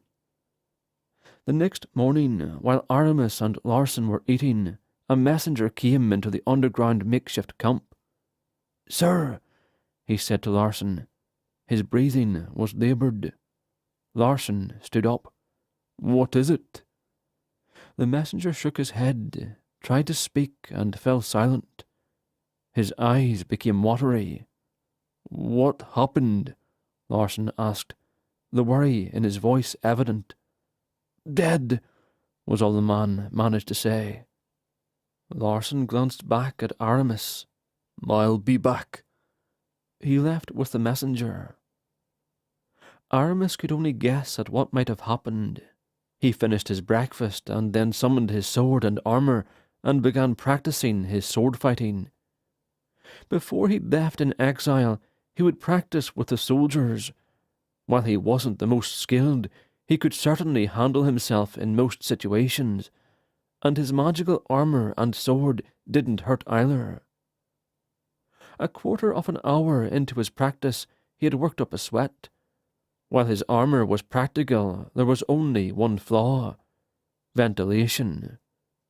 His body heat was trapped inside the metal encasing, making him burn up more than other types of armour he'd worn. He stopped to drink some water, and Larson returned. "What happened?" Aramis asked between mouthfuls of cold water.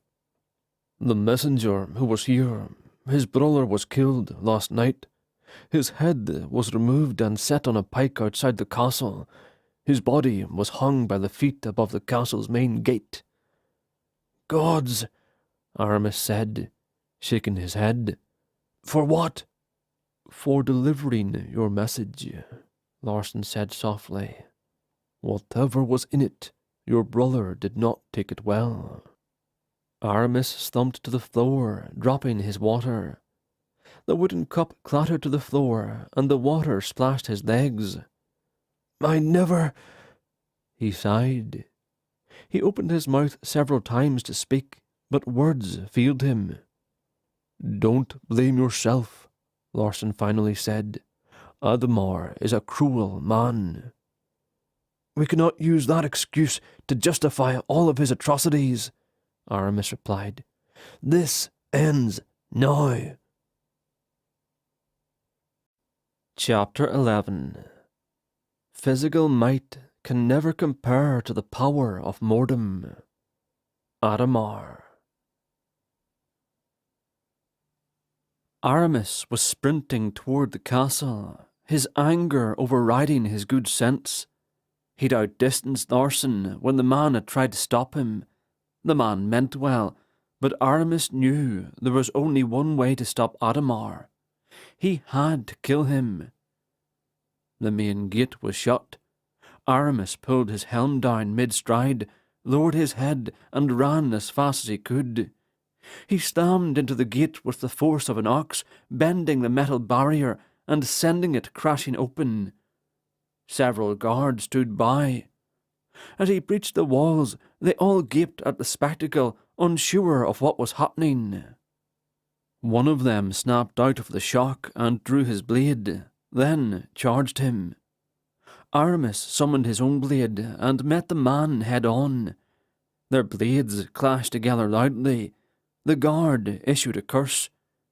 Even with his armour, Aramis felt the vibration in his arm. He fought like a man gone mad, lacking all self-control. His practised moves and footwork were drowned by his sheer ferocity and wild strikes. Aramis quickly had the man on the retreat. The man attempted to feign left, but slipped on a loose rock, and Aramis had him, driving his onyx blade into the man's stomach. He violently ripped the blade free, then met his next attacker. A peal like thunder shook the courtyard, and Aramis realized someone had sounded the alarm. He noticed black-robed men streaming from the castle, heading toward him. Pure rage and something darker inside took over. He howled like an animal and swung his blade in any direction his arm would go. Blood splattered his armour and covered the ground, bathing the stones with a slickness he found hard to navigate. He hardly noticed the flash of light in the corner of his eye before he felt himself flying through the air. His senses disorientated, he didn't know what was happening even after he crashed hard into the castle wall. Aramis struggled to his feet and was quickly surrounded. His breathing was laboured and his muscles burned like fire, but he refused to give in to exhaustion. He swung his sword and severed someone's arm at the elbow. Another swing caught a man in the face, splitting him open from his ear to his cheek. He saw one of the black-robed men standing among the crowd of soldiers that had surrounded him. Aramis lunged toward him and tried to cut him down, but his blade turned at the last moment and struck the ground harmlessly.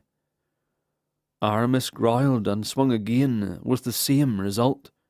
So focused on trying to strike the man, he was taken completely by surprise when something heavy struck him in the head.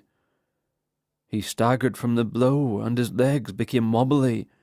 His muscles rebelled against him and he collapsed to the ground. "Don't touch him!" he heard someone shout. And then he was laying on his back, staring up at the sky. An unfamiliar face knelt over him. "Impressive, little brother, though I must admit it was foolish, whatever you were trying to attempt." Audiobook frowned. "Well, let's say it was a wasted effort." Audiobook looked to someone who Aramis could not see. "Bind him, gag him, and take him to my quarters. Do not leave him alone. If he escapes, your life is forfeit." Before Aramis realized he was being lifted, his vision went dark. At first he thought he had passed out. He quickly realized that someone had placed a sack over his head, as he was fully aware of being moved and could hear his guards talking, though the sound was muffled. A door creaked open, and the sack was removed. He found the method of his transport to be ludicrous, considering he had grown up in the castle and knew every room. He immediately recognized his father's chamber.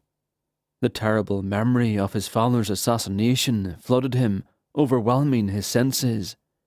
His guards set him roughly into a chair and bound his arms and legs.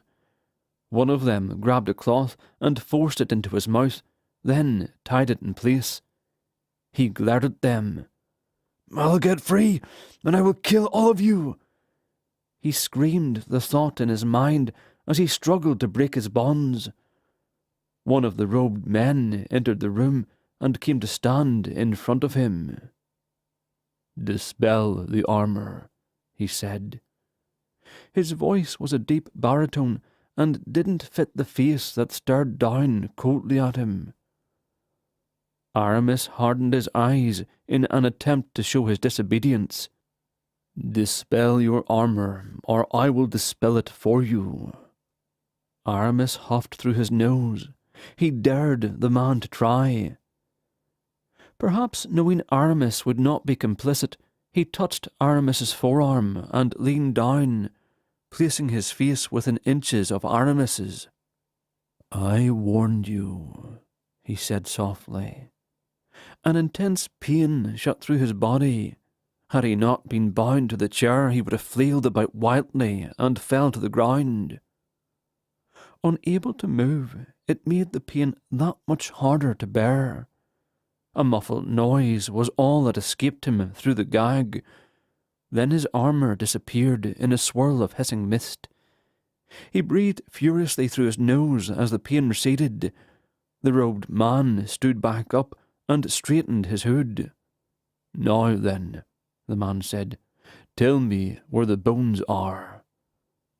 Aramis bit the cloth in anger and frustration. He refused to be a pawn to Mordem or his servants.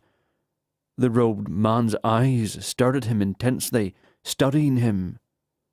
"I understand," the man said. "You are rebellious by nature. No matter. I shall just have to break your will. I can do it, you know. I have broken many men's minds. It's never an attractive sight, madness. It changes you, makes you into something that is neither human nor animalistic, but something in between. If you force my hand, I will do it." Aramis knew by the look in the man's eyes that he wasn't lying. He saw darkness in the man's eyes, but not the darkness that had consumed his own. A different darkness, but no less real. Yet he knew if he gave up the location of the bones, any chance of stopping Adhemar and Mordem would be impossible. He hardened his gaze. "No," he thought, "I will not give him anything willingly." The man shrugged, turned, and left the room. Aramis looked at the guards. He didn't recognize them. They were probably men his brother recruited. If he could escape his bonds, he knew he could deal with them easily enough. Since his armour was gone, the ropes were not as tight. He kept his eyes on the guards as he began to wriggle his arms, trying to pull his wrists through the ropes. Just as he almost had one arm free, the robed man came back into the room. He was carrying a glass orb that glowed faintly with a red hue. White tendrils floated around within it, their motions slow and lethargic. There was something about the orb that grabbed his attention. He tried to look away, but he couldn't. His eyes remained fixed on the orb, and his thoughts became fuzzy. And then he found himself floating on a sea of red. Wispy clouds floated above him, churning lazily. He felt groggy, as though he had just woken and not gotten enough sleep. Everyone around him moved in slow motion. "Hello!" he called out. The word disappeared into the distance. There was no echo, no reply, nothing. And then he heard the dark whispers. They said terrible things. He covered his ears with his hands to blot out their voices, but it didn't help. The whispers intensified. They sounded angry. They demanded things from him, things that he knew he shouldn't give them. He fought back against the voices, denying them. That only angered them further. Suddenly, one of the cloud wisps came for him. It changed direction from the rest of the clouds, moving toward him. It was slow, but Aramis found that when he tried to move, it was like being stuck in molasses. His movements were sluggish, and the cloud easily caught him. It wrapped around his head, but he didn't feel it touch him. And then the things he knew he shouldn't give flew freely from his mind. "No!" he cried.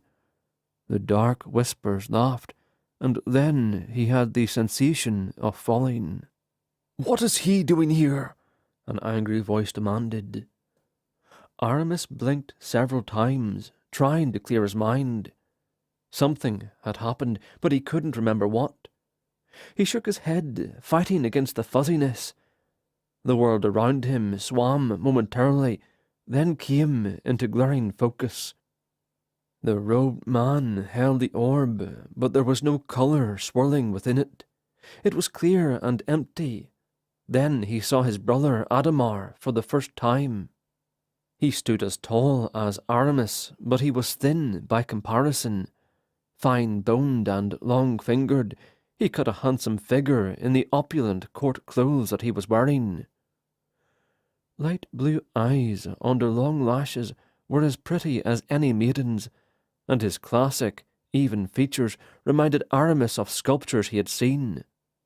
Were it not for his evil actions, Aramis guessed that the ladies of the court would have vied for his attention. Yet for all his beauty, Aramis sensed a vulnerability in him. "I don't like repeating myself," Adhemar said, his tone icy.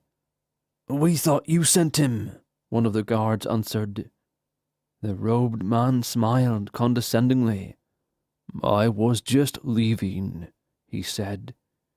He looked to Aramis and tilted his head. "Thank you for the conversation." He started to leave, but Adhemar blocked his path. "What are you doing here?" he asked. "And why do you have that with you?" Adhemar pointed at the orb. "The prophet asked me to gather some information," the man answered. "And so I have." "What information?" Adhemar demanded. "I'm afraid I can't say. You can ask the prophet if you'd like. I do need to be on my way," the man said. "The prophet doesn't like to be kept waiting." Adhemar stepped out of the way with a growl. The robed man, his face smug, left the room. "I don't want to see him around this prisoner again. Is that understood?" Adhemar's face was flushed red with anger. The guards nodded uneasily. "Let him hide behind Ilias's power. Once I have gained the mark, it is I who shall rule Mordham's servants." No one spoke, and no one moved. Finally, Adhemar walked over to Aramis and removed the gag. Aramis inhaled deeply, relieved to breathe better. "Tell me, Aramis, why you are here. Certainly you know that you have signed your own death warrant." Aramis studied his brother before answering. "I am here to reclaim the throne that you have stolen." Adhemar laughed. "Stolen? I am the eldest of us. I am the rightful heir to the throne. You are nothing." Aramis could see that there was a deep-seated rage within Adhemar.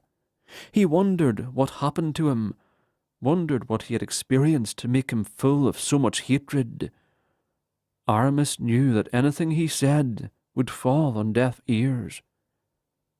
"I don't know where you've been all these years," Aramis said, "but I am heir to the throne. It is known to everyone in this kingdom by royal proclamation." Aramis shook his head. "You have no legitimacy other than the claim that you are the heir. You have nothing but your word, and the word of a killer is worthless."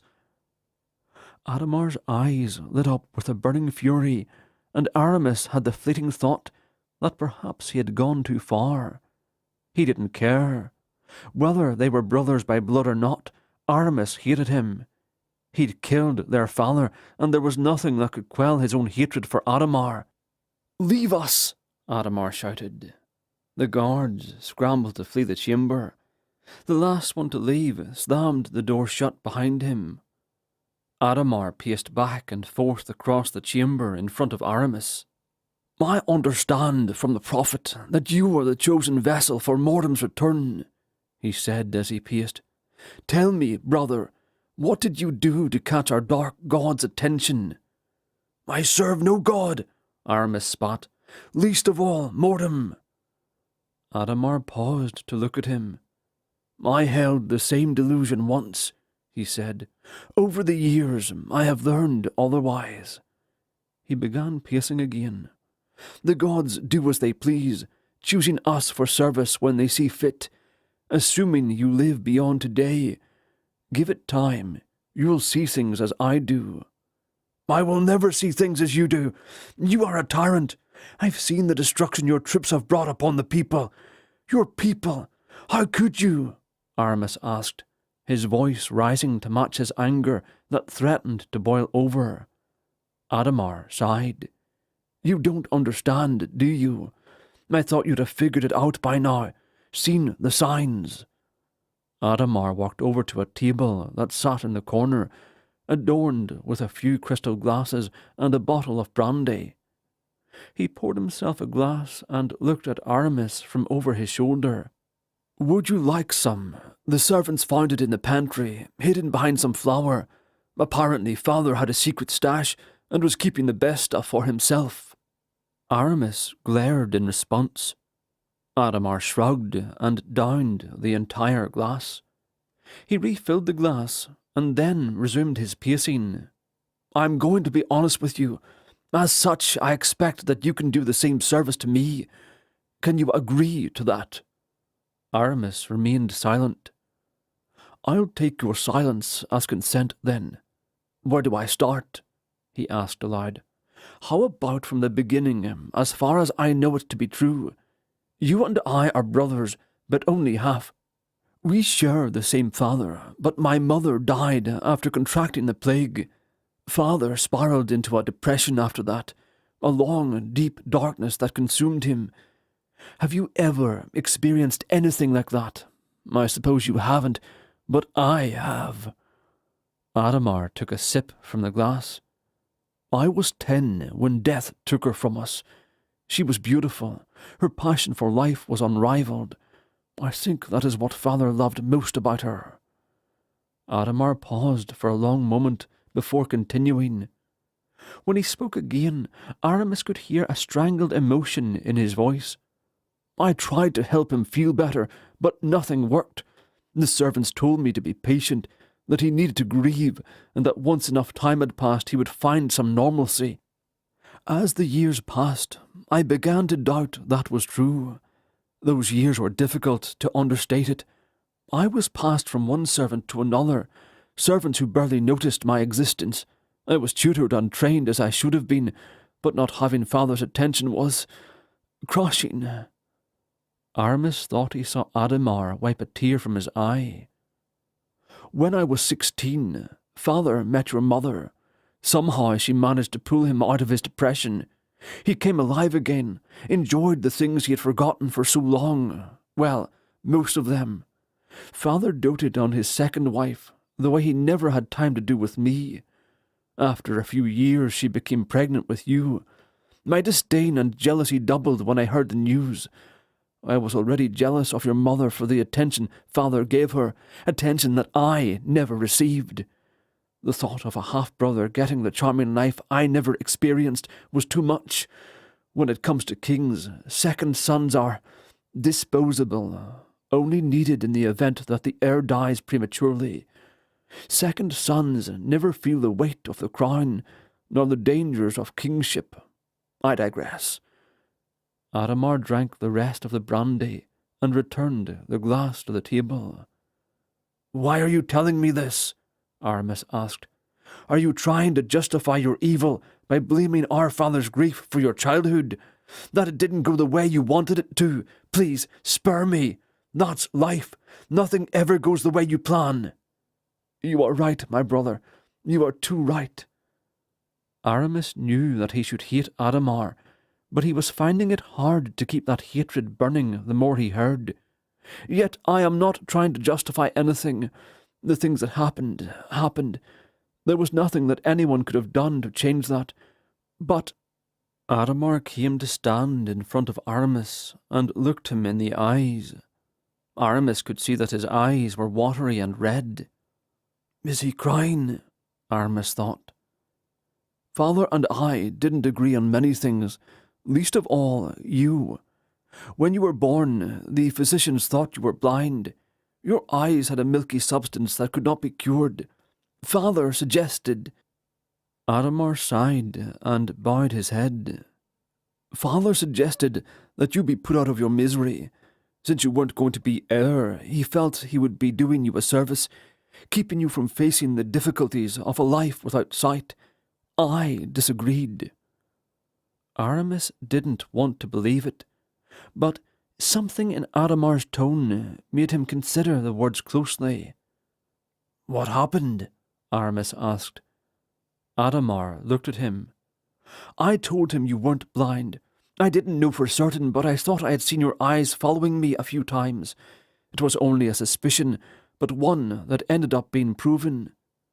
Unfortunately, it took an act on my part that Father found unforgivable." "What did you do?" "Nothing to warrant his wrath. I merely considered a few acts that shined an undesirable light on me. Father cared about how people saw him too much. He didn't like the negative attention from what I did, and so he banished me. That forced him to keep you alive. Thankfully, one of the physicians found a cure for your eyes. It turns out you weren't blind after all." "Wait," Aramis thought.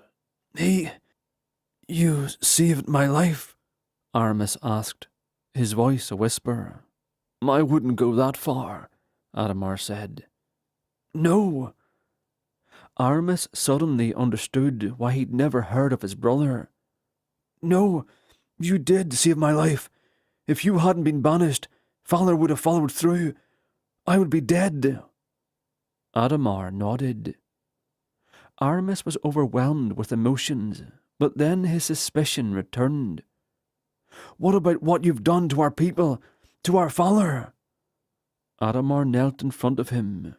"Lies, all of it. I would never have Father killed. We may not have been close, but he was my father, the same as yours.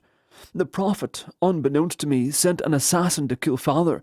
I didn't know, I swear it." "Then why did you claim the throne?"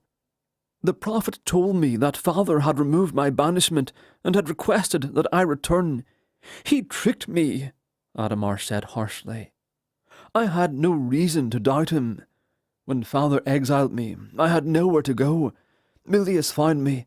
I was starving, living on the streets in Talvarin. I fled our kingdom because everywhere I went, people shunned me. No one would give me work. I even begged on the corners for spare coins. People spat on me and cursed me. Aramis felt himself welling with emotions, confusion, anger, disappointment. So many that he couldn't fully feel any single one over the other. "I'm sorry," he said. "I'm sorry that you went through that." "It wasn't your fault," Adamar replied. "I did what I did for the right cause. I never anticipated Father banishing me, but that doesn't change why I did what I did. Given the same situation again, I wouldn't choose any differently. The things I experienced helped make me who I am today." "So you came here thinking that you were going to be reunited, only to find that Father had been killed?" "Yes." A tear slid down Adamar's cheek.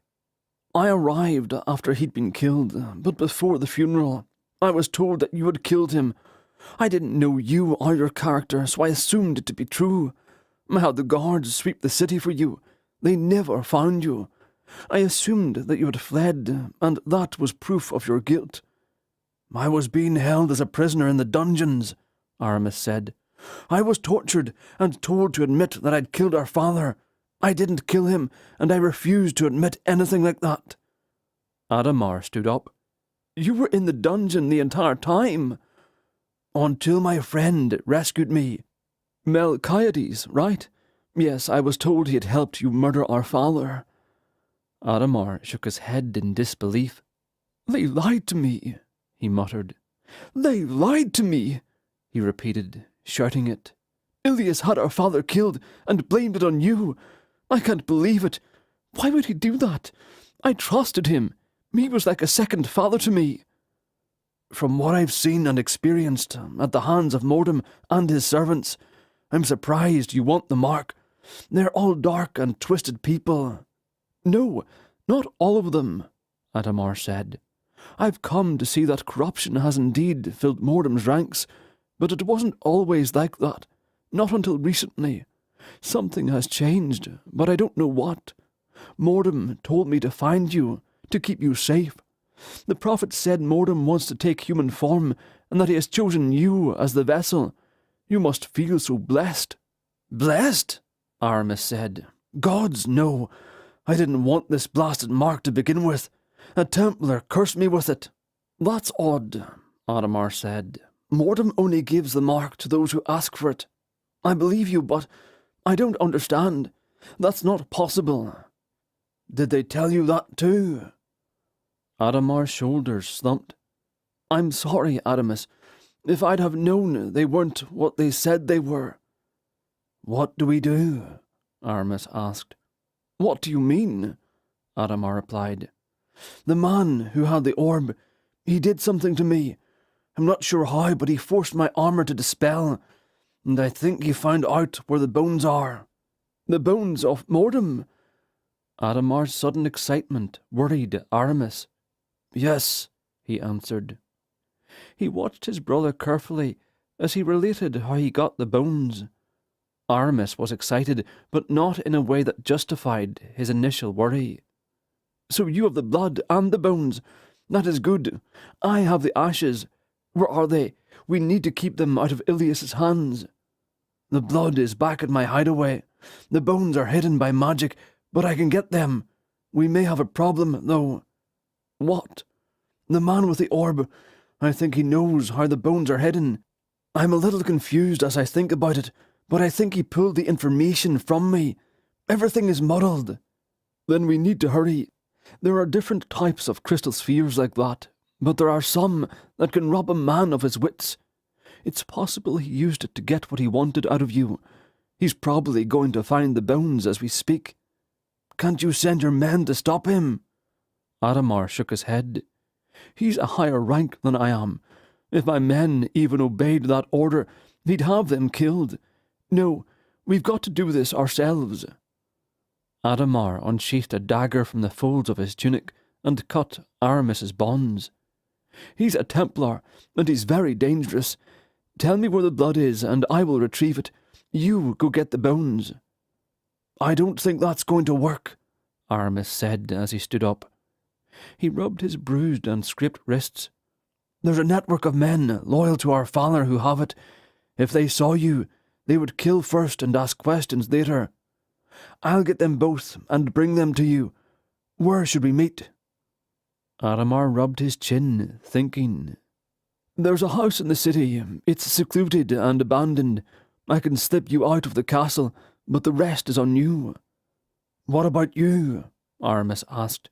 "What are you going to do?" "I'll keep Ilias and the others busy." "What if they ask where I am?" "I'll make something up. Don't worry about me. Come on, we've got to hurry." Adamar opened the door to the room and stepped into the hall. 2 guards stood on either side of the doorway. "The prisoner says there's another man here in the castle.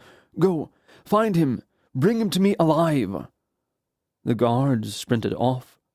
Adamar walked both ends of the hall to make sure they were alone. Then he waited for Aramis to follow him.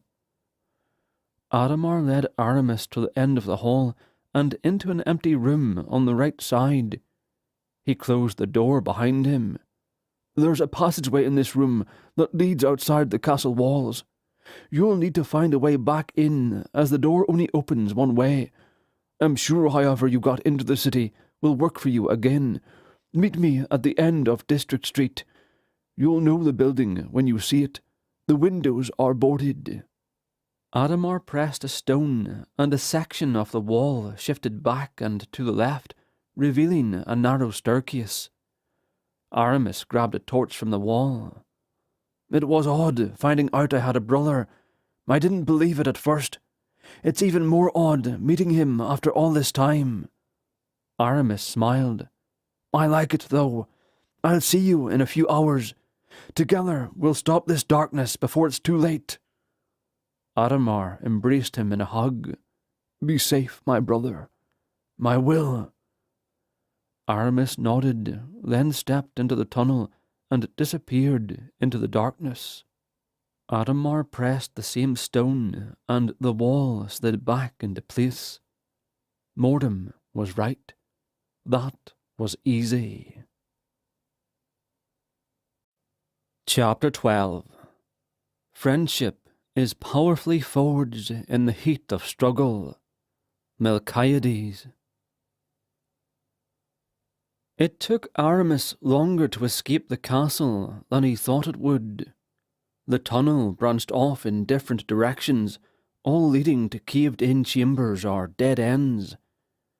By the time he finally found the exit that led outside the city, he had gotten turned around and backtracked several times.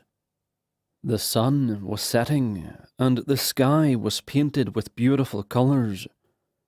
Aramis felt hope for the first time since his father's death. "I have a brother." The knowledge that his brother was merely deceived and being used by the gods as he was offered some comfort. Finally, someone who understood what it was like to be a pawn in a game you couldn't control. His excitement made him want to rush, but he knew he needed to stay out of sight. Just because his brother was on his side didn't mean that fighting Mordum's servants would be any easier. He walked around the outskirts of the castle for half a mile before he found the sewer entrance that Larsen had shown him. The grate was wet with fresh waste that had been dumped. Aramis grit his teeth. Even that could not dampen his joy. He lifted the grate and climbed inside.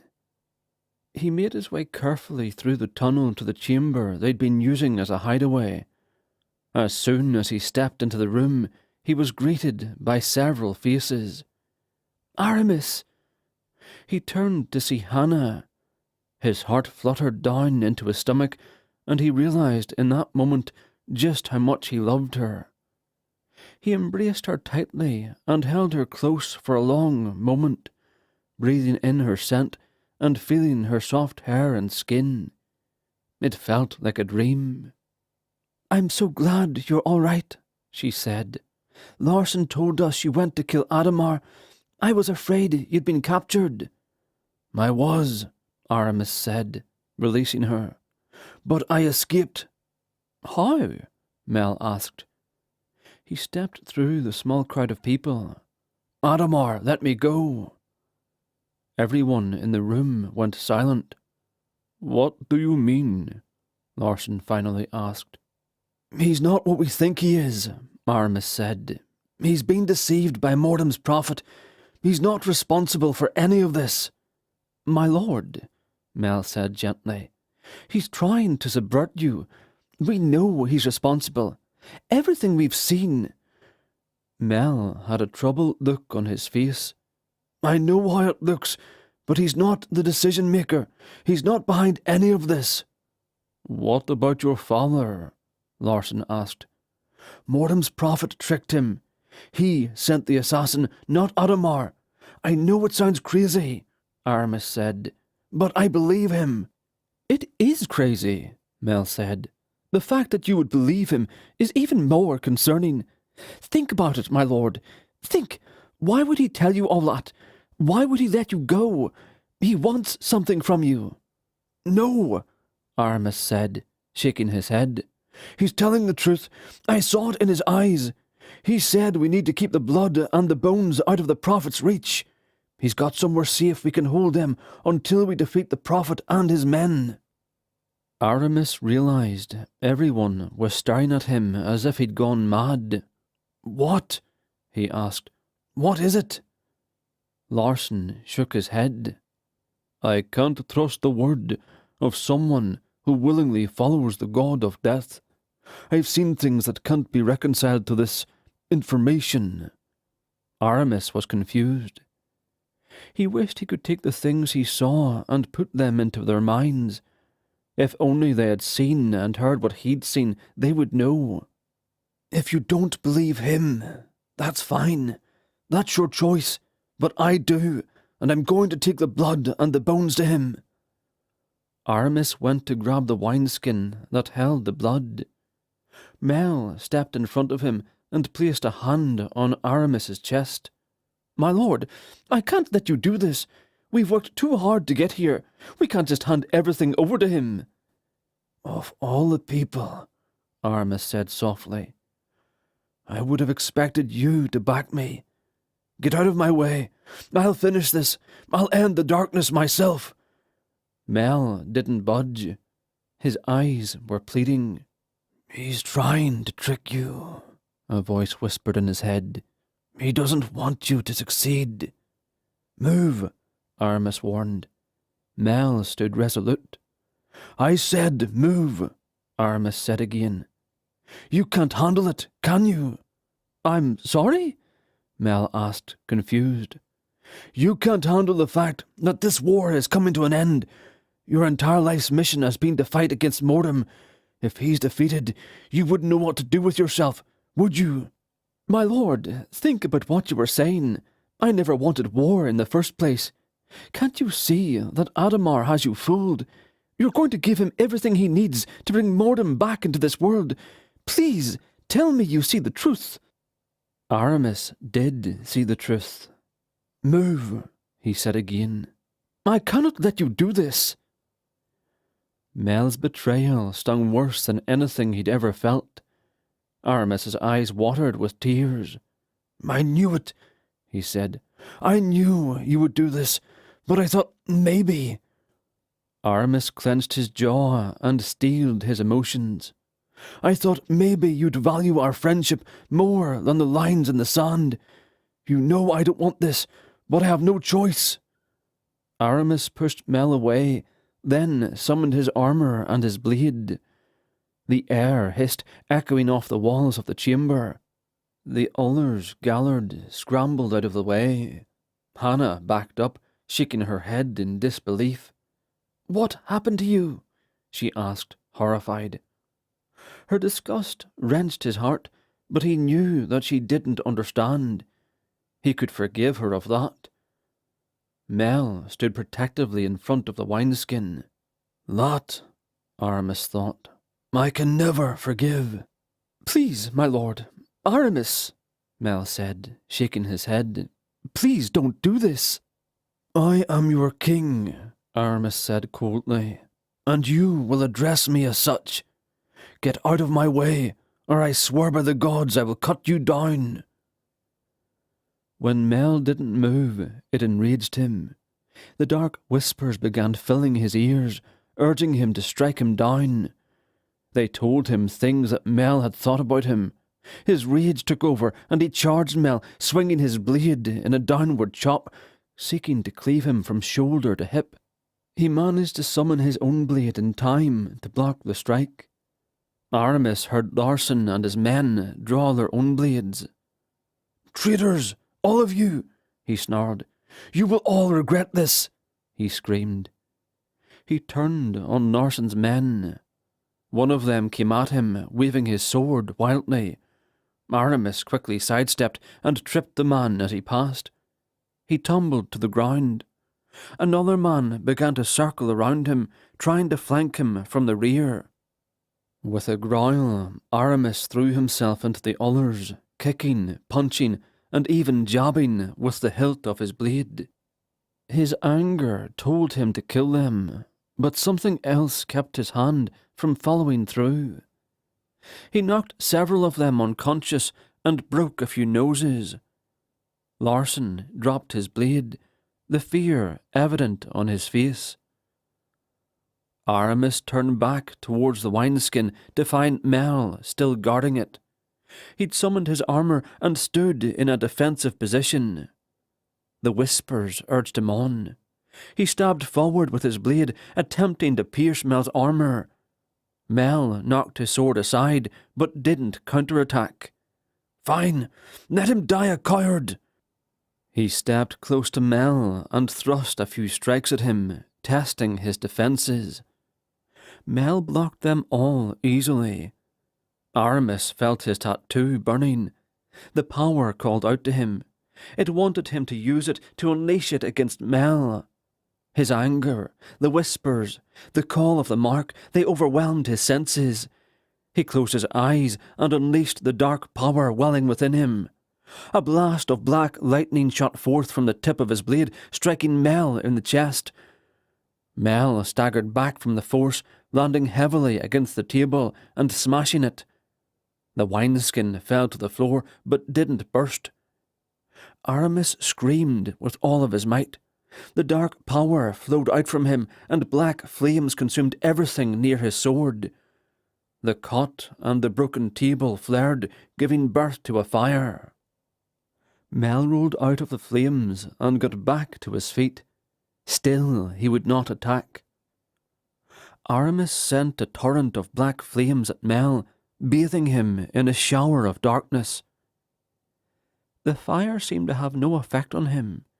He charged Mel again, this time ramming him with his shoulder. The two went down in a clash of metal. Hannah screamed. Aramis ripped Mel's helmet off and punched him in the face several times with his armoured fist. Blood splattered his armour, and Mel's body went limp. Aramis got up and walked through the fire he'd created and grabbed the wineskin. He realized Hannah was trapped by the fire. He ran to her and wrapped his body around hers, then stepped through the flames, using his armour as a shield for her. He knew the fire would end up consuming the entire room. He didn't care. He glanced at the men who lay unconscious on the ground. Larson was trying to pull one of them toward the exit tunnel. Mel's body still lay unmoving. "They'll see," he thought. "In this life or the next, they will see I was right." He led Hannah out of the burning chamber, using the ladder that led into the alley above. She was shaking uncontrollably. Aramis reached out to touch her face, and she flinched. He drew his hand away. "So be it." She met his eyes briefly. He smiled at her, but he could see the fear in her eyes. He'd become something else entirely to her. She would see. She would see, just like the others would see. He left her in the darkened alley alone. He dismissed his armour and blade as he walked toward District Street. Aramis found the house easily enough. It was the only building on the street that seemed out of place. Everything else was in good condition and well taken care of. The boarded windows hid any light that might be shining within. The door was unlocked and opened with a soft creak. The main room was alight with a fire burning in a stone hearth. The walls showed signs of age, and the floor squeaked as he made his way toward the figure standing in front of the fire. "Brother," he called out. "Aramis," Adamar replied. "Did you bring the items?" "I brought the blood." Adamar turned from the fire to face him. "What of the bones? Did the Templar get them?" "No," Aramis said. "They are still hidden by the spell. I can get the magic to release them anywhere I am." Adamar stared at him. "What happened? You look like you ran to get here." "It's nothing," Aramis answered with a shrug. "It doesn't matter." Aramis knelt on the floor and drew his rusty dagger. He cut a circular shape into the wood and crossed through it with an intricate set of lines. After he finished, he sheathed his dagger and closed his eyes. Feeling the power of the mark flowing through him, he channeled it toward the symbol he'd cut. The air rippled in front of him briefly before a brown sackcloth appeared. Cutting off the flow of power, he snatched the bag up just as the symbol burst into flames. They seared the floor and then quickly diminished. "The mark gives you magic?" Adamar asked curiously. "No. Well, not that I know of. The spell was cast by a wizard. She told me how to unlock it." Adamar eyed him greedily. "I've begged Mordem for the mark," he said softly, "yet he makes me wait for it." "You shouldn't want it," Aramis replied. "It's brought me nothing but death. So, where is the blood?" Aramis produced the wineskin from his belt. "The blood, the bones, and the ashes," Adamar said with awe. "I knew it would be me. I knew I would be the one to perform the ritual and bring him back." "What are you talking about?" Aramis said. "We're hiding these from the Prophet until we can kill him. Then we need to find a way to destroy them." Adamar laughed. "No, little brother, I will not keep Mordem from what he desires. I couldn't even if I wanted to." Aramis took a step back toward the door. "I'm going to stop the plague that is Mordem from spreading." "I don't think you're going anywhere," Adamar said. Rough hands grabbed him from behind. He dropped the wineskin and the bag as he struggled against his attackers. He saw a glint of steel and then felt a stinging pain on his arm. He managed to glimpse his arm and saw that his tattoo had been cut. "Hurry," Adamar commanded. "The mark will heal. Get him to the ceremony, quickly." Aramis was struck in the back of the head, and then there was only darkness. Chapter 13.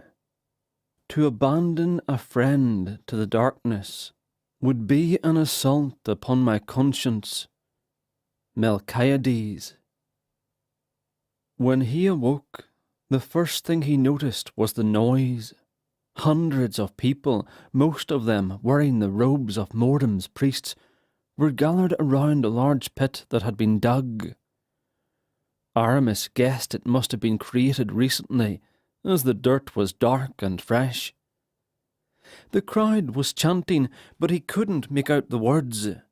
The ringing in his ears was hindering him from making out their words. He also had a pounding headache.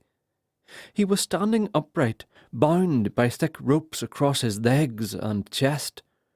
Aramis tested their strength. They didn't budge. He tried to summon his blade, but nothing happened. The connection he felt to the mark was non-existent. Glancing down, he saw why. His tattoo had been cut, and the skin was pinned back, keeping the two pieces from touching. "Disgusting," he thought. The way his arms were tied, he couldn't reach to remove the small metal pins. He looked up. He was standing atop a raised platform in front of the pit, overlooking the crowd. It was like looking at a sea of blackness. There were hundreds, if not thousands, of robed men, all of them followers of Mordem. Aramis cursed them under his breath. He listened intently to their chanting. He could only hear it faintly above the ringing, but he could swear that the words were calling to him. He grew uncomfortably warm. Something was happening, but he didn't know what. The crowd continued their chant, and Aramis suspected they were saying the same words over and over. The sky filled with storm clouds. They came suddenly with incredible speed, solid black, roiling and churning like some sort of monster. The clouds devoured the tops of the castle's guard towers, crawling over them to consume them whole. The chill wind strengthened, whipping dust from the ground into eyes and mouths. A bolt of lightning flashed out from the clouds above, spearing the ground near the pit. Thunder exploded. The concussion knocked some of the priests to the ground. A small group of women screamed. The men who were still standing tried to calm them, but the women would have none of it. They fled in mad panic. "Forget them!" Adamar shouted from beside Aramis. He wondered if his brother had been there the whole time, or if he had just arrived. The storm clouds raced across the sky, battling the sunlight, defeating it easily. The sun fell, overcome by darkness. Night was upon them, a night thick with swirling dust. Aramis could see nothing, not even his own feet. The next second, all around him was illuminated by another devastating lightning bolt. Rain slashed sideways, coming at him all like arrows fired from a million bowstrings. Hail pounded on him like iron-tipped flails, cutting and bruising. Lightning walked among the crowd, casting its flaming spears. Thunder shook the ground and roared. The rain fell harder, if that were possible. Aramis wondered how long the raging storm could last. It felt like a lifetime, like he had been born in the storm and would grow old and die in the storm. The rain and ice pelted him and felt like stinging nettles across his entire body. He could only lower his head to try and shelter his face, but even that seemed futile. A lightning flash momentarily blinded him. The blast deafened him. The force of the thunderbolt lifted a man off his feet and slammed him back down. The bolt had struck so close, Aramis could hear the sizzle in the air and smell the phosphorus and sulphur. He could also smell burnt flesh. As his sight slowly restored, he looked in the direction of the man who'd been struck. The priest's flesh glowed red beneath a black crust, like a hunk of overcooked meat. Smoke rose from it. The wind whipped it away, along with flecks of charred flesh. The skin of the man's face had burned away, revealing a mouthful of hideously grinning teeth. Adhemar braved the wind and rain and leapt down from the platform, landing at the edge of the pit. He grabbed a sack from one of the cowering priests and climbed down into the pit. From Aramis's vantage point, he could barely make out what his brother was doing. Adhemar reached into the sack and pulled out something white. Bones. He lay them out, piecing them together until it looked like a skeletal man lay in the dirt. Then he pulled the wineskin out of the sack and poured the blood on the bones. He covered the skull with it and even kneeled to smear it, ensuring the entire skull was covered. Then he pulled out a small box and dumped what Aramis assumed were the ashes. The wind died. The rain softened to a steady downpour. The hail ceased altogether. Thunder rumbled a drumroll which seemed to mark time with the pace of a strange figure of darkness, steadily growing nearer with each illuminating flare. The storm receded, carrying its fury to the other side of the castle, to other parts of the world. Soaking wet, Aramis shook the water and muck from his face. The wind was cold and crisp and chill, and he was shivering. The dark cloud filled the pit, obscuring Adhemar within its clutches. Slowly, yet steadily, it flowed forth out of the pit, coming towards the platform, towards Aramis. An intense feeling of dread spread through him. He struggled against his bonds again, but they wouldn't give way. The shadowy cloud pulled onto the platform at his feet, gradually shifting and turning until a vague outline of a man formed. The face was insubstantial and shifted amongst itself, never staying the same. Despite that, Aramis knew exactly who stood before him. "Mordum," he whispered. The form pulsed in recognition of its name. Suddenly, the pins in his arm came loose and clattered to the ground. His skin rolled back together, healing by the power of the mark. Heart thudding against his chest, Aramis stared into the face of darkness, the face of death, and then the shadow plunged into his mouth. Adhemar climbed out of the pit just as the shadowy cloud that was Mordum entered Aramis's body. He watched in envy while Aramis's body twitched and jerked as Mordum fought for control. Suddenly, a horn split the air. Adamar looked from tower to tower to see who was sounding the alarm.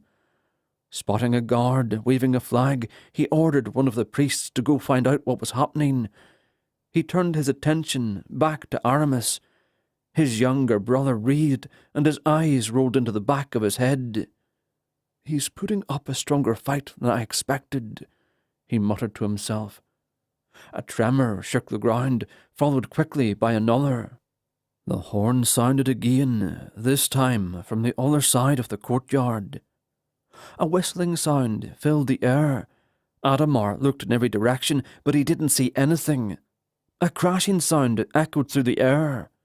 "What is going on?" Adamar demanded angrily. The priests were standing around confusedly. They began to murmur among themselves. "I have to do everything myself, it seems." Adamar pushed through the crowd toward the first guard tower he'd spotted that had been sounding the alarm. As he got closer, it was evident something was wrong. Soldiers were running toward the main gate, hauling long timbers. "My lord!" A breathless soldier hailed him. "Creatures!" he gasped. He placed his hands on his knees and bent over, trying to restore his breath. Adamar waited impatiently while trying to get a view from beyond the gate. "Forgive me," the man finally said. "There are creatures attacking the gate. I've never seen the like before. The others are trying to fortify the damage from earlier." The soldier's eyes strayed toward Aramis and the pit. "Creatures, what do they look like?" Adamar asked. Metal clanged as the gate shuddered inwards. Shouts and curses rose from the soldiers who were trying to brace the damaged gates. Adamar stalked to the crowd of soldiers, leaning left and right to try and see what creatures were attacking his castle. And then he caught sight of one of them, just barely. Its head was large and round and looked like a stone. "Golems," a voice said. Adamar turned to see his remaining bodyguard standing beside him. "What?" Adamar said, wondering where his guard had disappeared to. "I've never heard you speak before," he added. "Golems," the Templar said. "They are creatures formed of magic and earth. There are few who can summon them." Adamar looked back at the gate. "How do you kill them?" he asked. "You must kill the one who summoned them," the Templar answered. "What are you waiting for?" Adamar demanded. "Go deal with them." The Templar wavered for a brief second before bowing and leaving. The hesitation was not lost on Adamar. What, he wondered, could give a Templar pause? As far as he knew, nothing could stop Mordham's most powerful servants. Perhaps the Templar was not used to fighting solo. The blasted prophet of Edra had killed his other Templar guard, and Mordham had not answered his call for a replacement. He pushed his doubts from his mind. "My lord," the priest from the crowd jogged over to him. "There are creatures attacking the gate." "So I've seen," Adamar said, his annoyance plain. "To the west, a large army is approaching." "How large?" Adamar asked. "I think you'll want to see for yourself," the priest answered. "Show me." The priest led him across the courtyard to a curved stone stairway that led upwards to the battle ramparts. They climbed the flight of stairs quickly, and Adamar saw a trio of soldiers pointing in the distance. "Let me see," Adamar growled. He took the spyglass from one of the soldiers. "If that priest is exaggerating." Lifting the device to his right eye, he gazed out across the plains and scanned the horizon. At first he didn't see anything. Then he noticed a plume of dust. He followed its length until he found the source. A black mass encompassed his view. He tried adjusting the device, but he only made the image blurry. "Someone fix this thing!" he shouted in frustration. The soldier he'd taken it from adjusted it and handed it back to him. This time, the image was clearer. Cavalry, hundreds if not thousands, were riding straight toward him. His hopes soared as he thought they were more of Mordham's mercenaries, but his hope quickly turned to surprise when he saw the banner being carried at the front of the army, the flag of Keswick. Adamar clenched his jaw and threw the spyglass. It clanged as it struck the stone. "Orders, my lord!" Adamar's thoughts went rampant. An army marching on him, creatures at his doorstep. Mordham would soon fully possess his brother if he hadn't already. He needed to hold them off.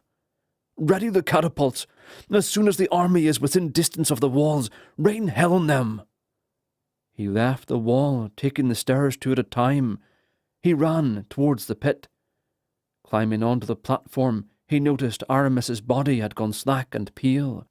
Turning his attention to the crowd of milling priests, he shouted, "To arms!" The priests glanced askance at one another, obviously confused. "An army approaches! We must hold them off until our Dark Lord has taken his vessel! Quickly!" Adamar knew he might be pressing his luck. Although it was known that he was favoured among Mordham's servants, his official rank was not very prestigious.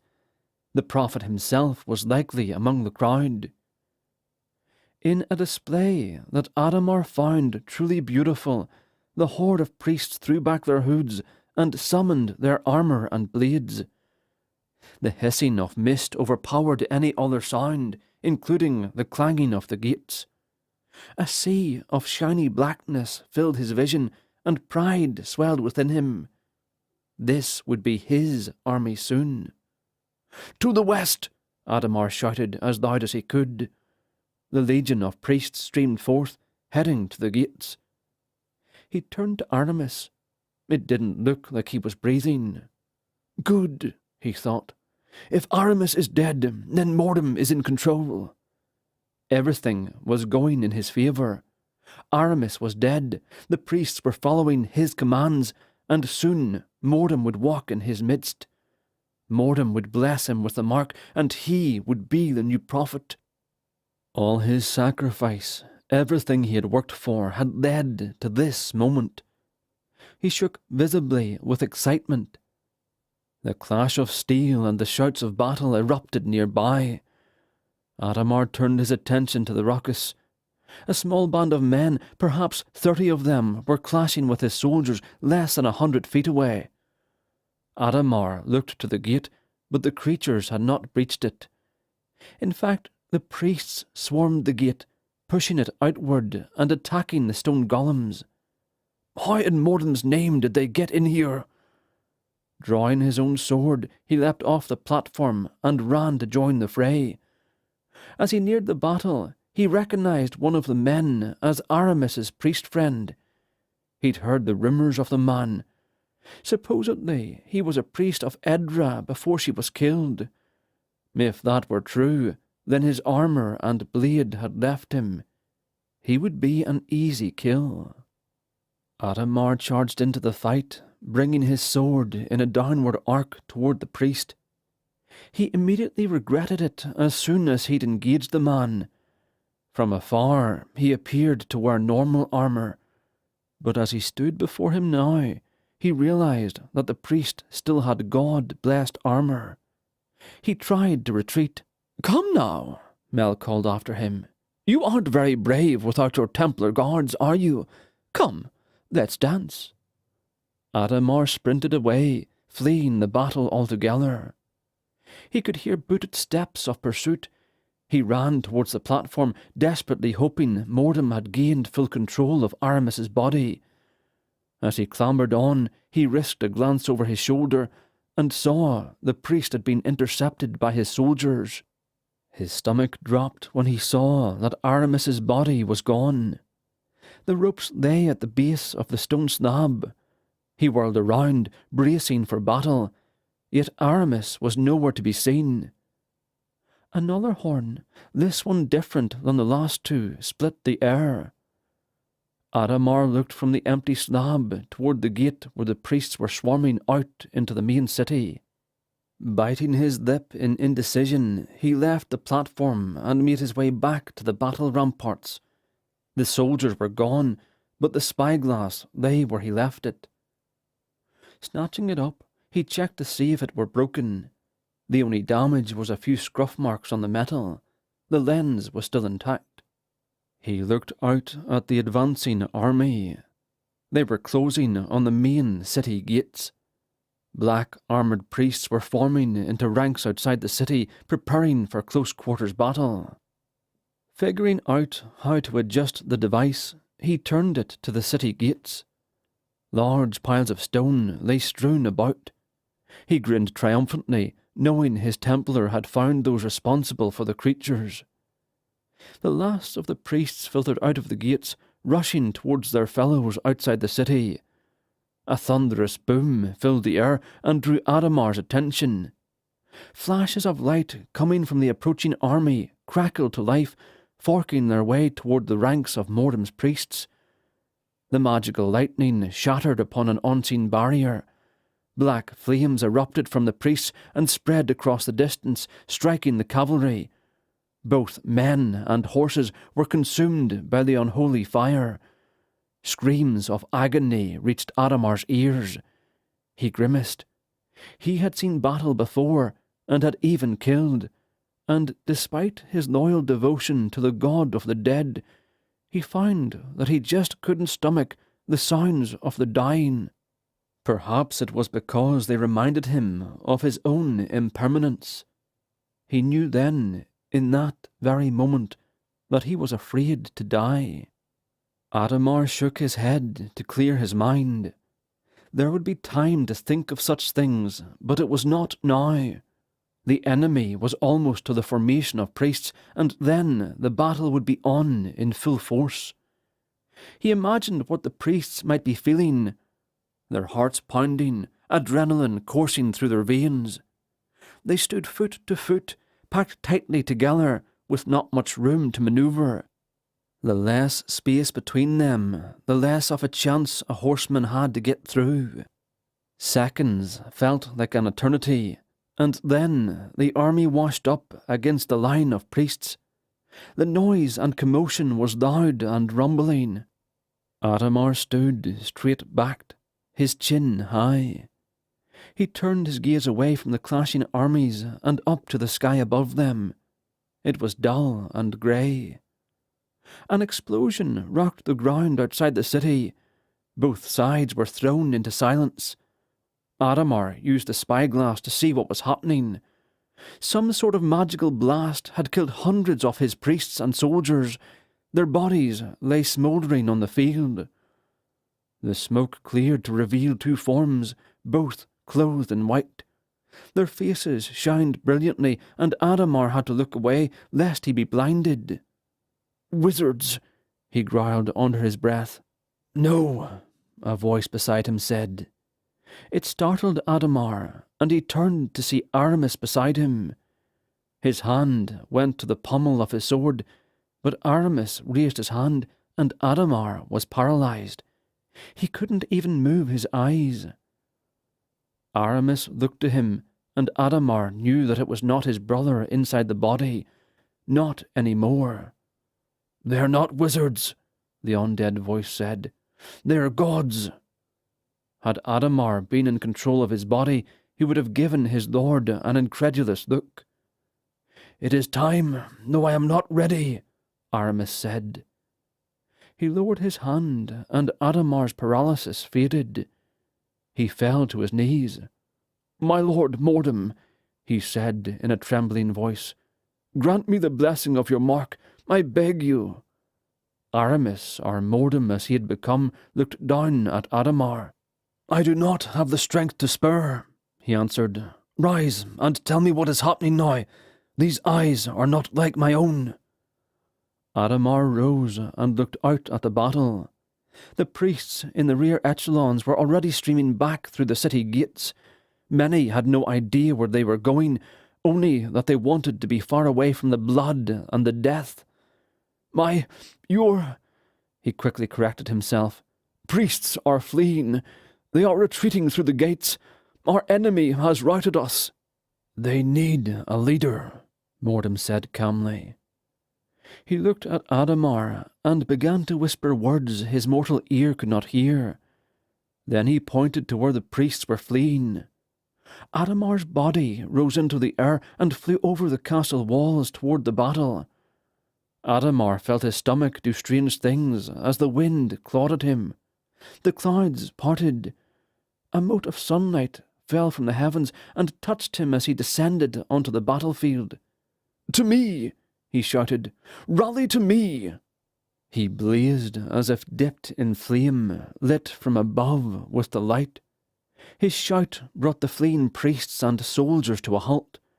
They looked to see where the call came from and saw Adamar outlined in flame, blazing like a beacon fire. Mordim's servants halted in their mad dash, looking up, dazzled. "To me!" Adamar yelled again. The soldiers hesitated. Then one ran to him. Another followed, and another, glad to have purpose and direction once again. "Get into formation," he ordered. The soldiers and priests came running back, bringing their weapons to bear and lining back up. Adamar felt glorious. Mordim had used him to stop the retreat. All the men's eyes were on him now. "Now who is important?" he cried at them in his mind. "I am!" "Charge!" he screamed. His army charged forth, clashing into the ranks of their enemy. He stood still as they flowed around him, watching the death and destruction that ensued. The air began to buzz. Adamar looked up to see a wave of arrows, hundreds of them flying toward his position. His eyes widened in terror. He looked back to Mordim, issuing a silent prayer for protection, yet his lord was nowhere to be seen. The arrows rained down around him. The feathered shafts struck through visors of helmeted soldiers or took them in the throat. More arrows flew, more bodies fell. The panic-stricken soldiers and priests faltered, halted, trying to discover the location of this new enemy. More arrows hummed through the air. Men screamed and fell. The dying were starting to pile up like hideous cordwood in the cut, forming a blood-soaked barricade. Adamar cursed as the enemy crashed through his forces. He ripped one of the arrows from a fallen soldier and eyed the fellers. The colours were familiar, and etched into the wood was the symbol he least wanted to see. A phoenix bursting from a pile of ashes, the symbol of Talvard. The ground trembled beneath his feet. He spun around and spotted the source. One of the golems was coming straight for him. He turned to run, overcome with fear, and then something hit him in the left eye. His mind screamed that he needed to run, but his body screamed in agony and would not obey. His right eye barely recognized the feathered shaft that was lodged in the left before he had the sensation of falling. He crashed to the ground on his back, his head striking something hard. He told himself that should have hurt, yet he felt nothing. The golem came into his blurred view. His eye was welling uncontrollably with tears. He tried to blink them away and only felt the right side of his face. "What's happening to me?" his mind screamed. His heart was pounding furiously against his chest and his ears were ringing. He watched as the golem lifted its leg to step on him. He was powerless to move. A wave of heat washed over him as a blinding streak of light struck the golem in the side of its head. The stone creature turned to face a new attacker, and Adamar lay there, giving silent thanks to whoever had just saved his life. He knew he couldn't stay where he was, yet his body refused to cooperate with his commands. He didn't know how much time passed as he struggled to roll on to his side, but eventually he managed to do so. He lay there, expended, watching the battle continue to unfold. It was hard to tell who was winning. The bodies of both sides littered his view. He tried to get up, but he was dizzy and couldn't keep his balance. So he crawled. It was arduous and tiring. His hands touched blood and dismembered limbs, yet he struggled on. He didn't know where he should go. Nowhere was safe. Mordom had abandoned him. Everything had fallen apart so quickly. Every so often his arms faltered, and he lowered himself to the ground. He had to turn his head to keep the arrow from lodging any further into his skull. Though he wanted to give in many times, he continued onward. Chapter 14. Power, like disease, corrupts even the most pious of men. Aramis. The combined forces of Keswick and Talvard pushed Mordom's forces into the city. With the gods Ziva and Teal leading the charge, the priests of Mordom fell to blade and magic alike. The army pushed its way into the main courtyard of the castle. Standing there, alone, was a man. Ziva and Teal closed in, approaching cautiously. Though it was Aramis's body, they knew who really stood before them. "So we finally meet in the flesh," Ziva said. "Why have you come here?" Mordom asked. "You know why," Teal answered. "What you are doing is forbidden. Yet here you both are, in mortal bodies as I am." "This is different," Ziva said. "We have left our celestial home to stop you." "My power is greater than yours, and grows by the minute," Mordom laughed. "Kill my servants as you will, even in death, they still serve me." "We will crush you," Teal said. "We should have killed you when you were weakened after your first attempt to take this world for yourself. You couldn't kill me before, and you can't kill me now." The gods eyed each other in silence. Teal was the first move. He charged Mordom, swinging a large battle-axe in an X pattern. Mordom stood still until Teal was a few feet away, then dove down and rolled, coming up behind Teal and slashing him across the back with his onyx blade. Mordom immediately turned to meet Ziva's attack. She wielded a metal staff and struck at his head. Mordom easily deflected her attempt and spun towards her, slashing a long gash down her arm. She cried out in pain, something foreign to her, and brought her staff around to block Mordom's second strike. Her wound was deep, and she was bleeding profusely. The arm was almost useless. Teal tackled Mordom, and the two went crashing to the ground. They wrestled and rolled around, fighting furiously. Ziva wanted to strike Mordom with her staff, but the two were rolling around too much for her to risk hitting Teal. A thunderous blast rattled the ground. Ziva struggled to see what was happening. Teal stood up, a smile upon his face. "We are Vic." Bloody spittle flew from his mouth, and he staggered before falling to his knees. A look of surprise spread across his face as his hand touched the mortal wound in his chest. Ziva felt fear for the first time. She watched as Mordom rose and calmly walked to Teal, easily swinging his blade and removing Teal's head. Blood spurt, and the head tumbled to the ground, followed by his headless body. Ziva screamed. First her sister, and now Teal.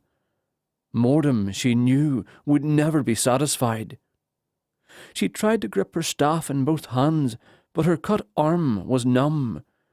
She backed up slowly as Mordom came towards her. A flash of silver caught her attention, and she saw Melchiades rushing Mordom. It was suicidal. Mordom turned and met the priest with a flourish of his sword. Their blades clashed together, and sparks flew. "Leave Aramis's body, now!" Mel yelled at him. Mordom laughed as he parried Mel's strikes. "This body is mine now. Aramis is gone." "I don't believe you," Mel growled. He fought furiously, trying every maneuver he knew to get close to Mordom, but the god was too quick. "Are you really going to kill Aramis?" Mortem taunted. "You said he was gone," Mel cried. "Perhaps he is. Perhaps he isn't. I suppose you will never know." Mel knew that Mortem was trying to confuse him. He believed Aramis was alive.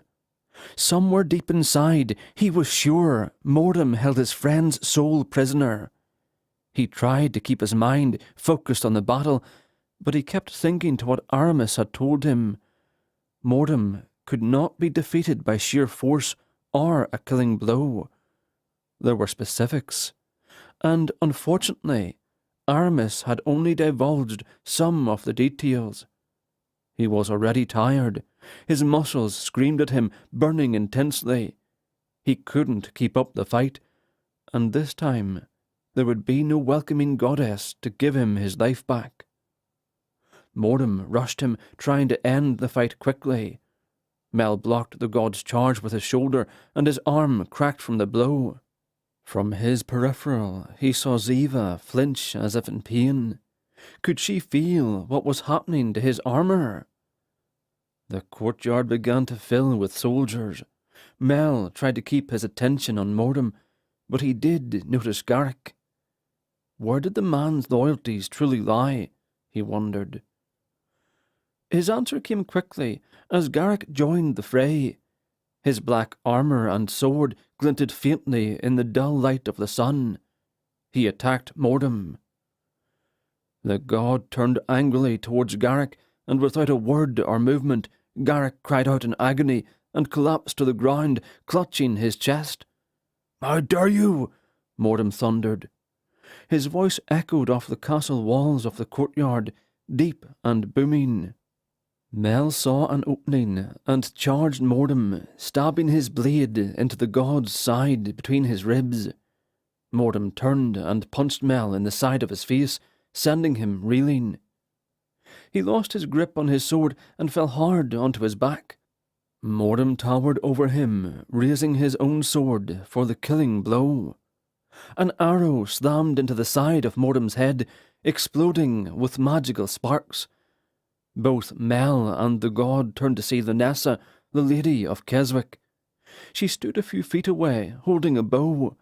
She was surrounded by several priests in gleaming silver armour. Mel recognized them as Ziva's servants. Lunessa knocked another arrow and drew the string back, pointing at Mortem. "Release Aramis," she said. Mortem laughed. "Your army has been routed, and you are outnumbered. God or not, I like my odds better than yours." "Foolish mortals," Mortem bellowed. "I am god of the dead. I cannot die." The grey clouds above began to darken. The wind picked up. Lightning flickered in the growing darkness above them, and thunder filled the air. Mel knew that if they didn't kill Mortem now, he would come back again. He would continue to bring death and destruction upon the people. He looked to Ziva. She was pale and weak. He could sense that she was dying, could feel it in his armour. It wouldn't be long before his tie to her power was severed, and he would be without his armour and blade. "The dagger," her voice filled his mind, weak and barely a whisper. "Dagger? The one I give to Aramis. It is more than it seems. It can kill him." Mel looked at Aramis's body and saw it sheathed at his waist. How could a rusty old dagger kill a god? "Trust me," she bade him. Mel looked to Lunessa and gave her a hand signal. He didn't know if she saw it or not, but there was nothing else to be done. He pushed himself onto his feet and reached for the dagger. Mortem began to turn and face him, but another of Lunessa's explosive arrows struck him in the chest.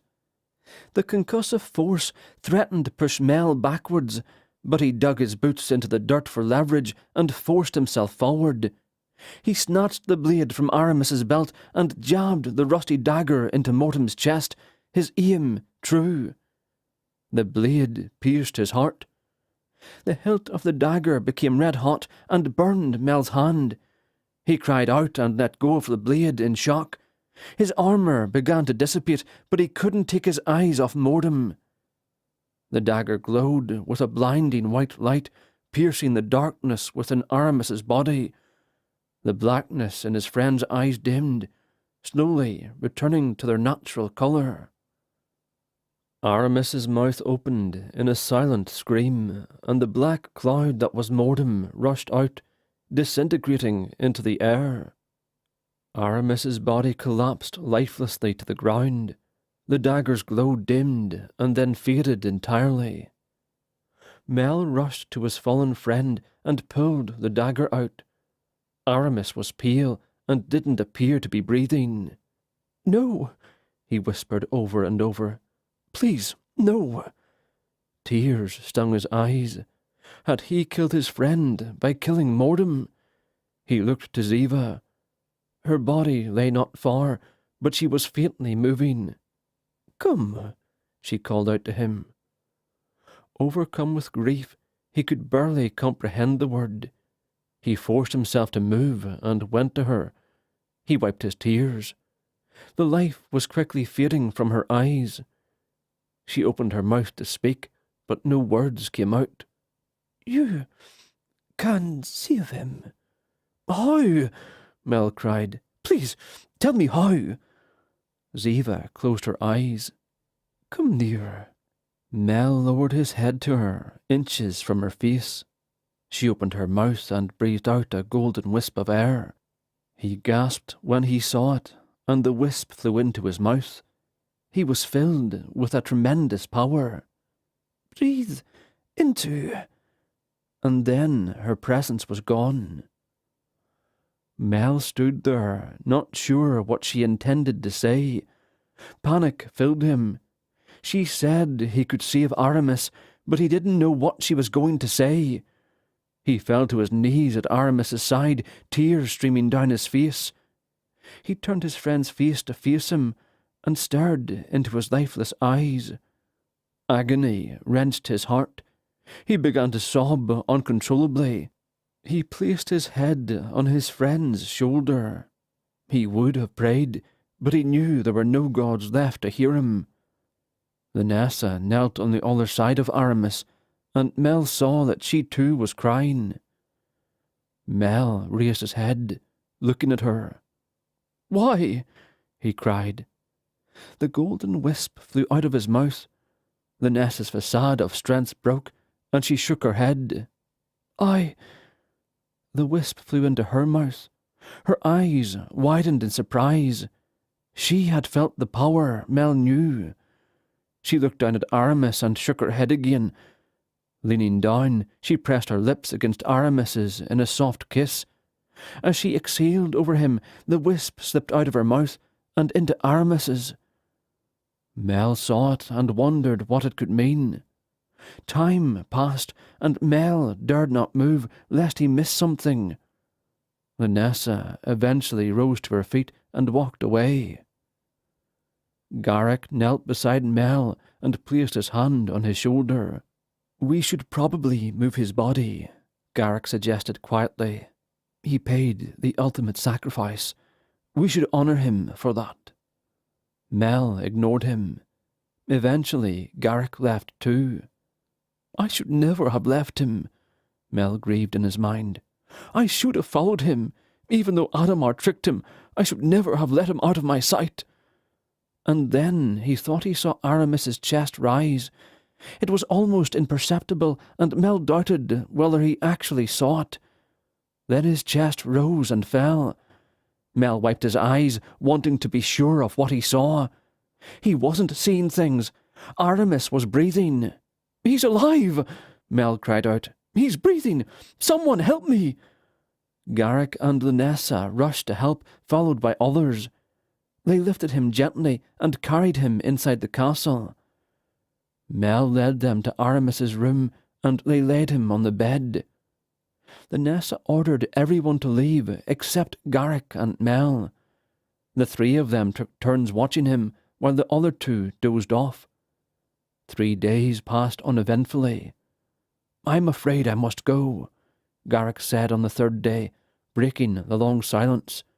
I don't want to, but my duties cannot be ignored much longer. Mel nodded. I understand, he replied. When he wakes, I will tell him you were here. Thank you, Garrick said. No, Mel shook his head. Thank you for honouring your word to him and for risking your life, standing up to Mordom like you did. Garrick shrugged. I don't know how I did it, he said. They stood quietly as they stared at Aramis's body, still except for his breathing. I will come check on him after I have things in order, Garrick said. Mel nodded, and Garrick left the room. Mel was surprised that the Nessa would not leave Aramis's side. Another day passed before there was a change in Aramis. Water! A voice woke Mel. He rose from the chair he was sleeping in and saw that Aramis had his eyes open. Water! Aramis rasped again. Thank the goddess! Mel exclaimed. He rushed to pour a glass of water from a carafe the servants had left, almost spilling it in his excitement. Bringing the cup to Aramis, he helped hold it while Aramis struggled to lift his head up to take a drink. Aramis fell back against the pillow. His eyes shifted back and forth across the room. We're in the castle. This is your room, Mel answered.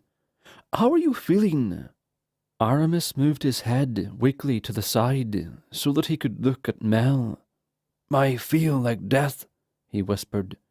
Mordom? He asked. Dead, Mel said solemnly. And we nearly lost you as well. How? Aramis rasped. We'll get to that when you're better. You should rest. Aramis's eyes slowly closed, and his breathing slowed. Mel watched worriedly, but soon realized Aramis had fallen asleep. He looked up as the Nessa rose from the chair she'd been sleeping in. What's going on? She asked. Aramis was awake, Mel answered with a smile. He spoke a little, but I told him to rest. Oh, thank Ziva, she whispered. I couldn't say it any better, Mel said. Aramis slept through the rest of the day, waking as dinner was being brought in by the servants. Having regained a small amount of strength, Aramis was able to sit up.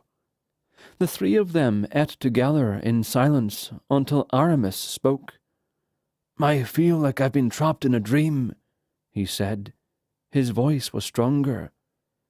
The last few days have felt like a nightmare, the Nessa said quietly. How long have I been out? Almost 4 days if you count today, Mel answered. It's good to see you awake. I was afraid. He left the sentence unfinished. My body feels like it fell down a mountain, Aramis said, rubbing the muscles in his right arm. What happened? All I remember is the storm, and then it's all foggy after that. Mel took a deep breath and related everything, pausing hesitantly when he got to the part where he stabbed Aramis in the chest. How am I alive? Aramis asked. Ziva, Mel replied. She did something. She gave you a breath of air, but it was different. I can't explain it. Aramis was surprised. The goddess had saved his life. All the anger he felt toward the gods hadn't left, but maybe he could forgive them in time. Where is she? He asked. I should probably thank her. She's dead, Mel said, the sadness in his eyes evident. Mordom dealt her a mortal wound. He also killed Teal. Ziva helped you with her dying breath. Aramis digested the words. If the gods are dead, he said, then we have no one to rely upon but ourselves. Just how life was before all of this. Well, Mel paused, there are other gods, though I don't think they meddle in the affairs of men as much. Mel glanced to Linessa. There's something else, he said. He looked back to Aramis. I didn't get the chance to tell you before when you—" He trailed off. "Lost my wits," Aramis finished for him, smiling wanly. "I would have said it a bit more pleasant, but yes, we found Lord Bavil." Aramis raised his eyebrows. "Where is he? Is he all right?" "No," Mel said. "He was dead. Murdered by the looks of it. By Mordham's orders, no doubt. And you know we found Hannah." Aramis closed his eyes and bowed his head. "I'm sure she must hate me." "No," Mel answered. He motioned to one of the servants and then left the room in a rush. "What of Adamar? Is he dead?" "I'm afraid I don't know," Mel said. "We haven't found his body. He's just gone." A moment later, the servant returned with Hannah following closely behind. "Aramis!" she shouted. She ran to the bed and jumped onto it, wrapping her arms around Aramis.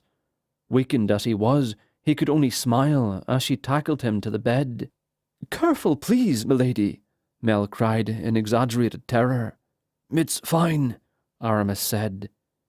He returned Hannah's embrace, and they stayed like that, holding each other for a long moment. Finally, Hannah released him and helped him sit back up. "I'm so happy you're alive," she said. Her eyes welled with tears, and one escaped, sliding down her cheek. Aramis reached up and wiped it away before kissing her. "Me too," he said. The Nessa cleared her throat. Everyone turned their attention to her. Her simmering anger was apparent. "Who is this Hannah?" she asked, glaring coldly at her. "She is my betrothed," Aramis answered, confused by Lunessa's reaction. Lunessa stiffened. "Well, congratulations. I'm glad that you are back with the living," she said. "I must be going. My army and my city are waiting on me." "Thank you," Aramis said to her. "I know you had your own problems in Keswick to take care of, even after the warlock had been dealt with. Thank you for coming to my aid. I am indebted to you." Lunessa curtsied, her anger still noticeable. Then she turned and left the room. "A woman scorned," Mel said softly as he watched her go. He looked at Aramis, wondering if there was more between them than Aramis had let on. Lunessa fumed as she strode across the courtyard. How could he choose another woman over her? She had welcomed him into her bed. Fine. If he didn't want her, she would find someone else. She ordered her army to begin moving out. As she led her army across the plains of Oakhaven, she watched the vultures pick at the bodies that had fallen in battle. She led their pace, and they marched slowly home. Ahead, something caught her attention on the road. As they neared the farm, Lunessa realized it was a man crawling on all fours. His head turned toward them as they approached, and she caught sight of the arrow lodged in his eye. "Help him," she said, thinking he might be a wounded civilian. His clothes were dirty and tattered. "Let the healers help him and bring him back to me." The soldiers did as she ordered, and she welcomed him warmly, inviting him to come and live in Keswick. The man gladly accepted the offer. Adamar heard the approaching army before he saw it. He wanted to move before they saw him, but he was too weak. His injuries had taken their toll, and it was all he could do to crawl as slowly as he was. When he heard the lady order her men to help him, he smiled. He knew someone would take him in. Someone always took him in. Giovanna could feel herself drifting along the currents of magic. Everything around her looked real, but it all felt different. Someone was there, just out of her sight. When she tried to see who it was, the shadow moved, always staying out of sight. After a while she gave up. Time was non-existent. Eventually she began to feel weighted down again. Her eyes fluttered open, and she glimpsed a stone chamber. She had grown accustomed to the darkness and wondered if death blinded everyone. Feeling finally came back to her, and she could feel her muscles. They ached and felt like fire when they twitched. And then her eyes opened again, and this time they stayed open. Her gaze took in every detail of every stone above her, the grooves and cracks, the cobwebs, everything. She was different, and she was not alone. "I wondered when you'd find your way back," a smooth voice said. It was a woman. Giovanna turned her head. The woman was beautiful. Her skin was bronze, and her eyes were a vibrant green. She had flowing, long hair, so blonde it was almost silver. Her wrists and ankles were adorned with gold and silver bracelets. She wore a thin, sheer robe, which did little to cover her nakedness. "Who are you?" Giovanna croaked. "My name is Vasha," the woman answered. "Where—" Giovanna's voice cracked, and her body shook with a coughing fit. Vasha brought a bowl filled with water and helped Giovanna drink some. "You are in my home, atop Red Mountain," Vasha said. "You came very near to dying after killing that elf." "Tyru," Giovanna said, the battle a blur and her memory fractured. "How did I get here?" "King Garrick had his physicians rescue you off the battlefield before they marched to Oakhaven. There was nothing they could do for you. You were beyond the healing of any but the oldest of us." "Us?" Giovanna asked, confused. "Wizards," Vasha said. "You are a wizard, a true wizard, not like those who play at it in palindrome." Giovanna remembered that place. Cygnus had taken her in and taught her.